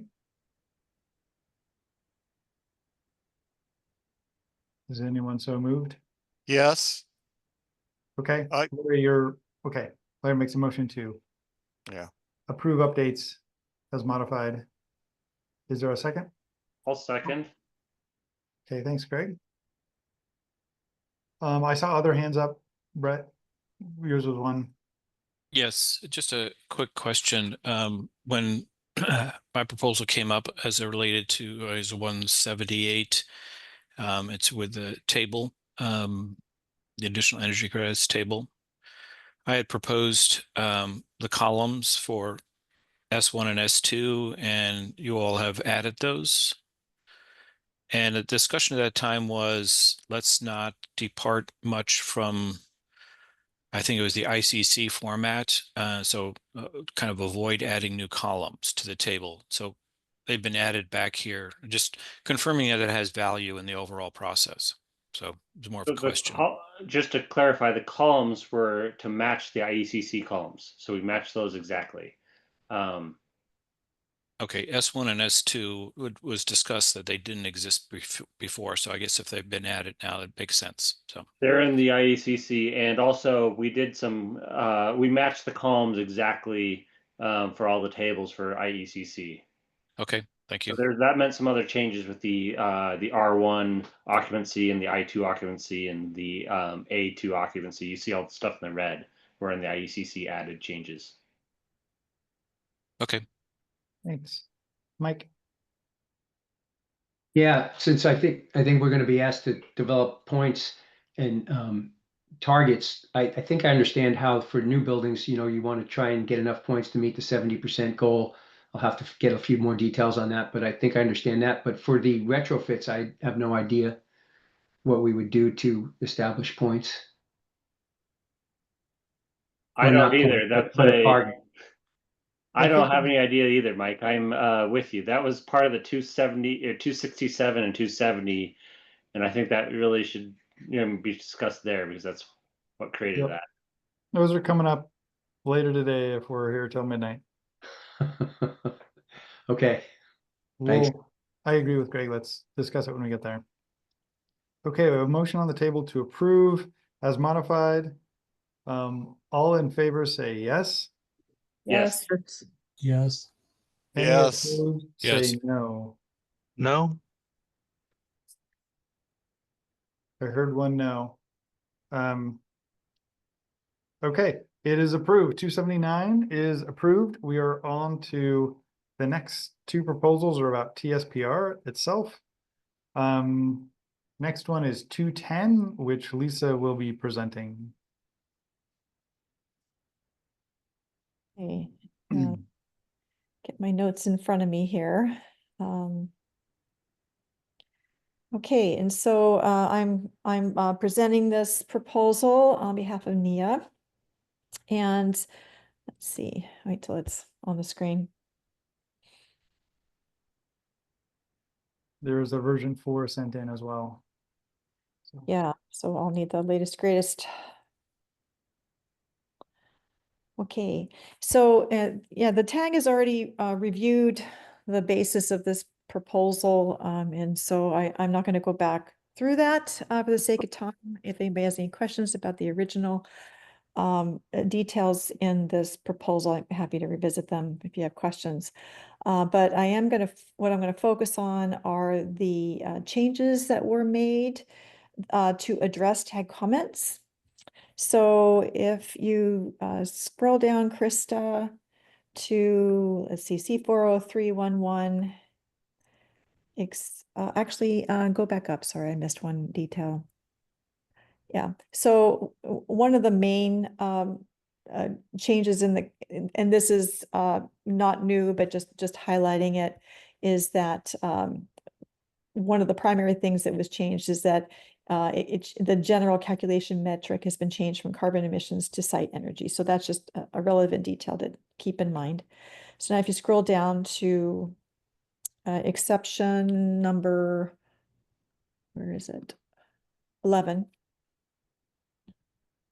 And so for this particular exception, these are editorial corrections to the equipment efficiency tables. It was just pointing to the wrong numbers before, so this is strictly editorial.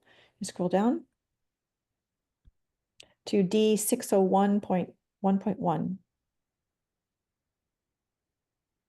So there you go, the number of blocks. It's a little bit further down.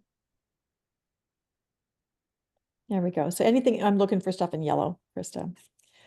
So the change here is that it adds clarification that only directly and indirectly heated areas of a multifamily unit are required to be modeled.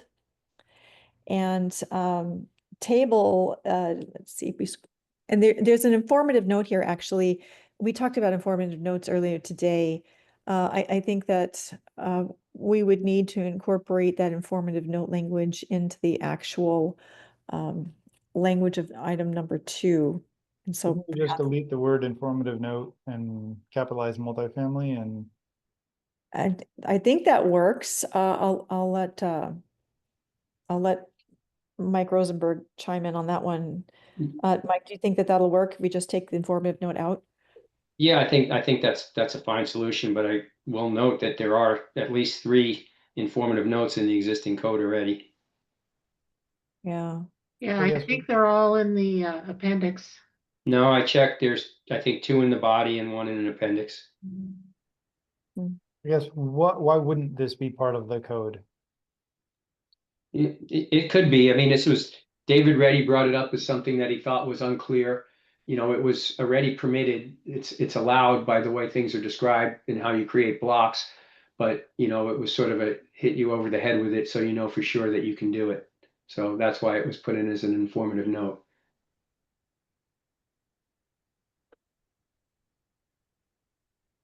Okay, so that would be a change, Krista, to just take informative note out and then capitalize M in multifamily.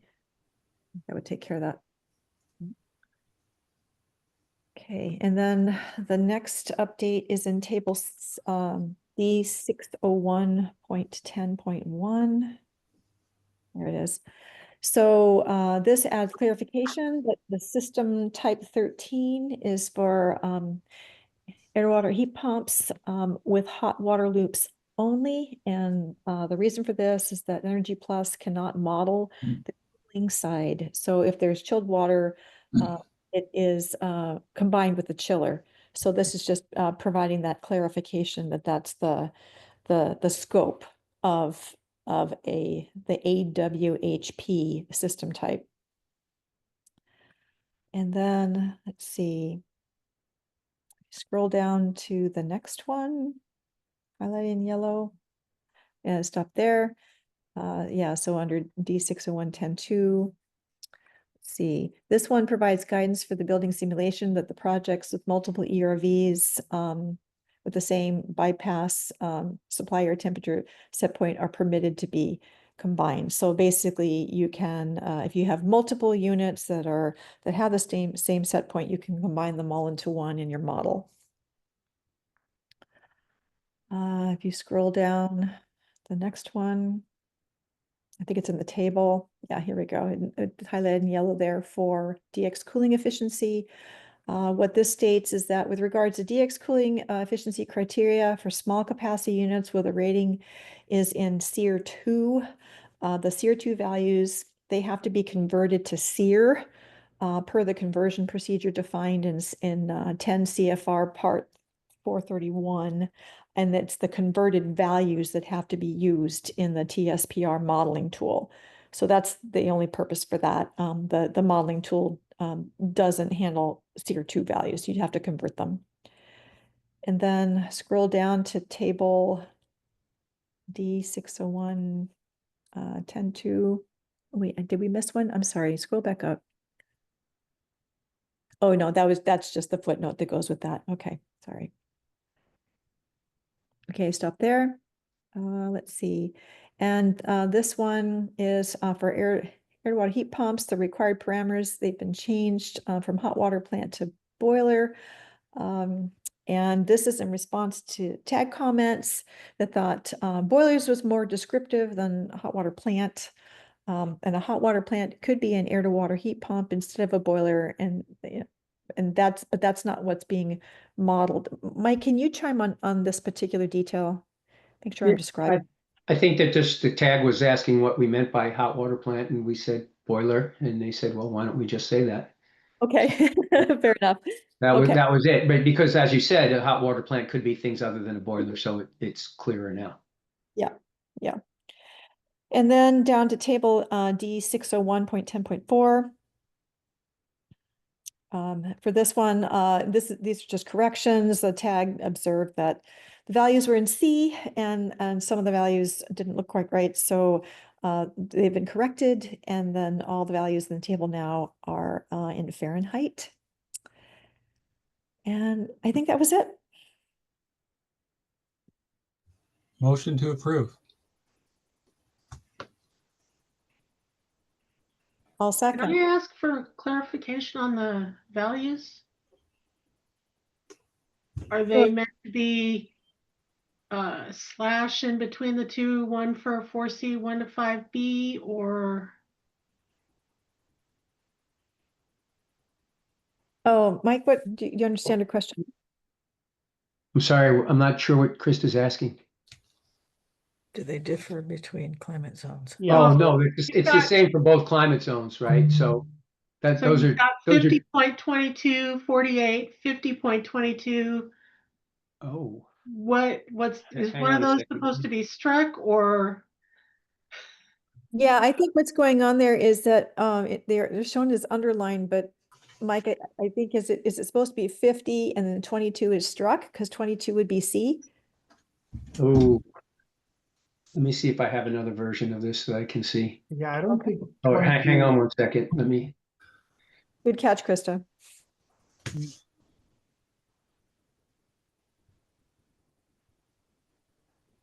I'm reaching out to Supriya, who put this together, real quick. Yeah. Because some of them look like they could require a slash between them, so I'm not sure. Right. Because you've got the same number repeated twice, so Yeah, except that July is 76, 76. September is 78, 78. Yeah.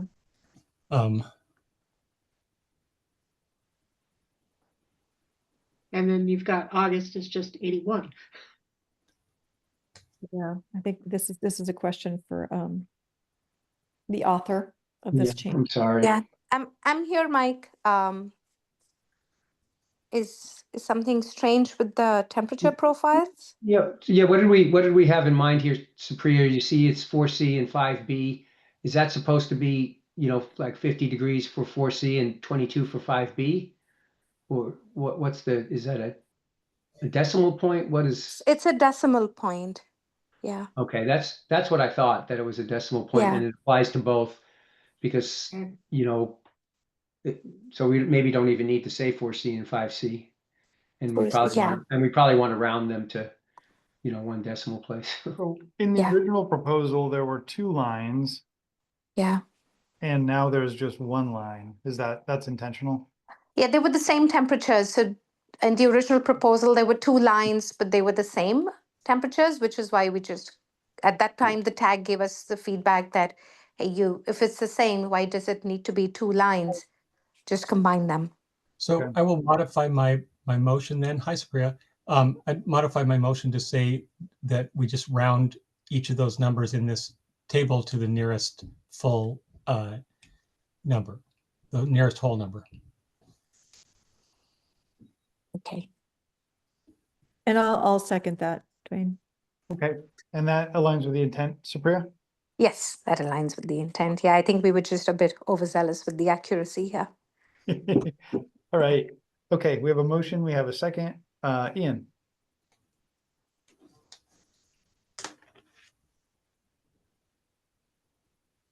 Ian, I do not hear you. Oh, sorry about that. Yeah, I was just wondering if some modeling has been done, maybe by the proponent, to evaluate circumstances where maybe you had a complying prescriptive design and this version of TSPR might make it not comply. I was just curious about that evaluation, if it's been done. I'll comment on that. I mean, I think that's the intent of TSPR, is to set some boundaries that not every single prescriptive variation or choice does comply with it, right? So it gets some further efficiency by setting a target based on what the tag at some point determined was a good system design, and then establish those as the parameters with the checks that, fossil fuel systems, for example, could still comply. So yes, there definitely could be what other than, TSPR is a prescriptive requirement. So that meets all the other prescriptive requirements except TSPR could not possibly pass. And that's totally the intent. Thanks, Mike. Gary, go ahead. Yeah, thanks. And not commenting on all the edits here, but reinstituting TSPR now, using site energy as the metric. Gary, I just want to caution you, the tag approved reinstating TSPR, and right now the motion is to approve the modifications. So if your comments are not about that, then they're not in order.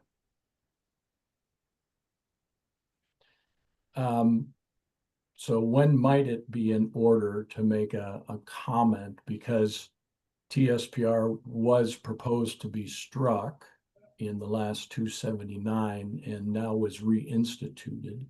Yep, that's correct. And the tag voted for that a moment ago.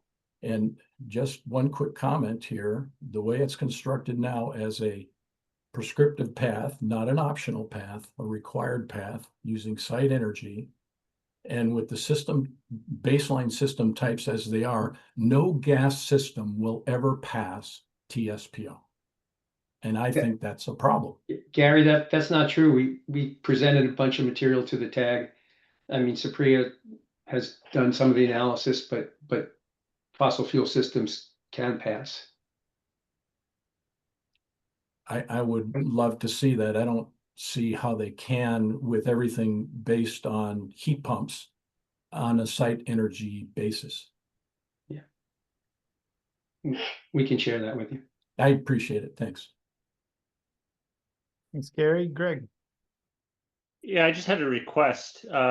Is it possible, before we get to the MVPE committee, is it possible to provide some sample designs for each occupancy type that would actually have a 5% above federal minimum gas appliance that actually would pass, because it'd be nice to see what that looks like.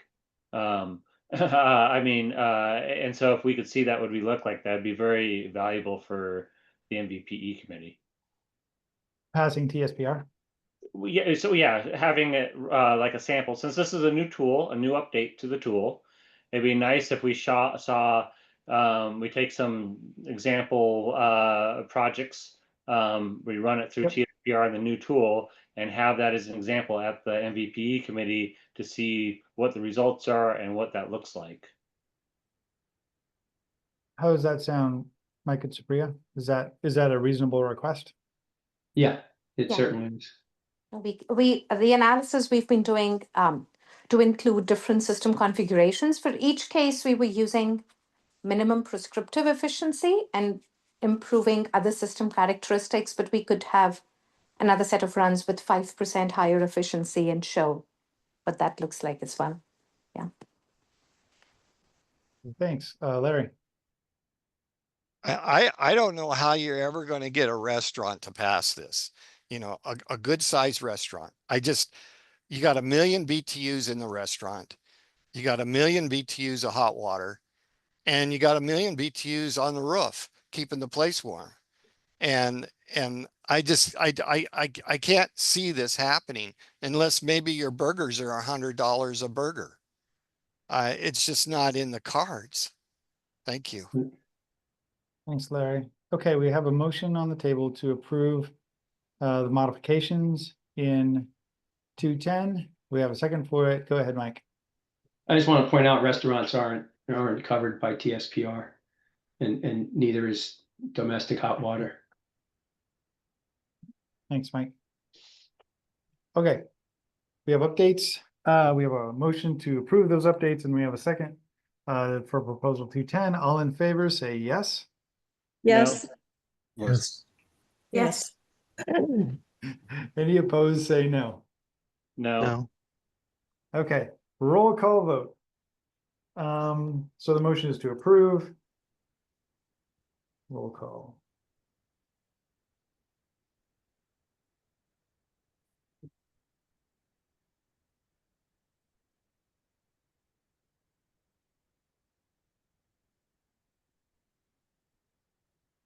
Margaret Montgomery, Yes.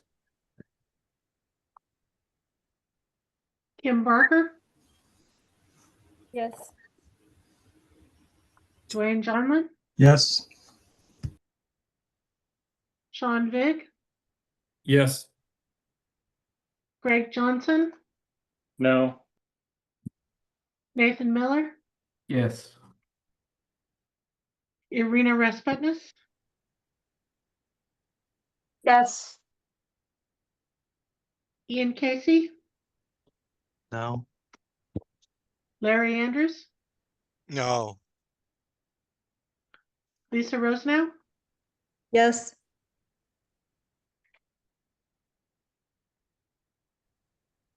Andy Burnham, Abstain.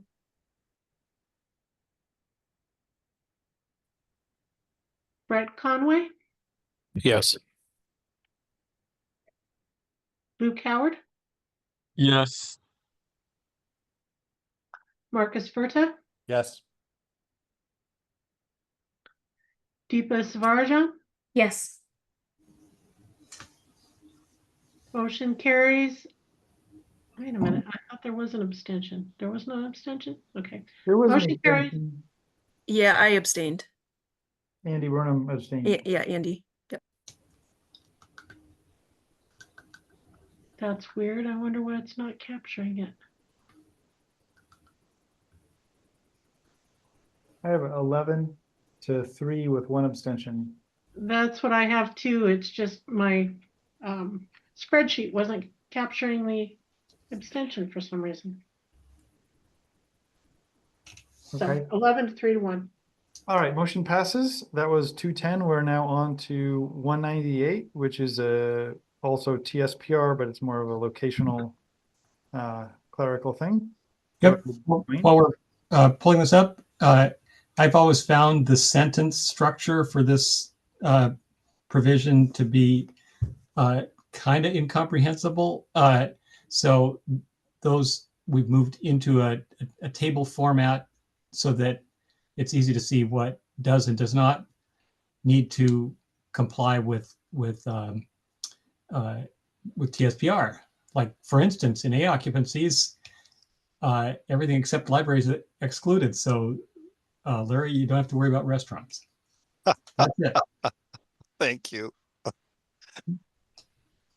I like it. Motion to approve. Second.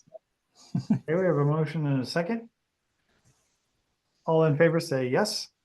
Yes. Yes. Yes. Yes. Yes. Any opposed say no. Abstained. Okay, thank you. We have motion passes. That was 198. Johnlyn, we are on to another Dwayne proposal that is 277. So Lisa, is this all encompassed by your earlier work? The you know, with the 6 kilowatts per tenant business?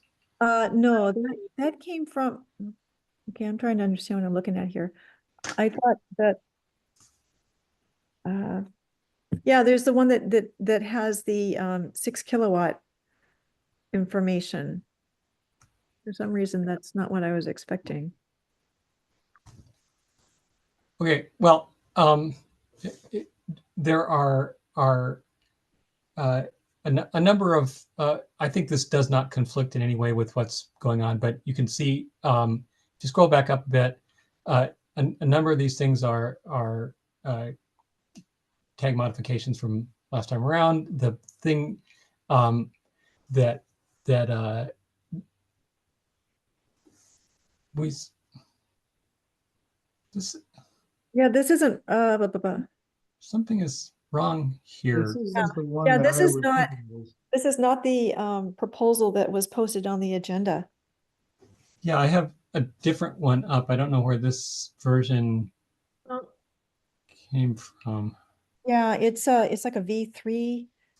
That's what I pulled down off the agenda. And that deals with what you're talking about, the multi-tenant space with the 6 kW. Yeah, so click on that. That's where I got it. I think it was posted on the web. Oh yeah, No, there it no, is. that's much more friendly looking. Okay. Yes, that's it. That's where we, in green, in exception 1, we said, yeah, even if you use up your 24 kW, if you have a building with 20 different tenants in it, yeah, each one can still have a little water heating that's not meeting the heat pump system. And then if you scroll down, since somebody pointed out last time around that essentially the last exception there, which is now number 9, encompassed everything that was in number 7 for essential facilities. So we just combined those into one.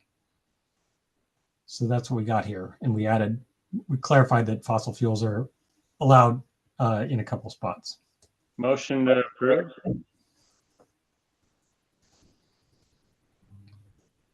Second. There was a motion to approve. Is there a second? We heard,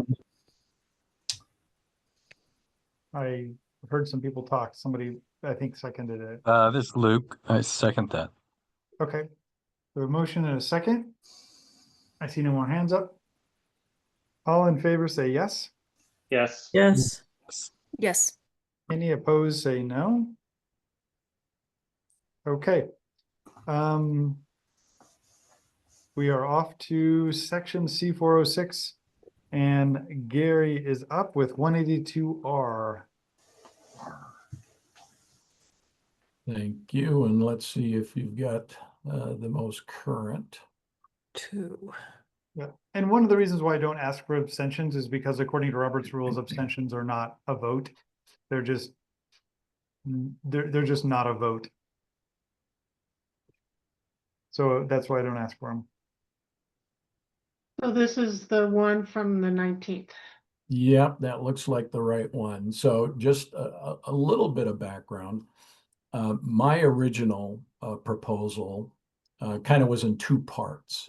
So the first part was proposing to strike the entire credit section of the Washington State Energy Code and replacing it with the credit section from the IECC.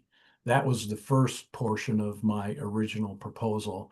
The second portion was adding language and adding coverage for gas heat pumps for both space and water heating. This updated version, as you can tell, no longer is proposing to strike the Washington State Energy Code credits tables and replacing it with the IECC, since I think we're well past that and well beyond that consideration. I think that's been considered and disposed of. And so that's no longer part of this. And I would also say that originally the language that I had proposed for adding gas heat pumps was based upon the language and formatting in the IECC. So what I asked to do and what I have done now is I have formatted and trying to utilize the construct of the 2021 Washington State Energy Code. Realizing at the same time here that this will probably change because of the work that's being done on 279 and the credits tables that may ultimately go in there.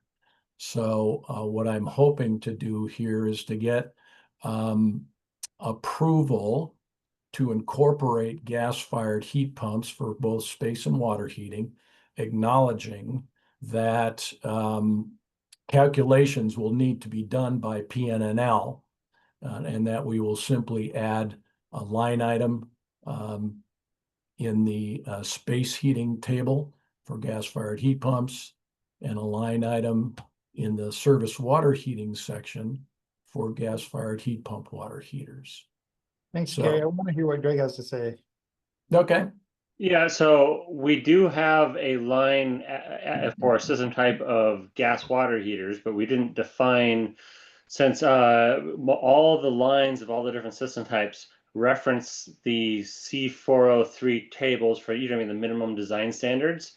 Right. And since gas-fired heat pumps are not in that minimum design standards, we don't really have a definition. So having some definition of what is, what the benchmark is would be helpful. But I mean, adding this as a system, so it's good to add, add some language on what the efficiency levels were, because if it's not added, then we're going to have to define them with P&L as the criteria saying what it is. Sure. So it'd be good to add some language, but we do have.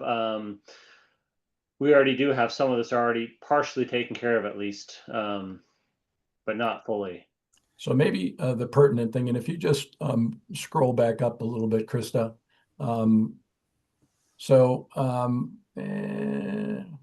Yeah.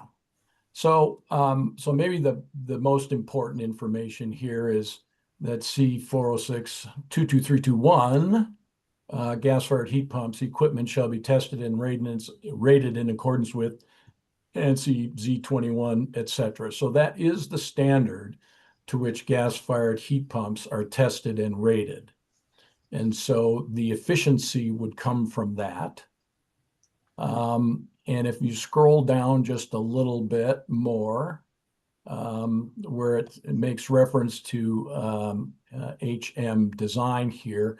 So, and if they're rated to that ANSI CSA standard, it is the efficiency that we'll use, or I'm proposing that we use, is at an outdoor temperature of 17 degrees as tested and rated in accordance with the ANSI. So whatever efficiency that gas-fired heat pump shows at 17 degrees is what will be used to calculate the credits. And I can tell you that the range of those gas-fired heat pumps, at least the absorption gas-fired heat pumps at 17 degrees, is 1.2 plus or minus, somewhere along those lines. And so I think that's a reasonable and conservative temperature to use, number one. And so whatever that rating is at 17 degrees. And then down below for surface water heating, that's a different testing standard. It's ASHRAE 118.1. And 118.1 currently has, at least when I looked at it, I think at least 4 different rating points from 80.6 down to, I don't know if it's 17 or something lower.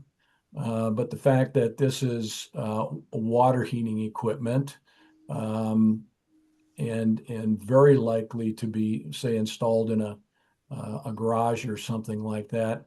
What I was suggesting here is, again, gas-fired heat pump water heaters tested in accordance with 118.1 and a testing point at 50 degrees, because that is one of the testing points. I thought that was a reasonable and relatively average outdoor air temperature to use for that. And then, of course, if we're no longer using those equations, we will plug efficiency numbers into the table to come up with the appropriate credits. So, may I jump in real quick, Lisa, if you don't mind, just on the temperature rating. Having a temperature rating is not going to change the numbers in the table. It's just a reference for how to refer to the model, because when P&L does all the, all the system types, they're going to, regardless what temperature you're referencing, they're going to model it on all the systems on the same temperature profile. Okay, well, for space heating, again, I had recommended 17-degree outdoor air temperature for space heating, but the COP, or the efficiency of that gas-fired heat pump water heating system, is going to be a whole lot different at 80 degrees than it is at 50 degrees. Well, they'll And probably again, use an annualized temperature profile is my guess, so that rather than one annualized number. Well, say that again, Chal, sorry. I'm guessing that the simulation will include a temperature profile appropriate to the climate zone and not just a single number. That is correct. Well, again, I think generally, and maybe Mike can help me out here. I'm not sure how much he knows about this, but generally, space heating is different than water heating in regards to, yeah, I think the especially model for will these. take care of that. The modeling will take care of that. Lisa. Hi, thanks. I was just going to mention that I think I'm next on the agenda, proposal 294. And that proposal just covers gas heat pump water heaters. And in response to TAG feedback or TAG member feedback, it requires a higher efficiency. It's a 1.3 UEF or better. So this calculation procedure would be helpful for that proposal, but my proposal requires a higher efficiency. Yeah, and so this proposal covers both space heating and water heating.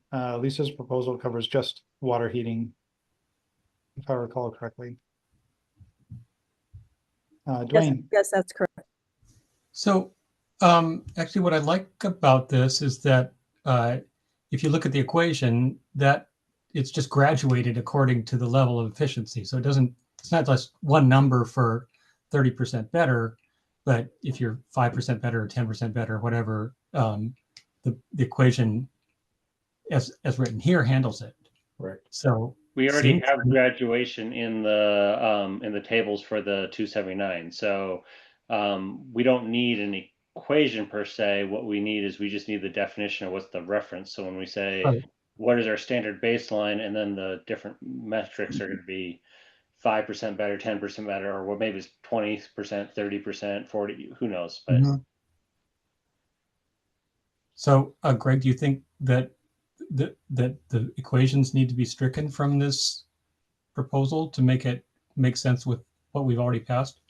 Well, what I think we don't need, we don't need the equations. What we need is we need the reference for what the bench line reference is for the minimum, and then everything from the minimum will be this much percentage better in the tables.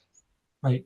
That is simple as ANSI Z21.40, et cetera, or does that need to be something more than that? That could, I'm not as familiar with that. I'm not familiar with that one, but if that's what defines the minimum standards for a heat pump with them, then we just got to grab that. Okay, so there's no minimum, there's no federal minimum or any other minimum efficiencies designated in federal in the federal. So there's not a minimum efficiency established. So I guess we have to define what the minimum base case is for our first credit value is all we need to do. So it really doesn't change anything regardless of what you define as the minimum base, except for you're setting a floor for where you get credits. Right. But, you choose whatever the least efficient gas-fired heat pump is, you put that as a floor, and then you're going to get assigned when the modeling is going to show you how many credits you get assigned when it's compared against all the other systems. No, not the construct that's in place right now. What this group has established is that the minimum efficiency gas piece of equipment will be the baseline. So these will be compared against an 80% furnace or an 80% roughly water heater. That's the construct that has been approved. And that's what we're going to do by this tag. And so, but I think, Gary, what Greg is saying is that you will get some automatic credit by having a gas heat pump appliance. You'll just get some credits just for having that. And then if you have a gas heat pump appliance that is 10% better than that, then you get even more credits. So you are still compared back to that 80% minimum appliance, and you get credits just for having a gas heat pump because it is more efficient than the 80%. So I think nobody's changing that. So what you're saying is, so we're not getting into whatever the base case. I mean, that was a decision that the council was already trying to decide when they made their site energy, and that's not something that we're debating here. What we need is we just need what the lowest level of efficiency for a gas-fired heat pump, which will get some credits, and then we'll ratio from that point up. So whatever the standard is for how they define and rate gas-fired heat pumps, we pick the minimum efficiency unit, and that's.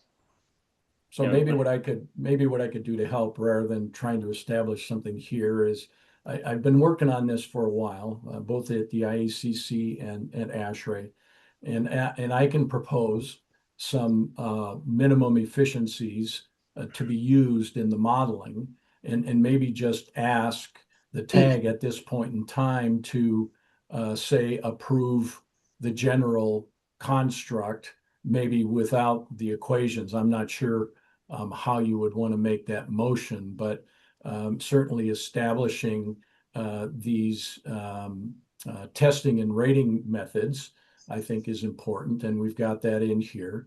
Yeah, I think that'd be great, Gary, if you could work on how you would want to suggest to PNNL what the minimum efficiency of one of these things is so that they could do their work.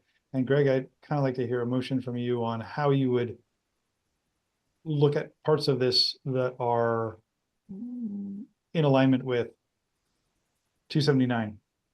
Yeah, well, I mean, so really, I mean, I'll make the motion that we include a reference to the appropriate standards, and just to clarify, is the appropriate standards what you have listed there, the ANSI Z21 and then also the ASHRAE 118? Are those the two standards? Those are the two standards. They're different between space and water heating. Yes, those are the two methods of test. Yes. So I'll make a motion that we include add a subsection C406 that define for both space heating and water heating, that includes a reference to the ANSI and the ASHRAE standard and we list the as what we're going to measuring the definition of a gas-fired heat pump is. And then the detail, I mean, there'll be a very small amount of wordsmithing that will occur in the work group during the modeling just to make sure we get it right. But that's going to really only just be like a sentence or two. No, and my assumption, Greg, is that the motion also includes approving the proposal with those two things, but striking the rest of the proposal. Yeah, we don't need the rest of the language in the proposal because it's already covered in 279. So 279 was written basically system agnostic in that you can plug in any system type you want in there. You just need a definition of whatever the baseline is. So Greg, question for you. Do we need a rating point temperature for these? It depends on how that I'm not familiar with those standards, so it depends on how that standard measures it. I mean, if the rating temperature is not used for the modeling, the rating point is just I mean, if that standard uses that rating point or that temperature for how you reference it, then sure. You know, I mean, just like a lot of times your SEER values that are shown or HSFP values are shown at 47 degrees Fahrenheit. That doesn't mean that the modeling is all done at 47 degrees Fahrenheit. That just means that's how they measured them at. Okay, so we should strike the temperature references because, as Gary said, there's 4 rating points shown in the water heating standard. Well, the thing about it though is, yeah, I'm not exactly sure how that's going to be done. If you use a COP or a UEF, assuming an outdoor air temperature of 80 degrees, that efficiency obviously is going to be a lot higher than what it would be at 50 degrees. When they do the modeling, what I at least envision, we have to work out the details and look at what files that P&L has, but I would envision that they're going to look at a load profile saying you have this many days of the year that are at 0 degrees and this many days of the year that are at 80 degrees, and you kind of do a, you know, in modeling. And I mean, we'll have to work out those details with P&L, but we're going to include climate zones. So climate zones means you have to take into account the temperature variations throughout the year. Okay, so we have a motion, and the motion is to approve this proposal, striking everything except for the references to the 2 standards. I would just say that I think it's important to keep those temperatures in there because those are specific rating points. Is that part of your motion, Greg? I'll say if needed. You know what I mean? Like we'll open up those standards and see how they. So if needed for reference to the. Okay, well, Krista has to put exact language into something, so we either need to include them or not. But I'm also gonna. So I'm asking you to clarify your motion, and then we're gonna ask for a second. So to clarify it, we need those references in there. The exact language of how we refer to that reference is going to have to be developed. I mean, we're going to have to open up and look at those standards and see what they say, and then put the reference. But we're going to put a sentence in, and whether that sentence includes the temperature reference or not, Okay. I haven't read those standards. So. Okay, so we're approving the standards and striking everything else in the proposal, and then approving the proposal. Is there a second for that motion? Second. Okay, we have a motion and a second. Larry. Lisa, what temperature was yours rated at that you're coming to? Because you said yours was higher, but I'm just wondering if it was at a higher temperature than what Gary's was. Actually, I'll have to defer to the manufacturers on that one, but this was based on feedback that we got from, this is for gas heat pump water heaters. Right. They were indicating that the typical efficiency range was between 1.1 and 1.3. And But so at what temperature? At what temperature outside? I'd have to ask them and find out. Because I think that's critical. Okay. And I think those are very similar numbers, Lisa, that I've heard. Okay. But I think the question is at what temperature, and I think that's an important question. So yeah. Yep. Okay. TBD. All right, we have a motion. We have a second to approve 182 the striking out everything except for the references to the standards, incorporating those into the code, with some notions that some things need to be done regarding temperatures and standards and research. Okay, all in favor of approval, say yes. Yes. Yes. Yes. Any opposed, say no. Okay, thank you, Gary. We are on to Lisa 294.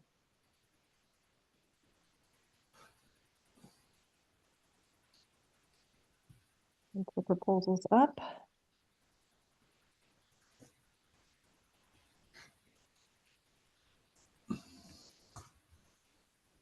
Okay, and so per the earlier discussion, this essentially is accomplishing this same thing in that it is, at least for surface water heating, it's adding an additional efficiency measure for gas heat pump water heaters.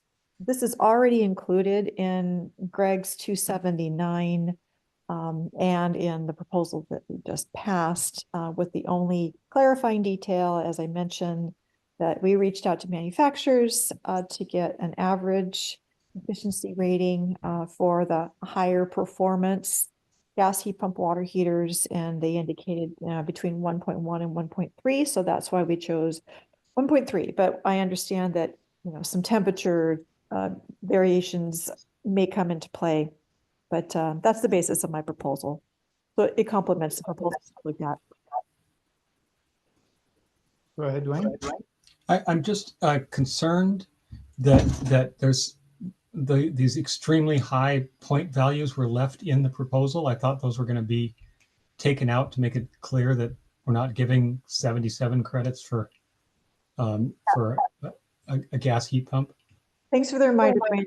I just saw in my note. I would like to make an amendment to my own proposal, and that is to remove those values and just put them all as NA or TBD for the not those, Krista, but the one just row 20, because those are the only ones that are new, and just put TBD for all of those, because those values are going to come up via the modeling.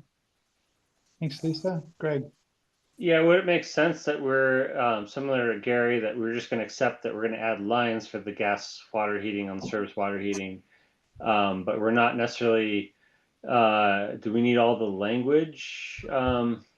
Because I see some conflicts. I mean, the table's structured differently. We don't have prorate flags.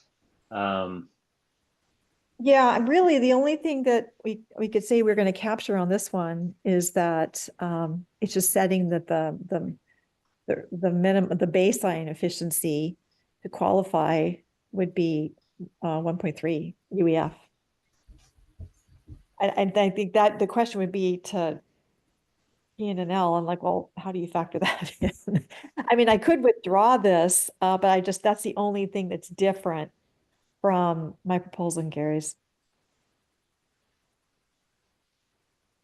Is there a difference for, so Gary, would you envision people using natural gas water, heat pump water heaters that are less than 1.3 UEF? Well, first of all, I'm not sure if the 118.1, which is for commercial, basically commercial size systems, actually spits out a UEF. I think it still might be a COP. So, you know, that's maybe part of a little bit of research that we need to do, especially taking a look at that standard 118.1. But I think, again, depending upon the temperature at which it's being rated, that number will be different. Sure. Well, if that's the case, I mean, if we were just going to use the criteria that you had in your proposal, then it sounds like this proposal won't be needed. And I could just withdraw it. Go ahead. You withdrew it, Lisa? Yep. Okay. I think I can. Okay. Thank you. Withdrawn. So Krista just emailed about 143. Krista, can you remind me what was going on with that one? Oh, just the availability of the proponent. And he was only available until 2:30 today. Okay. Look at that one really quickly. Air barrier testing. Yeah. Why don't we hit that one right now while the proponent's in the room? Are you here? Smith. That's Doug Smith. Are you here?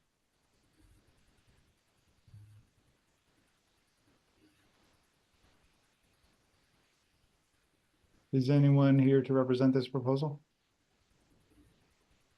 Doug, can you unmute?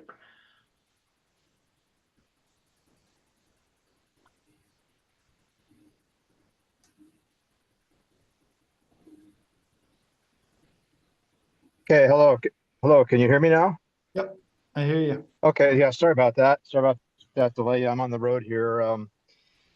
Yes, a proposal to roll the air barrier leakage testing requirement into the commissioning process and to the commissioning checklist, which checks, HVAC control systems and HVAC equipment and light that you're testing into that. Very, very similar to TA adjustments. That's a good assessment. The test adjust balance is often done by the contractors. The commissioning provider is required. Doug, I'm struggling to understand. You're cutting in and out.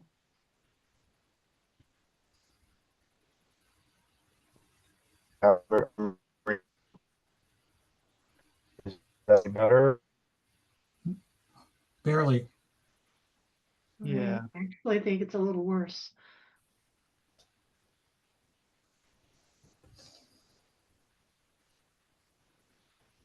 Doug, I don't hear you at all now. Okay. That sounded Let's see better. if I hold on. Okay. Is that any better? That last sentence was fine. Yeah, better or worse? Yeah, that sounds good. Keep going. Okay.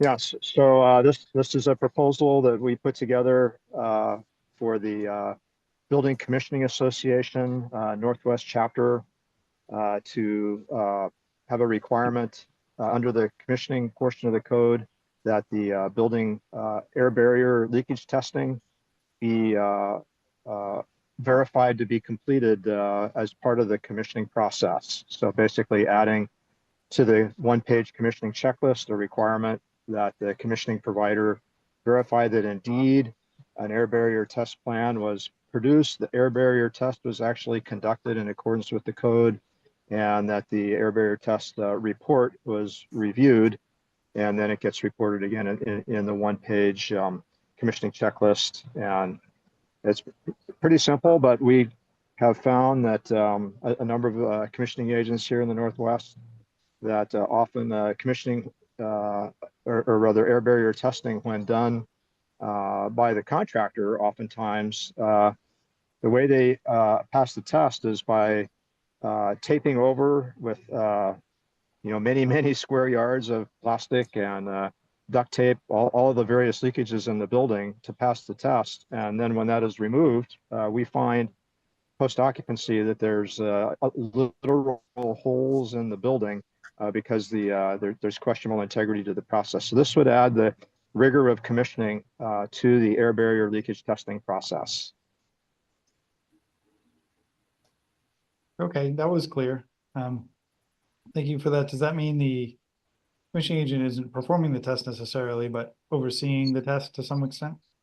Yes, exactly. And that you can read in the detail there that there's a very strong precedent set for this in terms of TAB, or HVAC test adjust and balance, which is required to be performed and verified performed under the commissioning process and the current code. And this would just be adding the air barrier leakage testing oversight, if you will, oversight or review confirmation by the commissioning agent. Very, very similar to TAB. Yeah, the commissioning provider typically doesn't perform the TAB, but we do verify the TAB has been properly conducted. And so this would be proposing a very, very similar approach to the air barrier leakage testing. Thanks, Doug. What questions do people have? Discussion. Lisa. Yeah, thanks, Doug. This is a really interesting idea. So if we have it in here, which is, I understand that would be the case for projects that are required to be commissioned, but projects that are not required to be commissioned, they would still be governed as they currently are, right, under the envelope section? Yeah, that's absolutely the intent. Yeah, if they're small projects or not subject to the commission, small less than like 10 tons of cooling, or however many BTUs of heating, they would not be subject to this requirement. That's a modification that could be made, but we just wanted to find a very simple, easy way to just provide at least a first pass effort to get air barrier leakage testing, under the umbrella of commissioning, and with minimal other changes to the code. Yeah, I like this proposal because it just kind of adds that additional layer of verification for a provision in the code that is not consistently enforced. So I think bringing the commissioning professional into this role could help with enforcement. So yeah, thanks for the proposal. Thanks, Lisa. Certainly, our pleasure. Go ahead, Larry. I question about large roll-up doors and then having many of them. A lot of these commercial buildings might have 10 or 15 or 20 roll-up doors. And how you going to get something to pass on those type of doors? I mean, because you've got the, as the panel goes up and down, they move the metal up and down. So it creates the door panel to have strength, which becomes a real nightmare for trying to seal it off 100% tight. And so to make it pass, I don't know how you're going to, in a facility like that, I don't know how you're going to get it to pass. I mean, you can test it, but I've yet to see doors that are what I'd consider tight enough to pass any test. Thank you. So Larry, we do commission warehouse type buildings and industrial facilities that have large roll up doors, and they have what's called Arctic seals specified, and they do in fact pass the test when they're properly built and constructed, designed and constructed. Those can pass the test, and that's in the existing code. The existing code requires that those type of buildings, if they're subject to if they're not exempt, they are required to pass. And so that has nothing to do with commissioning. It's already in the code. This isn't increasing stringency. This is just it's just right. We're just checking that if it's required by the code to pass if the air barrier leakage criteria apply, we're just verifying that it does in fact get tested and the building passes. But we're not changing the underlying code. We're just checking that it complies regardless of the type of occupancy. Thanks, Doug. Dwayne. I'm going to vote against this proposal. I see it as kind of a turf battle thing, and I don't actually see air barrier testing as being as needing to have double oversight. We already require a lot from them, and in fact, a lot of this taping over that Doug speaks to is allowed by the method that's in the code. So I don't see any particular advantage. I see some more coordination issues with everybody and a little extra cost. So in fact, I'll just conclude by saying I'd make a motion to disapprove this proposal. I'll second. Okay, we have a motion and a second. What further discussion? Yeah, if I could elaborate, the additional energy efficiency credits already require us to commission. If you go for the credit that requires additional performance in the air barrier leakage test, we already have to commission that anyway. So we're already doing some of this for the existing code.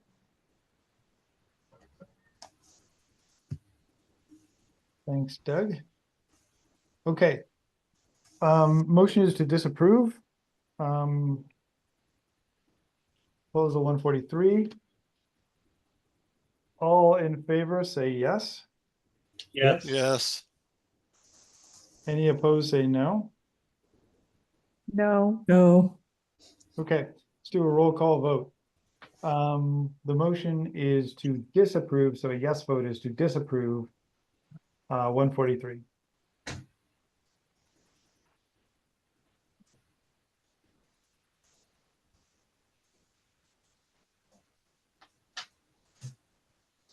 Margaret Montgomery, No.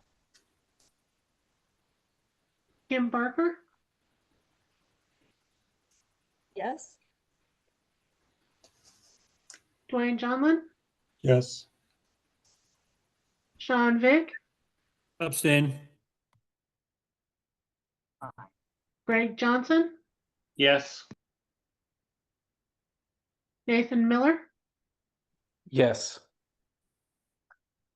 Irina Respetness, Yes. Ian Casey, Yes. Larry Andrews, Yes. Lisa Rosenau, No.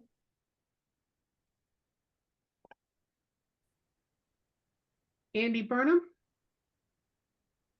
No.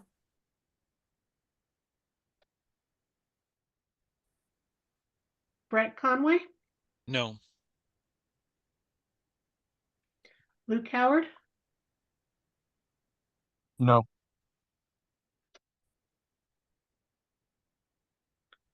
Marcus Verta, Yes.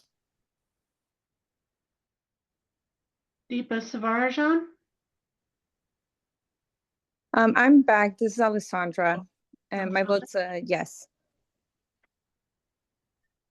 Okay, motion carries 9-5 with one abstention. A motion carries and 143 is disapproved. We are on to 235 and Lisa is we'll talk about that one. 235. All right. I'm gonna get my note. 13. We can hear you, Larry. Oh, sorry. It's all good. Public commentary. Yeah. I do the same. I'm just trying to find my notes here. One sec. All right. And I'm presenting this proposal on behalf of Mia. And so let's see if I can, here we go.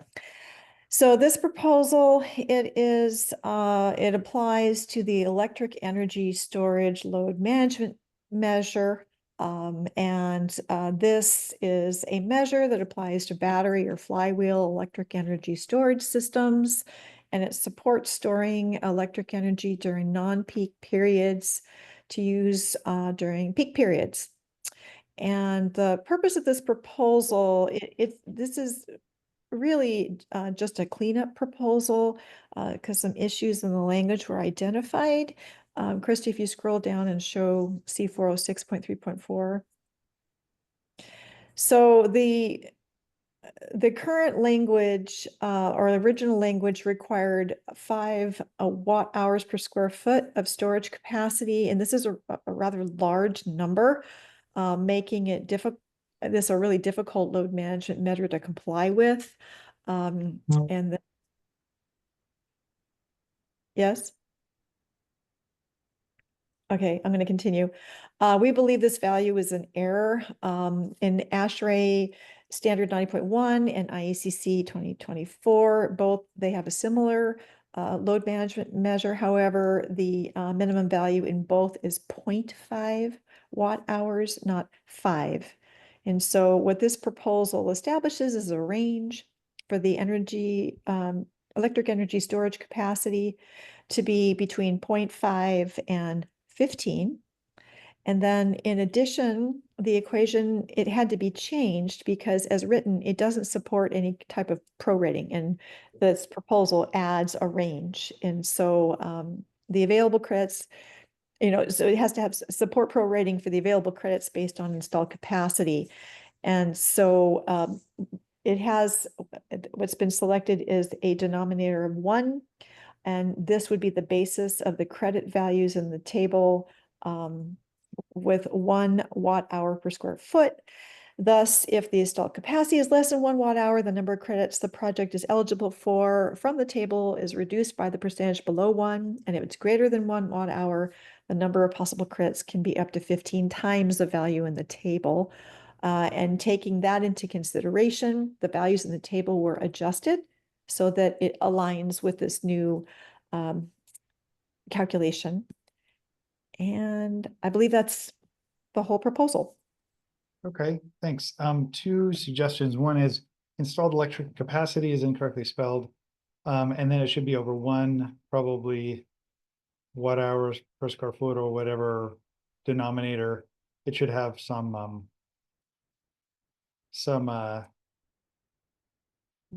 to tell you what it is.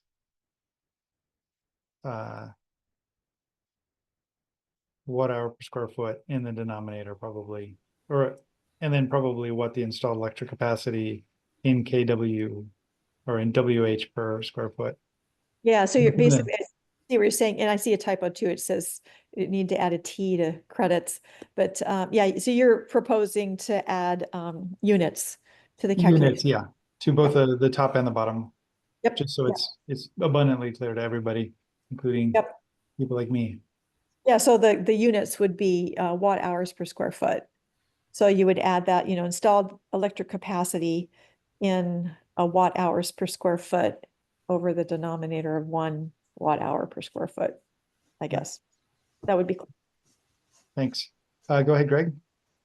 Yeah, a couple of what I hope is friendly amendments. So thank you for the cleanup.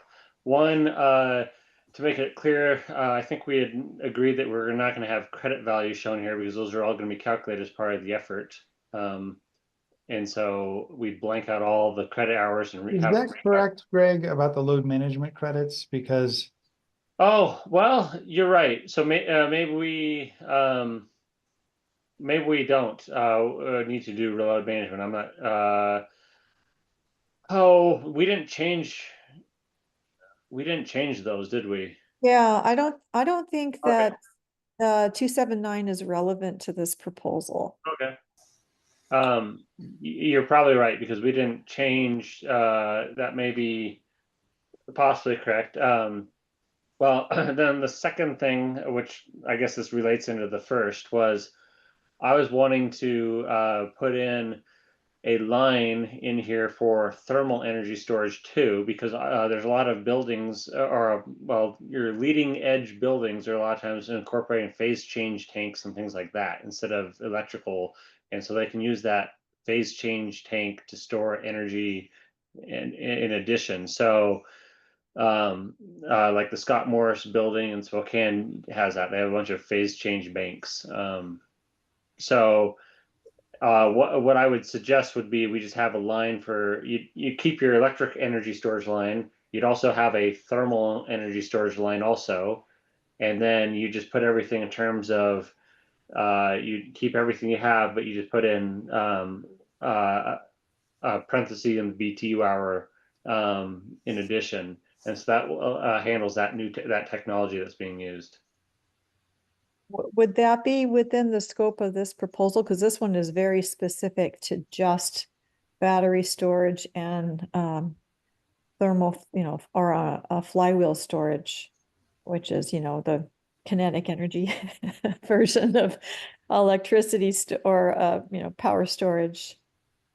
Surface water heating, that there is already one for that handles. Yeah, so sometimes that thermal energy store, and historically, thermal energy storage is used with hot water storage for surface water heating. But there's a lot of places that are using the thermal energy storage is used for space heating now, and so that's where and a lot of times they're doing phase change tanks for that. I mean, you could say it's out of scope because that's adding a new, a new item, but that is out there as a technology. Yeah, I didn't, Nia prepared this proposal, and so I don't know if expanding the scope of the proposal to include that would be friendly or not. So we have to mention that. Yeah, I was just trying to think through the issue. It's certainly not part of this proposal.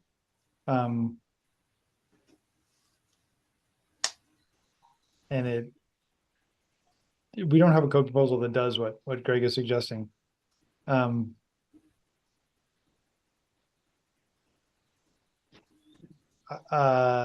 really don't know how to handle that because it seems like it's not a code proposal we have or similar to a code proposal we have, and we'd have to come up with numbers for it somehow as well. Dwayne, go ahead. Yeah, I would not. I would have supported Greg's idea had it come up 6 months ago. But no, this is like there's not enough time to consider the details there. I'd also like to say I see Mike Meyer's hands up. I was trying to make the case to him that having a formula where you divide by 1 was silly, but he argued back with his own good reasons. So I'd like to make a motion to approve this the way it is. Okay. I'll second. Motion and a second. All right, Michael Meyer. Yeah, I just want to clarify. Yeah, I understand the desire for the thermal energy. I mean, technically 5 and 7 are forms of thermal energy. The problem is you need to create a new category because you can't just say, well, it's BTU unless you somehow created a formula so that matched the electrical capacity. So you need a whole new row. I'm not against it either. It's just the way the original idea was. This was tabled back in March, and at the time I did not entirely understand that the desire was for a parallel thermal storage one, but you can't combine them because of the units and the crediting values. So very much, if there's an opportunity, we could help develop possibly another one for thermal storage, but it has to be its own because again, the way the units and the crediting works, you can't just say, well, just swap out technology. Okay. I agree. Sorry, it was an idea that came up probably too late, or I think I mentioned on the 3rd of March or on the 7th of March, but it probably didn't get understood and I didn't follow up, and it's probably too late in the game. Yeah, it's not a bad idea. All right, we have a motion. We have a second. To approve. All in favor, say yes. Yes. Yes. Any opposed, say no. Okay, motion passes. Thank you. And we are off to chapter 5. We finished up 406. Now we're on to chapter 5 for 4 cleanup ones, or rounding out our chapter 5. So 209 is up. And that is Nick O'Neill, I believe. So you can hear me? Yeah, I can hear you, Nick. Great, thanks. Yeah, this one was introduced at the last TAG meeting, which I unfortunately couldn't make. So thank you for introducing this one, Johnny and Kevin. The basis behind this one is based off the 2025 Title 24 measure that passed that requires replacement of AC equipment to be either a heat pump or an AC unit with an EC motor, or a dual fuel system with an EC motor, or I should say variable speed motor. So that's the basis for this, and it sounds like from the recording last time, people scroll down and could see the supporting documentation from Title 24, but there were a couple of confusing questions about the text up top. So I tried to respond to the comments there. I believe the only change I've made to the language is that one column you can see says exempted there, and we can go through that in a minute, but everything else has stayed other than the comments that I included. So if, sorry, Krista, can you scroll back up to the top here? So I think the first question that we had here was about this mode versus load.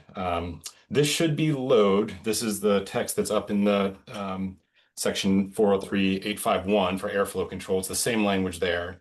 And there are different ways you can control variable speed, but the idea here was to control it based on the load, not on whether it was in heat pump mode or AC mode. I think we could possibly take all of this out and just reference that section of the code rather than duplicate the language. I think, Lisa, you had a desire not to duplicate language where there might be a mismatch. I think that would be fine. That would just tie it back to a section of the code that has the same language in it. So proposing that as a possible solution to this rather than repeating it all, that would have the same intent. Let's see, I think, Greg, you had a question on the MCA, the minimum circuit ampacity. I believe that was all addressed by the blue text that's shown there.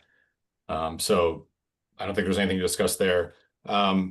In terms of, I want to go through the comment you had on increasing the footprint and an exception for that. I think that's already covered under the basic charging language in 503.4. I have that in the comment there about whether you have an equipment that requires structural modifications or things, limitations of the existing site. There's a path to avoid that there. So I think we're already covered on that one.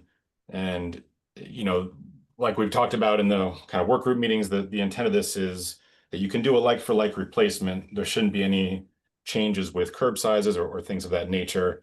The only change from doing like for like is that we're requiring this variable speed fan mode if you're doing an AC unit. So that one I believe is covered. And then you had a couple other suggestions for exemptions based on failing equipment. And my sense is that I'd rather really not bury that within this provision. I think that is a discussion the tag could take up for the general charging language of 503.4, which deals with alterations for a whole suite of mechanical equipment.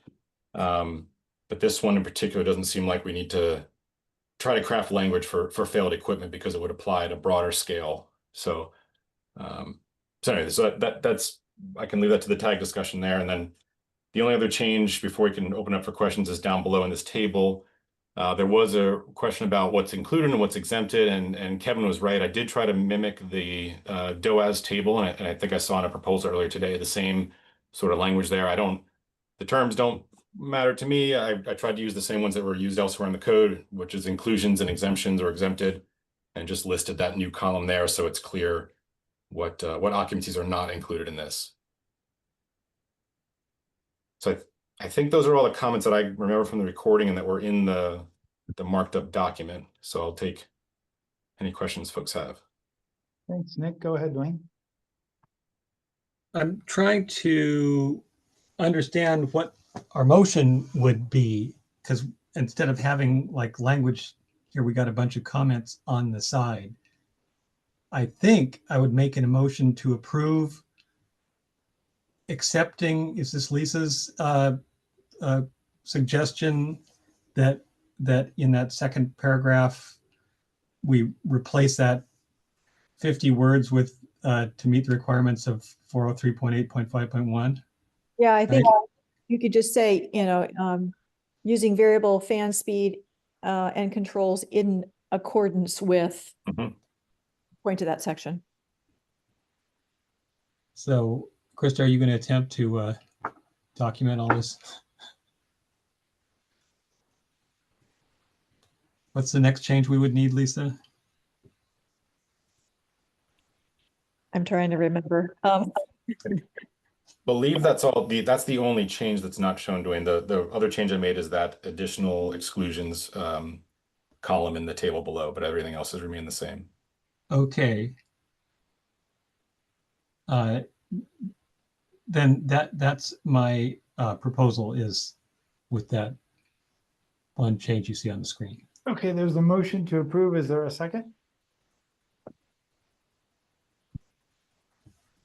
I'll second. We have a motion and a second. Ian. Yeah, hi, thank you. And I appreciate that, Nick, you clarifying that language on mode versus load. And I think I follow as well. And I think it's more of when you say load, you're speaking more load of the building, or I'm thinking like equipment capacity, load of the compressor.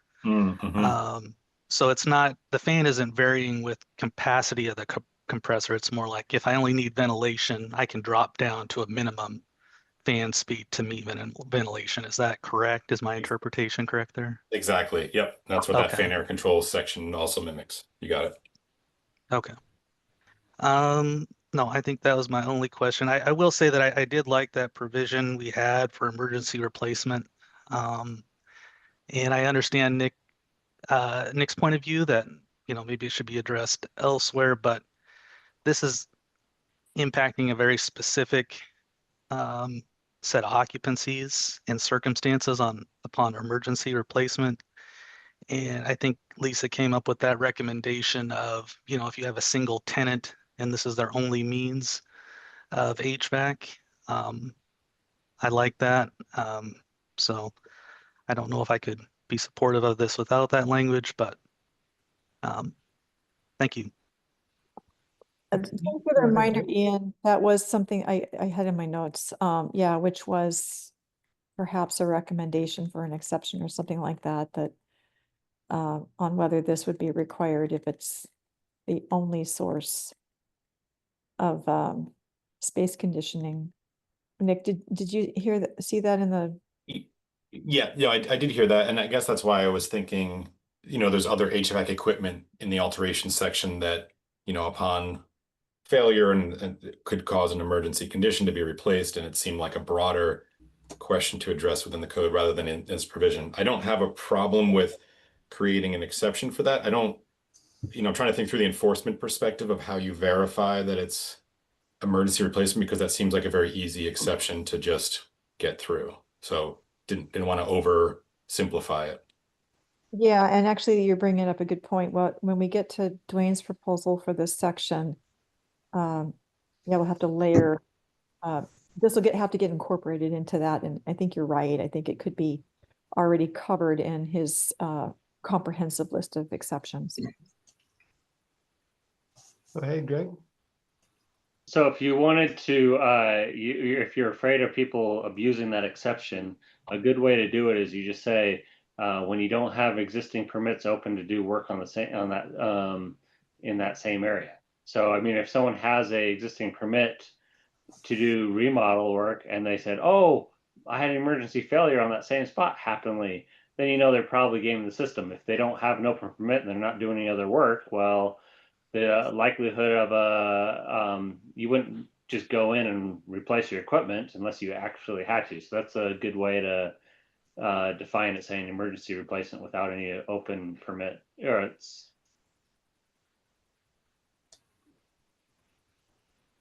Thanks, Greg. Go ahead, Dwayne. We've been trying that for several years in Seattle with various, and the trouble is that this equipment gets replaced when it fails.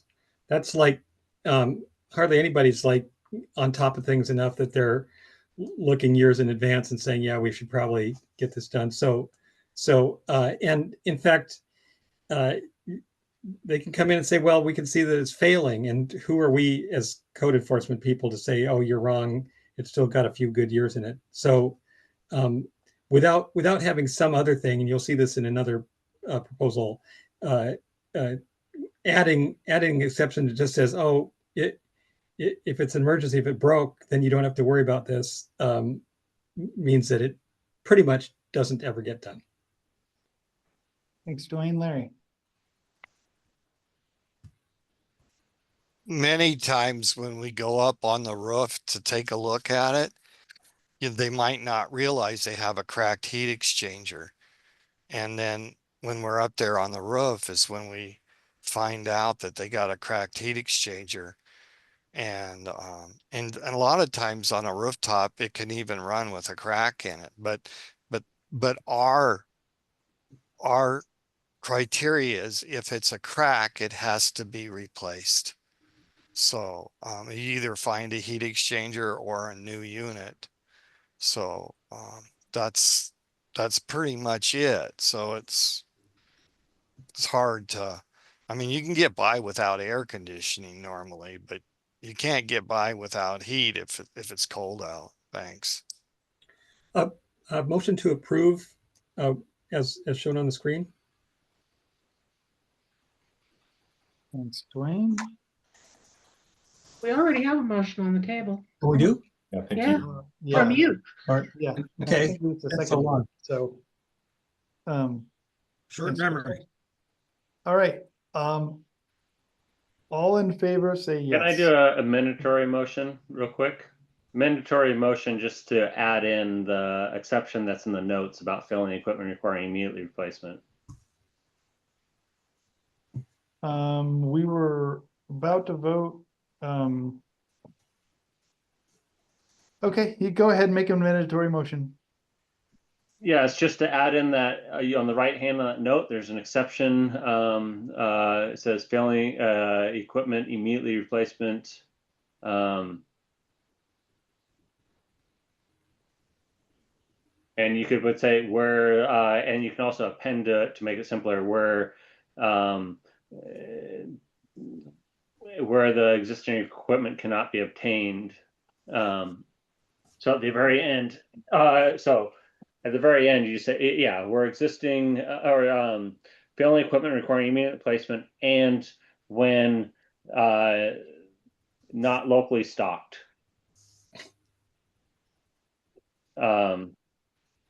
Or options not locally stocked.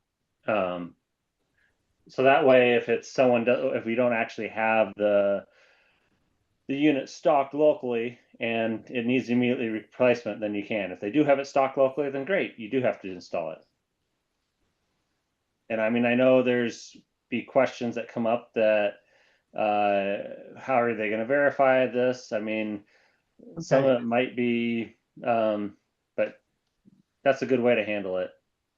Okay, Greg's proposed an mandatory motion. Is there a second for that?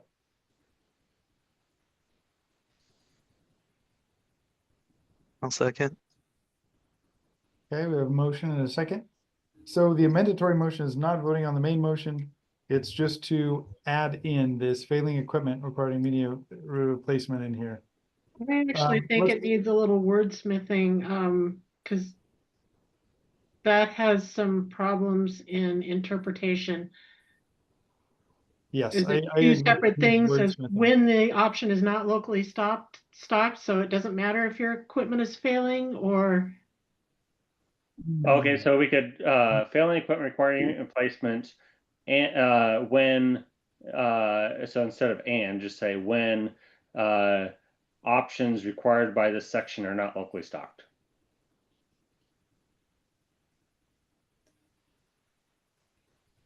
Okay, I don't want to spend a whole lot of time on this.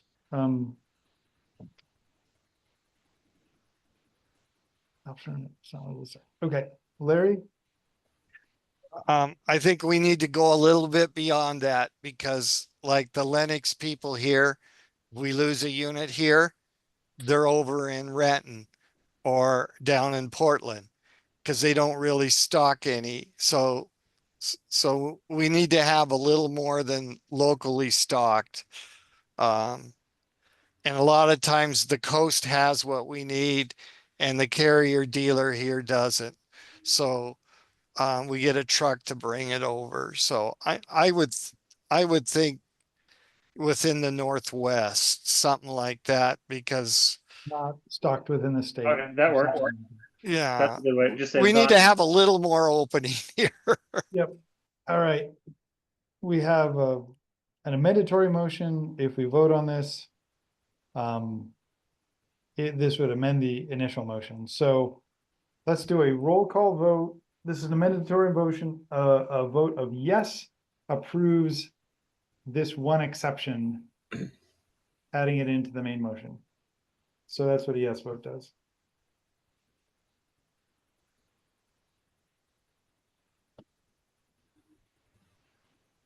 okay, Margaret Montgomery, Yes.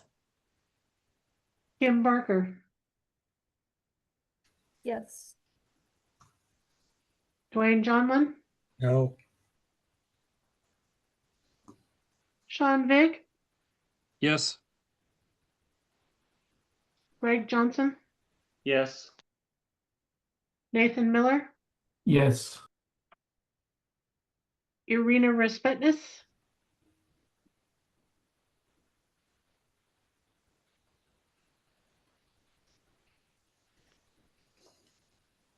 Irina, are you there?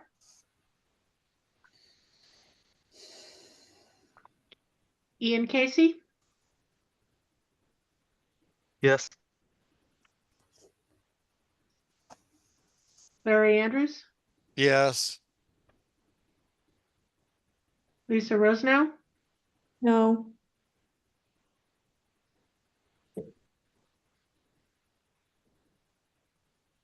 Irina Sesarova, Abstain.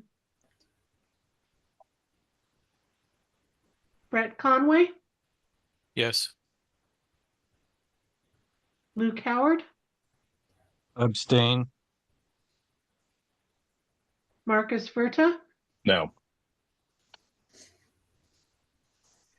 Alessandra De La Torre. Abstain.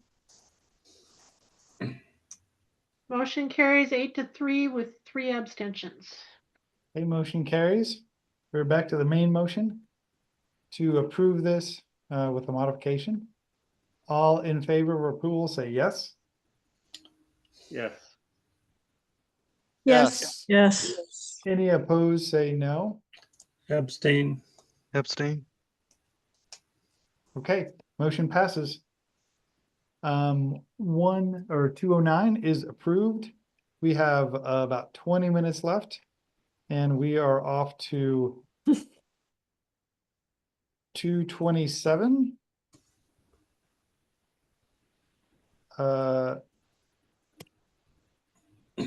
Which is about thermal energy networks. Is the proponent here? Yeah, this is Clarence with Corix. So Jeff Giffen has been speaking on our behalf, but he's out today. So I'm stepping in to cover what we proposed. And so I don't know, I spoke with Andy a little bit. I don't know if it's appropriate, Andy. Is there a way is there anything specific that we would need to speak to? And I apologize. Oh. Yeah, if it's okay, I can chime in here. This proposal is adding exceptions in Chapter 5 under the space heating and water heating kind of requirement sections for alterations for existing buildings that are connecting to compliant thermal energy network systems. And then under the hydronic alterations, it also is adding an exception for the requiring the sizing coils for 118 degrees. So the intent with this one was to basically allow some similar flexibilities for alterations of buildings that are connecting to thermal energy networks. Motion to approve. I'll second. Oh, just wanted to, with one little edit, under the bottom exception, it says hot water heating systems, but that should be service water heating systems, right? No, that one is that's for hydronic Okay, heating so systems. That's the one that references back to the 118 degree sizing all the coils in the building for 118 degrees. So then using the Eric Vandermeer system, it would say HVAC heating systems, right? Because hot water is obviously an ambiguous term. I would actually think he would recommend HVAC. I think that's one of the terms he was saying that the code doesn't use. Perhaps you say hydronic. The code uses both of them right now. It's not consistent. There's space heating in some locations and HVAC heating in other locations. So, all right, fair. What's your preference, Eric? The way you currently have your next proposal drafted is HVAC for this section. So it would be, yeah, HVAC heating systems. Okay, that was just my one correction to my motion. Okay, we have a motion to approve. We still have a second, Greg? Yep. Okay, and Larry, go for it. I really would like hydronics. All my books up here on the books, they say hydronic. They don't say HVAC systems, because when you say HVAC systems like that, then you're talking more of an air source, something or other. And so when you put the when you put the hot water coil in there, that part of it is really the hydronic part of it, of the system, even though we have a combination hydronic HVAC system if you're doing it that way. So I think we need that designation there really to really highlight what we're talking about. But The exception is to a section called hydronic. so anyway. I don't know, Dwayne and Eric, how do you feel about that? But the motion is to include HVAC, the word HVAC.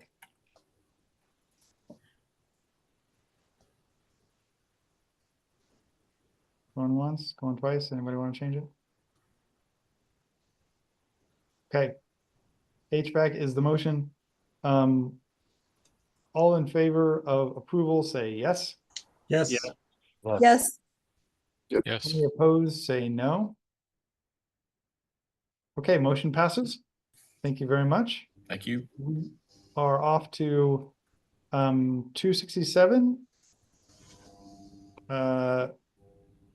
Which the tag previously approved, is my understanding. Right. Okay. And there's a modification. So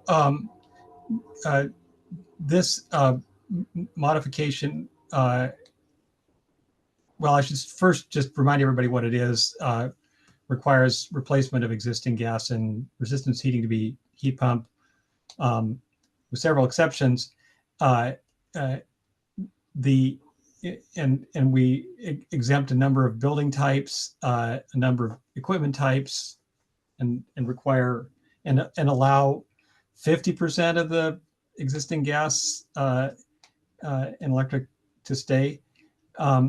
What the big changes that we made this time due with TAG input was eliminated the requirement for what in Seattle we're calling a future decarbonization plan, since it didn't really match with the way the state law is set up, and increasing the allowance for existing equipment from the 50% we have in Seattle to 67%. I think Eric and others pointed out that a lot of mechanical configurations have 3 boilers that rotate, and so under this way, you'd be able to keep 2 of them going instead of 1. I can get back into more of the detail, but we already did that at length on a month ago, so I'll leave it at that. Thanks, Dwayne. And just to be clear for the tag, we approved this proposal a while ago. What's new and different? Is it all the stuff underlined in red that's new and different, or is it something else?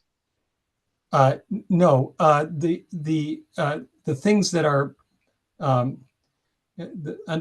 underlining this is just the difference between the existing code that you see struck in and everything that's new. In the text, what's changed is that there's some stuff gone, which referred to the decarbonization plan, and there are a half a dozen places where it refers now to 67%, where before it referred to 50%. I think Eric had a few grammatical errors he wanted to fix on this. Okay. All right. Thank you, Dwayne. Eric.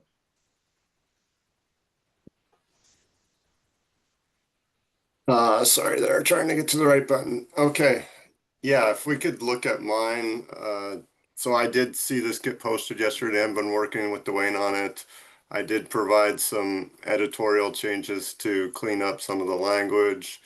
As I mentioned, Well, Eric, just to be clear, So there's a separate document that says EVM comments.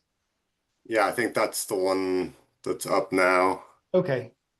So And, that's and your all of proposal with your comments on it.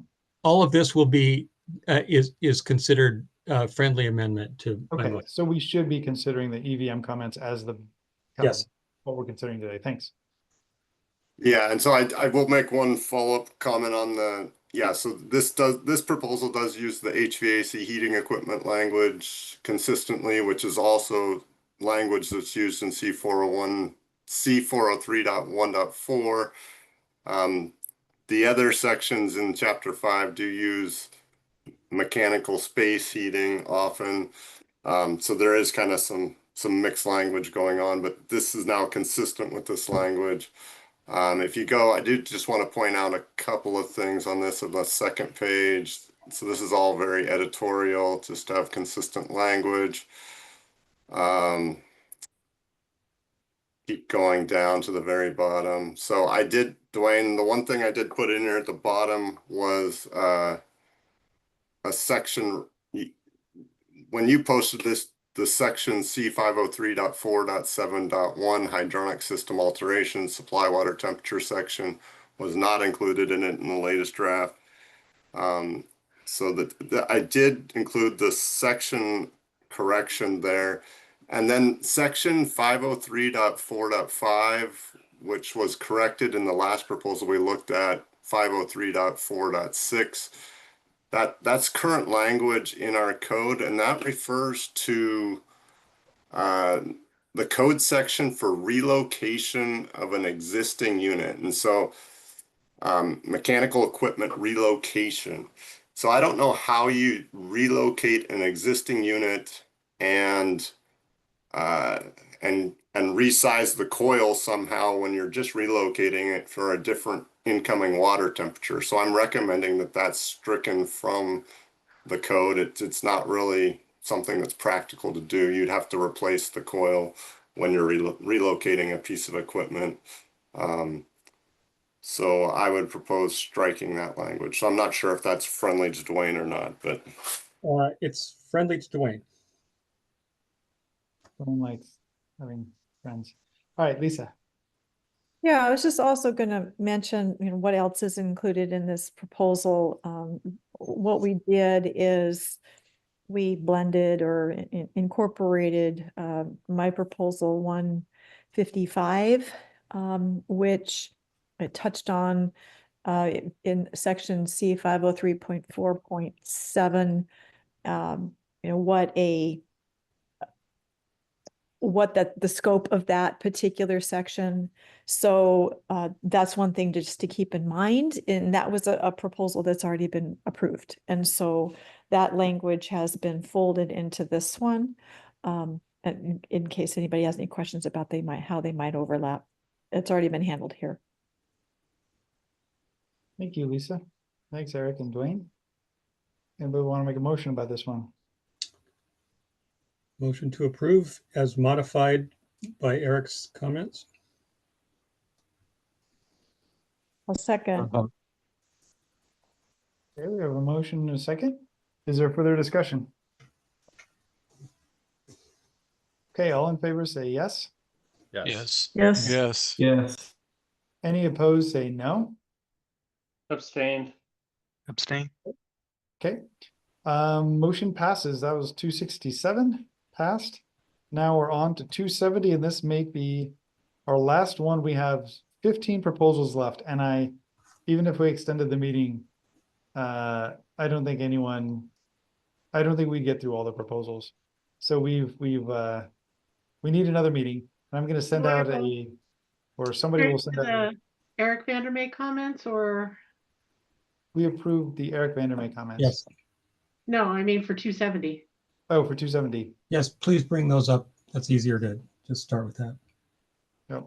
So there'll be a doodle poll or something that goes out for our next meeting, which will not be on a Friday.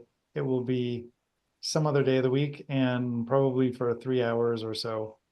So that'll go out and we'll see how far we can get today. If somebody wanted to extend the meeting for another half hour, we could probably get a few more done today. But I'm not going to assume that anybody wants to spend another 30 minutes here. I'll motion to extend for another 30 minutes, see what we can get through. Thanks, Greg. Is there a second?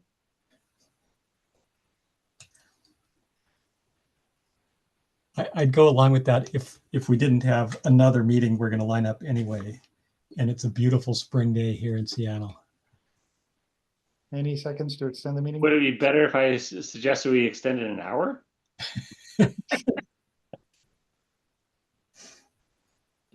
I don't know that we'll get through all 15 proposals in even an hour. But our next meeting will be shorter if we make this meeting longer.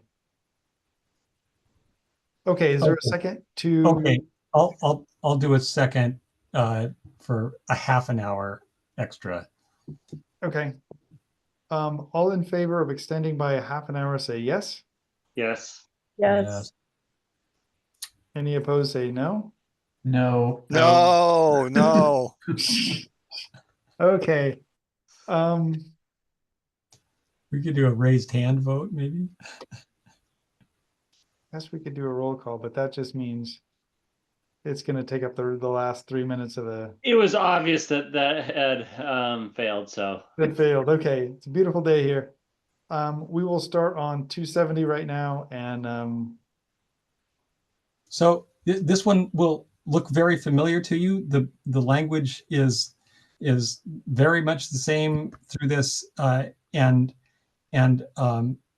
the changes are also the same, that got rid of the future decarbonization plan requirement and moved the allowance to retain 50% up to 67% for this. And Eric went through and made almost the same edits on this one as on the last one.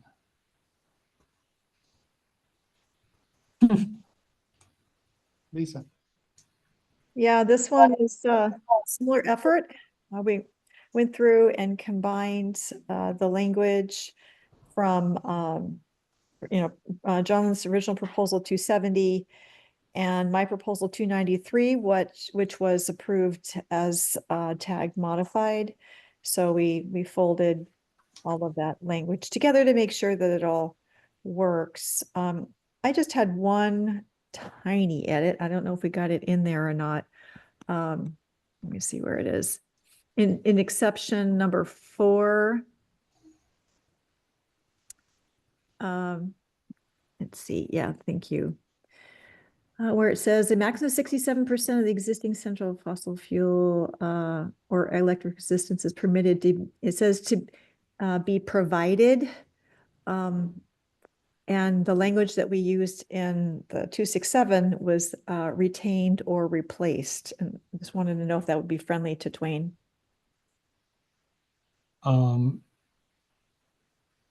Yes, that's good. And then there's a correction in exception 5. It points to it's supposed to point to exception 4, but it points to exception 5, so it's pointing to itself. That's right, because I took one out. Yep. So it's supposed to be 4. Thank you.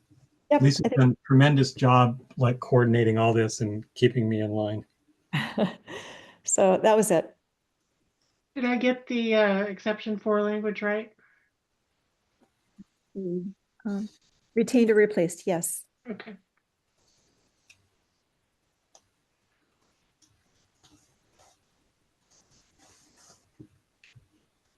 Anybody want to prove this or do something else with it? Go ahead, Larry. In your exception up here that I see, I'm not seeing it on the screen. You've got gas instantaneous water heaters with inputs of 200,000 BTUs or less, 2 gallons less storage. I'm telling you, we've got a lot of 95%, 200, 199 tanks that are shooting nearly 100% efficient. I think we should allow that high efficiency tank to be used because that's what we do. That's what it says, Larry. It says gas instantaneous water heaters. That's the same language we already use. Yeah, but I just took it directly from our existing code to this, so it's not a change. But what I'm asking for is, because most of those have 100 gallons of storage. They're very expensive water heaters, and they're nearly bulletproof. They're all stainless steel heat exchangers, and at times I have nothing coming out of the stack. I've shot 100% efficiency with the units. And I think those need to be allowed in restaurants. That's a different proposal from what I'm doing here, which is just kind of reorganizing things. So I will not accept that as a friendly amendment. But this doesn't help people that are trying to replace their stuff, Dwayne. Okay, it's not going to make it happen. And we need that to happen for these people that have restaurants. I mean, a lot of times we're talking a place that has a space maybe 28 inches by 28 inches to put that water heater back in. Okay. And an instantaneous 200,000 is not going to give them the water to do what they need to do. They need that storage to get them through when they have high periods. And we've moved from 80%, natural draft water heaters to 95%. And they're actually modulating water heaters. When they modulate down to the 40% level, there's nothing coming out the stack. And when you take a combustion shot, you're at 100% efficiency. And we need to give these people that have those areas like that option, so they don't have to incur huge costs to do this. And we've made changes all along here that we've added and subtracted stuff left and right. And this would go a long ways to help those people out and keep them in business. Thank you. And motion to approve is modified on the screen. I can't go for that. A motion, is there a second? Was there a second? Yeah, we heard a second from someone. Who was it? Sorry, second from Marcus. Okay, we have a motion and a second. Let's do a roll call vote on this.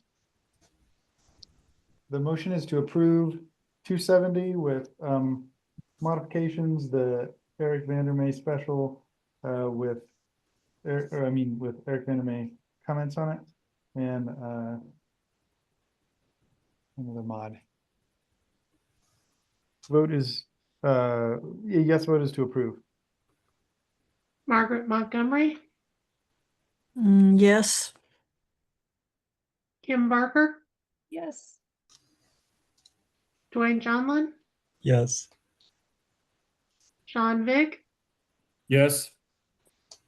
Greg Johnson, Abstain. Nathan Miller, Yes. Irina Respetness, Yes. Ian Casey, Abstain? Larry Andrews, No. Lisa Rosenau, Yes. Irina Sisarova, Yes. Brett Conway, Yes. Luke Howard, Yes. Marcus Furta, Yes. Alessandra De La Torre, Abstain. motion carries 11-1 with 3 abstentions. Okay, motion carries. Thank you, everybody. We are out of here because nobody wanted to stay an extra half hour and hang out, which, I don't take personally. All right, we will see you again this code cycle when we convene another meeting. So thank you so much for all of your work on this. Tons of work. We are adjourned. Good job, Chell. Yeah, thanks, Shell. Thank you, everyone. Thanks, Jill. Agree. Thanks, everyone. Thanks, Krista. Good job, Krista.